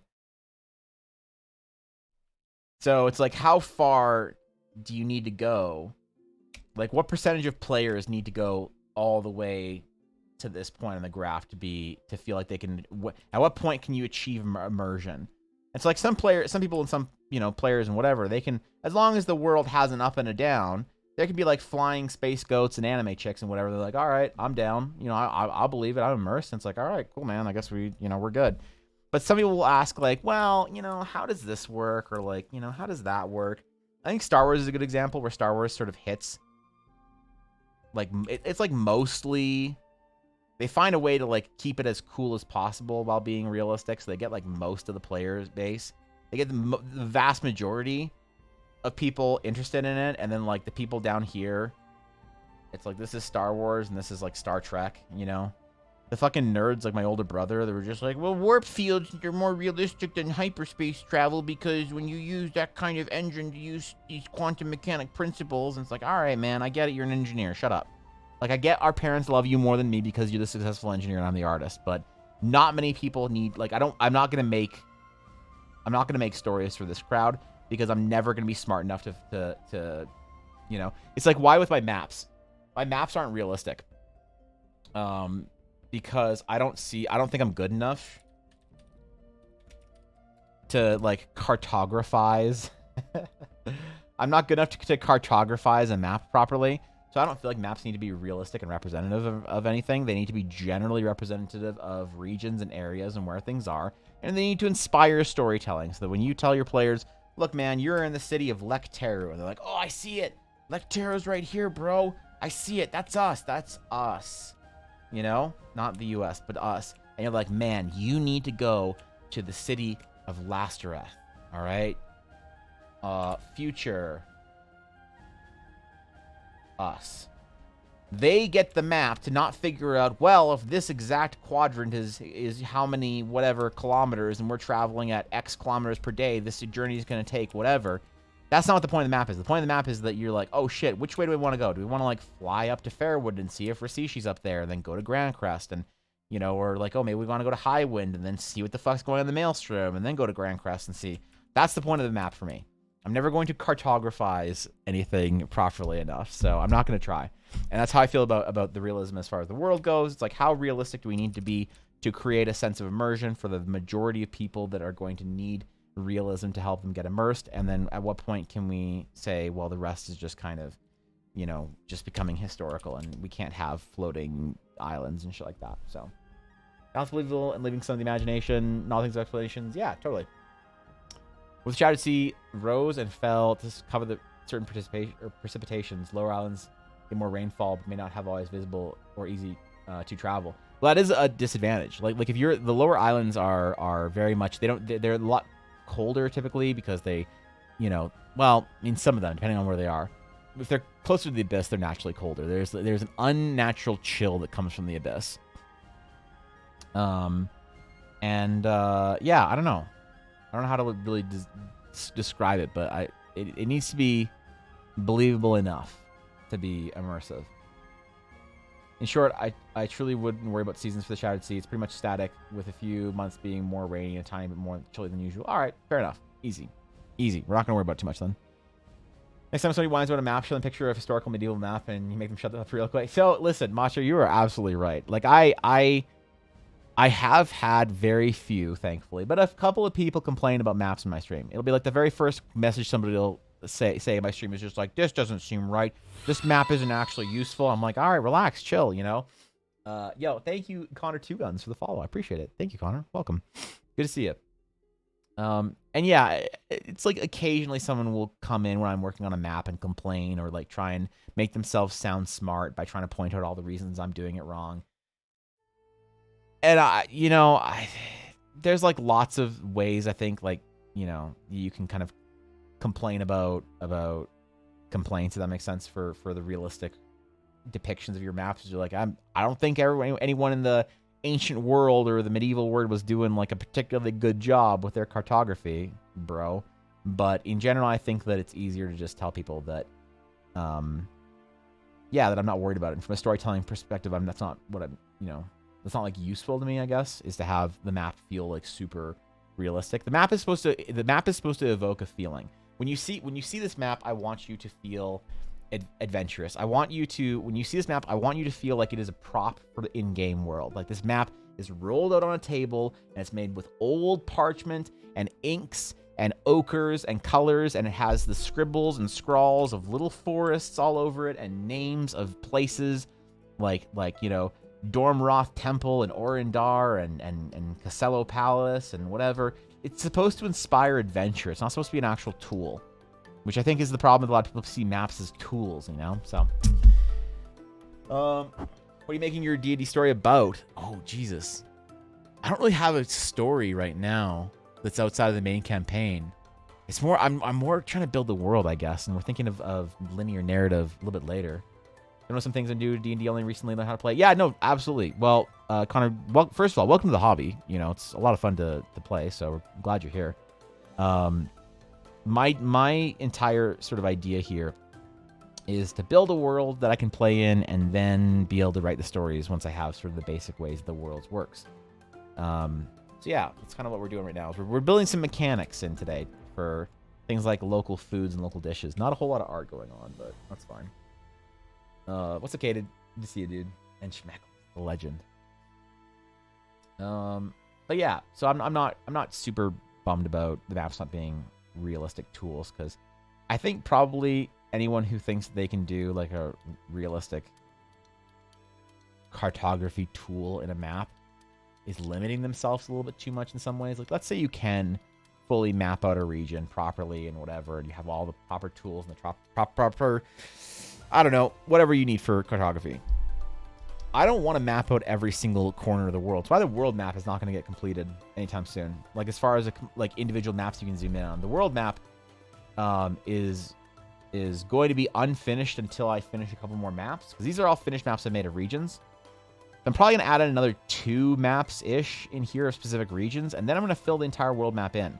And I'm not going to know what half this shit is, like, because I don't want to worry about it and decide right now what is in these areas, because also I want to leave room for people who are running games in Eldara to have their own stories they want to tell. If somebody really wants to tell a story about like what's on this island, like, that's cool. I think that's fun, and I want to leave that blank. I might have an idea of what's on this island, but canonically I might not go into it super in depth. I might say there's like a wild, untamed hinterlands here of different, Nordic style elvish tribes or something, like, I don't know. And I might have just a very sort of like base, loose idea of what goes on in a spot that isn't mapped out more completely. And even within the maps, there's a whole lot of like room for growth. Like, each city icon is one of hundreds of cities that you will find in the world, and I want to leave that sort of place for the players to, or the game masters to create their own stories in the world, because I think that's the only way to actually get people to look at a world that you build as like something worthwhile of playing in, is if there's enough room for you to be creative. Because I think a lot of GMs like having a framework for a world of like, oh, this is a cool place to build in. Like, I want to build a world or build a game in Star Wars or Lord of the Rings or whatever. But they like telling their own stories with their own characters and stuff. So, accessibility ideas if you want. So, I mean, I always like talking about world building. If you want to be part of the conversation in Discord, you're more than welcome to. You really, really, really want to make a correct, realistic map. You got to start world building with deciding on the start its type, the planetary system, and build up from rock bottom, play tectonics and shenanigans. It's gonna be fun. There are some people who like going through the agony of doing that. And that's awesome. It's like it's totally like a mini game, like for Eldara, it is a little bit difficult because like my setting is called the Realms of Eldara. Realms of Eldara. And the whole premise of it is that they're all sort of like moons orbiting this world kind of thing. Like, imagine all the moons of Saturn or something like that. And there are all these individual worlds. And so Eldara is actually the sort of the large, the Saturn, the Jupiter, the type thing planet. And all the worlds you can see in the sky. So at any point in time when you look up into the sky, you can see Eldara and in all of its beauty and glory, this white shining globe of whatever it is, and you can see the other worlds. So if we're on Teleria right now, like you are here. You are here. This is Teleria. That's what this world map is. This is not a world map of my whole setting. This is a world map of Teleria. The one world we're building right now. So we're talking about the Shattered Sea, which is an area within Teleria, which when you zoom out even further on the world map is within the Realms of Eldara. It's one of the many worlds. And so trying to figure out how you have like moons basically orbiting a large planet that then is orbiting a sun or a star somewhere over here that might have other planets or groups or clusters of planets like the Realms of Eldara. It's very difficult. And what I realize is that if I try really hard to make it way too believable, it loses some of its charm. So plays basically moon, kind of. Yeah, I guess. I mean, all the Realms of Eldara they're orbiting Eldara. So at any point in time when you look up into the sky, you can see different Realms of Eldara, right? And here's the thing. In order to really explain this concept, which is why I don't really like lead with it when I'm telling people about Eldara, I need to do some art. There needs to be some art of the night sky, and you see Eldara and the other planets and the other Realms of Eldara in the sky. The problem is I'm not good enough to paint that right now. And I don't want to paint it until I feel like I'm good enough. Which is like either good or bad. It's like me either waiting to set a standard for myself, or it's more like I'm just running away from drawing something because I don't want to ruin it because I'm not good enough.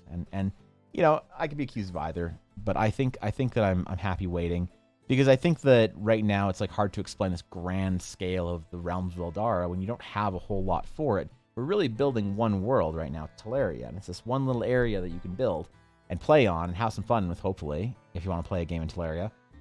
And then as I release sort of the other Realms of Eldara, then it's like a game launch when you have like expansions and stuff, And that's kind of how I want to format it is sort of like it's fun and exciting when a new world opens up in the storyline to explore.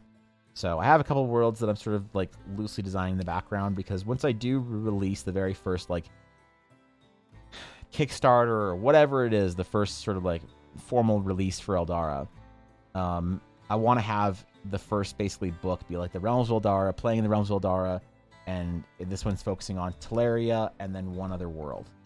And the one other world is going to be sort of the hub world, and I want there to be an adventure that goes along with it that takes you through the storyline of kind of opening up. Because when my players are playing the original game, the original story, the original campaign was about opening the Realms of Eldara, basically. You didn't see any worlds in the night sky. You didn't know. Depending on who you asked, being part of the Realms of Eldara was a myth or a legend, you know? And for some reason, Teleria had been missing from the Realms of Eldara for hundreds of years and since antiquity. And so figuring out why and that mystery and then returning Teleria to the Realms of Eldara was actually the first big campaign sort of story, which never got finished because my players, you know, things didn't work out in that game. So I was a little bit sad about that. So yeah, I don't know. It's like hard to really describe the full scope of what Eldara is, I think, especially when I don't have like art and visuals that can kind of like show the concept and the feel that I'm trying to get across, like seeing a sky full of aether currents and beautiful colors and, you know, star fields and things like that, and other worlds kind of glowing and shining. So yeah, man, I don't know. But this bit about world is to leave mystery to it and not know the bounds of the whole place. Yeah, I think that once you box your world in and sort of claim all the territory is discovered, I feel like you don't give yourself or other people who are going to tell stories within your world any room to, you know, build anything, right? It's a lot of work, and if you don't enjoy it, you can go without it just fine, really. Yeah, it's like, how much of that do I have to do, you know, to figure out exactly the realistic, right? Because like something like Eldara wouldn't necessarily work, I don't think, because I don't think that any of the moons of Saturn or whatever are like particularly big, you know, to have sort of a body big enough to have Earth-sized moons, like 20-something Earth-sized moons would have to be massive. And I think that it'd be too far out of the sweet spot that you can actually create life on, or else it would just get sucked into the sun or whatever. I don't know if that's how it works, but yeah, whatever. It's like concept first, rule of cool, and then magic away what we need to. So, what'd you draw, Venus? Would you like any world building statue ideas? If you want to drop something in the Discord world building section, I'd be happy for it. Yeah, absolutely, dude. Yeah, what'd you draw, Venus? I think I don't know what 4-hour break through. I think I'm gonna go for a little bit longer, and then because I gotta leave at 3 because I gotta go get my other ear pierced today and maybe a haircut. I don't know. So I gotta go into town. I gotta actually like do stuff today and be like an adult and go do things. Imagine doing things, dude. It's the worst possible idea I could have had this week was to commit to anything today. So I regret it deeply, but here I am committed to doing things. So all right, so for large meals, we have our 5 basic ones, and we got to figure out a basic sort of like easy kind of like access cost for these. Also, I want to do tiers, as if like you can spend like by the 3 gold version or the 10 gold version of our basic large meals. For our specialty drinks and specialty foods like our Thunder Chili Skyfish Gumbo or our grilled feral pineapple fruit, I think those need to be one-off price points because they need to be unique in terms of how they are harvested or prepared or whatever. And I think there needs to just be like a single price point for it. But Blonde Lady, I don't know. I did digital over a while ago. Wait, I did digital over a while ago again. Wait, you started with digital again, Venus? What does Monka mean? Monka is if you don't have the browser extension Better Twitch TV, then you probably won't see it. It'll just appear as the words Monka. But if you have Better Twitch TV, then you see a small little emote. I'll show you what I see. Better Twitch TV is like an app or an extension for browsers that add more emotes in on a sort of a universal layer. So Monka is a face of our little mascot on Twitch, that's been sort of accepted by the people of uncertainty and nervousness and anxiety. So yeah, if you want to be able to see BTTV emotes, you have to install the BTTV browser. But it's like more of a mainstream Twitch thing. A lot of small streamers don't have BTTV installed, which is a shame, I guess. But most of the big streamers do. Like any stream over like 100 viewers probably has BTTV installed. So depends on if you watch a lot of big streams or not. Voice for generation, anxiety, and nervousness. Yeah, true. Actually true. So we don't need to do any seasonal foods. We don't need to do anything like that. We can just get away with our... We can get away with our regular season. But I wonder if we move to somewhere like North Market, we have to have seasonal foods. That seems like a pain in the ass, to be honest. So... Holiday... Oh, man, holiday foods. Yeah, like the Starwind Festival has a lot of like interesting foods. But I also don't necessarily feel like I need to add in like effects to every unique food. There can be unique food that's just unique food. So like the Starwinds might have some kind of like candied plum or whatever. That's just a candied plum, you know. Maybe there is like some kind of specialty food for the Starwinds. It's like some harvested, because it needs. Here's the thing: it also needs to be inaccessible. Like you can't just get it as a regular person, peasant, whatever, because then everyone would have the effects of it all the time. It needs to be something special that, like, you know, this tea you drink and you can see the astral flow or something like that, you know, and then you can build some sort of chef's pantry of food for different dungeons and whatever, maybe. Basically fruit and I guess some birds. Be just one season per season. Yeah, it could be one food per season. Just like sort of swaps out one of the mains or whatever. You know, make a calendar for year for your world. I've not, like my players, I've never asked over your 4 years of playing. I have not made a calendar year. I think I'm just gonna go with a basic Julian 12-month, 30-ish day calendar. I think that's what I'm gonna do, just because it's accessible. Like, really, the question is, how much does adding a different, unique calendar change the immersion and the interest of players? I don't think it really does. I don't think anyone really thinks about... I think once you say, you know, and as you all stay in the town over the next couple of weeks, the seasons begin to change. And all your players go, ooh, bro, it's getting colder. It's getting chilly. We're cozy season. Yes, the seasons are changing. The warm summer months are giving way to a burst of cold air that comes through in the mornings. The mist that rolls off the water has become more thick every day and brings with it the changing of leaves as the bright trees sort of begin to lose their flowers and the leaves begin to turn into a dull, you know, yellowish green. It's like, once you've described the seasons are changing, I don't think that the players are like I've never had a player be like, well, what month are we in? I don't know, man. You're in the first fall month, you know? There probably are players out there, but it's like one of those things. It's like, what's worth your time? And I think the vast majority of players are probably okay with the calendar, you know, just kind of like a D&D-ified fantasy version of the calendar that we're used to. You just have 10 months? I know, but then we could afford the extra 2. October is month 10, or is 10th month even though October means 8? Yeah, I wonder if we can afford a 13th month yet, Rob. That'd be pretty pog. I never thought about that with October, actually. I think if you go for something like that, it might be worth it to think about it beforehand. Yeah, for 3 seasons is kind of interesting. I didn't think about extra seasons, honestly. That's an interesting thing. Their fantasy book series begins with a 4-page description of the calendar year. And which is that? Which is that? I played our overhaul mods for Crusader Kings 2 and EU4, where each of the months has a custom name. Following the Julian system, it's easier to access. The closest I've gone to ignoring Julian months is basing time measurements off of lunar phases. Yeah. I just think it's one of those things that's so complicated that you're gonna lose players on. You're gonna lose their interest. Once you have like a different, interesting name for your Julian calendar, I think most people are pretty chill about it. So, this economy 13 months. You're right. We might have to downgrade to 11 months. Yeah, you're right.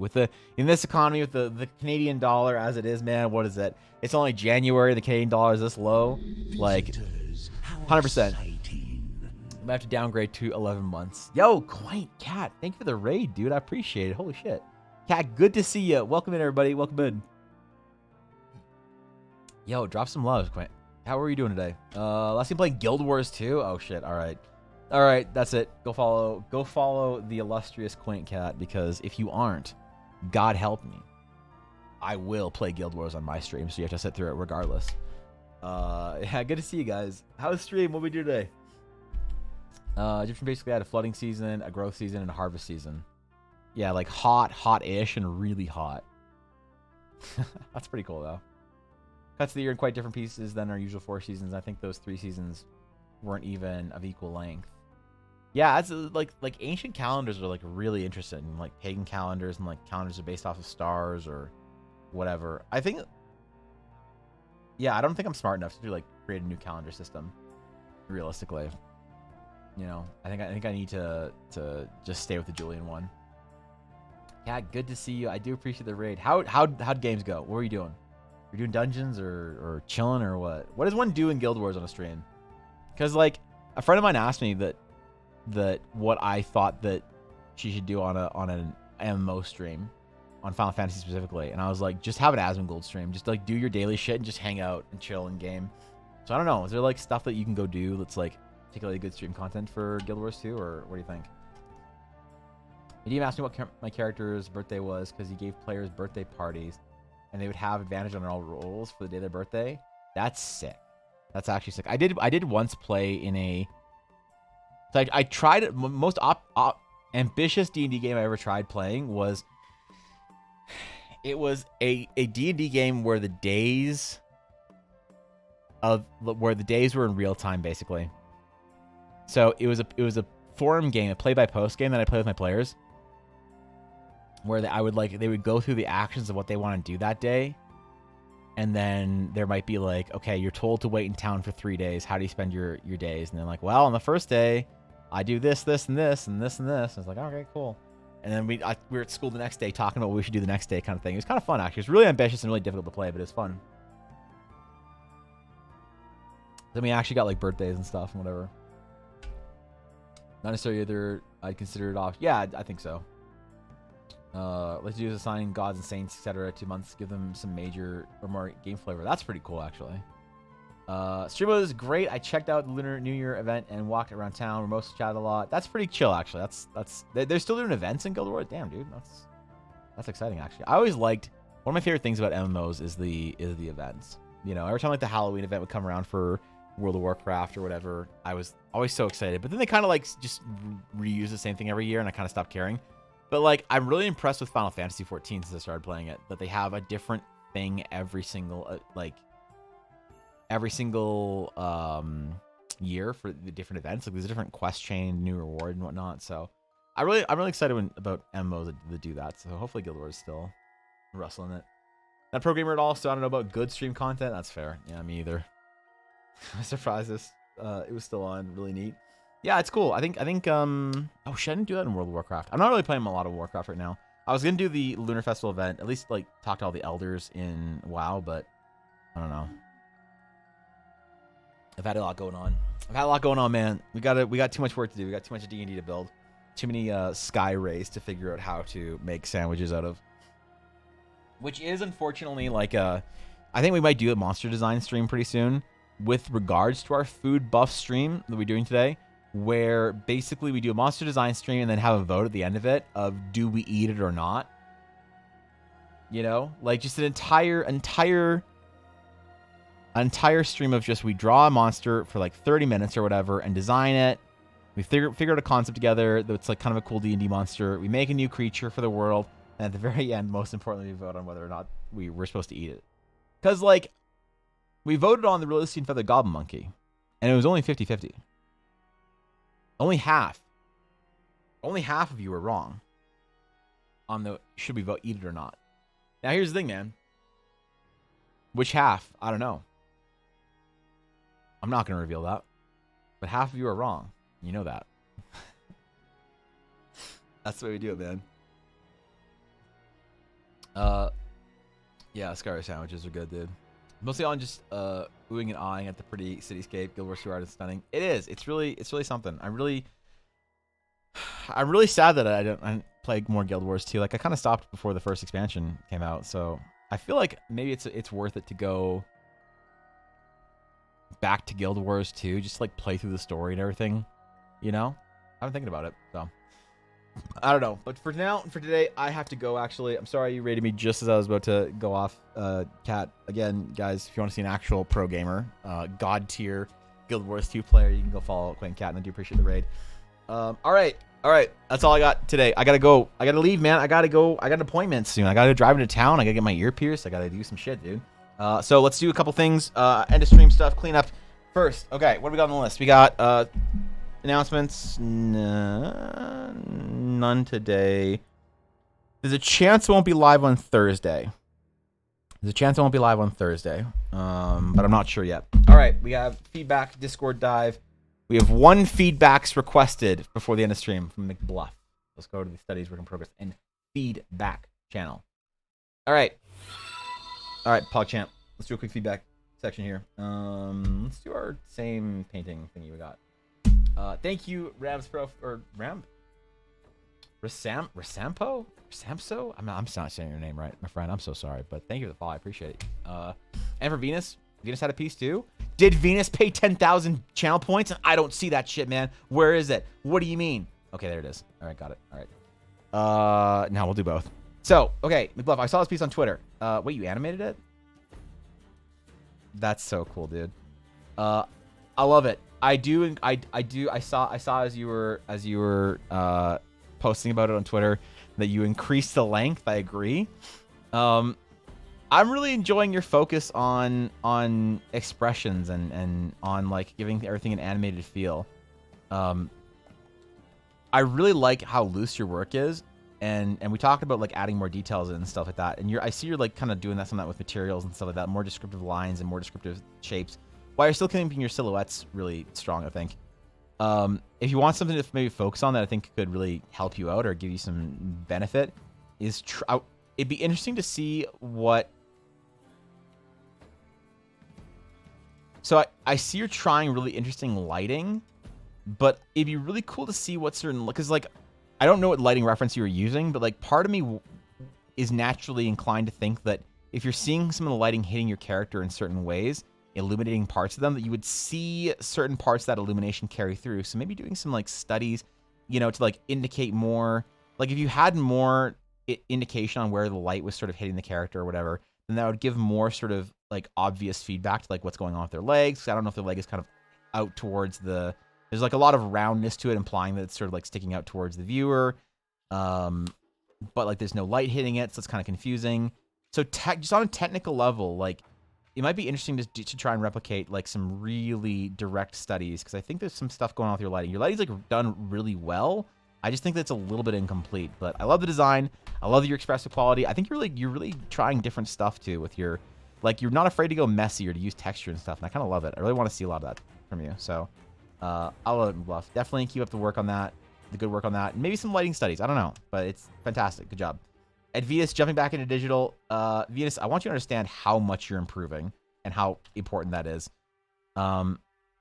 I really, really like that it seems like you're moving through your sort of like silhouettes and painting with like color first and whatnot, which is really great.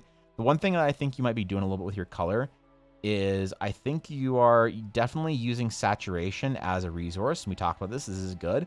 But I think that you have full grounds to start using your saturation as a bit of a highlight. So don't be afraid to like, even at the end of your painting, go in with like a color dodge and just try some stuff out.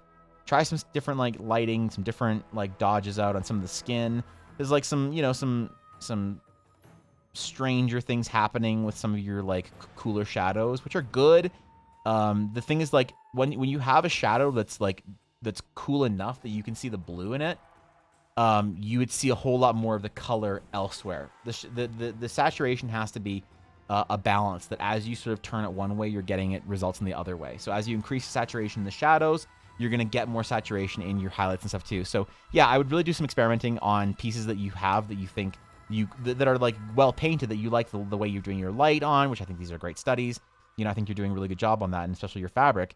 But just try some experimentation with some of your saturation. Don't go too far. I'm talking like 10% opacity on warm and cool brushes, and just try some shit out, because once you see how that kind of like saturation, how you can get like more of those really beautiful purples and really like bright punchy oranges, I think it'll be like more apparent to you while you're painting of how you can use that to highlight things in the future. But good job, both of you. Excellent shit. I like it. Good stuff, man. Y'all are improving so fast. You make me proud. So, all right, man. I think that's it for the stream today. I think we got I don't know, man.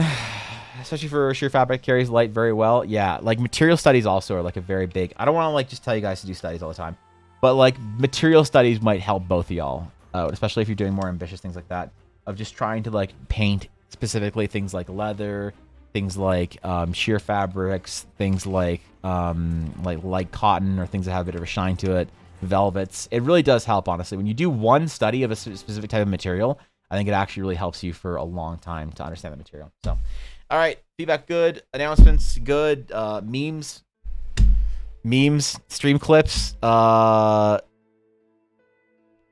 stream clip. Hold on, stream clip. End of stream. What was the best stream clip posted? Was this the best stream clip? Quaint little town. You get into the new town. Oh, come on. Surroundings. You see a little river and a bridge over it with children playing on top of it. You see a long street of shops and stalls and all sorts of people of all kinds, and backgrounds walking through, dragon folk and who else? Shortkin and Elvish, and you see all people doing their daily tasks, and they're going bakers, about, the blacksmith guards, is hammering, blacksmith, horseshoes, and that's nice, the man. wife of the butcher, that's nice, is man. currently sort of knitting some smock or whatever on the that's nice, porch, dude. And the flower merchant is arranging his sort of assortment for the day's market, and also it smells like human feces and cow dung. And the overwhelming stench of the city makes all your characters feel the immense need to immediately vomit, because this is fucking fantasy, bitch. Yep. Okay. All right. Okay. Good clip. That might be TikTok worthy. Thank you, Steele. That's good clips. All right, guys. Where's our outro? Boom. Stream outro. Nice. All right. Afternoon homeroom is officially ending. That's right. You can all go home now. Be careful on your way home.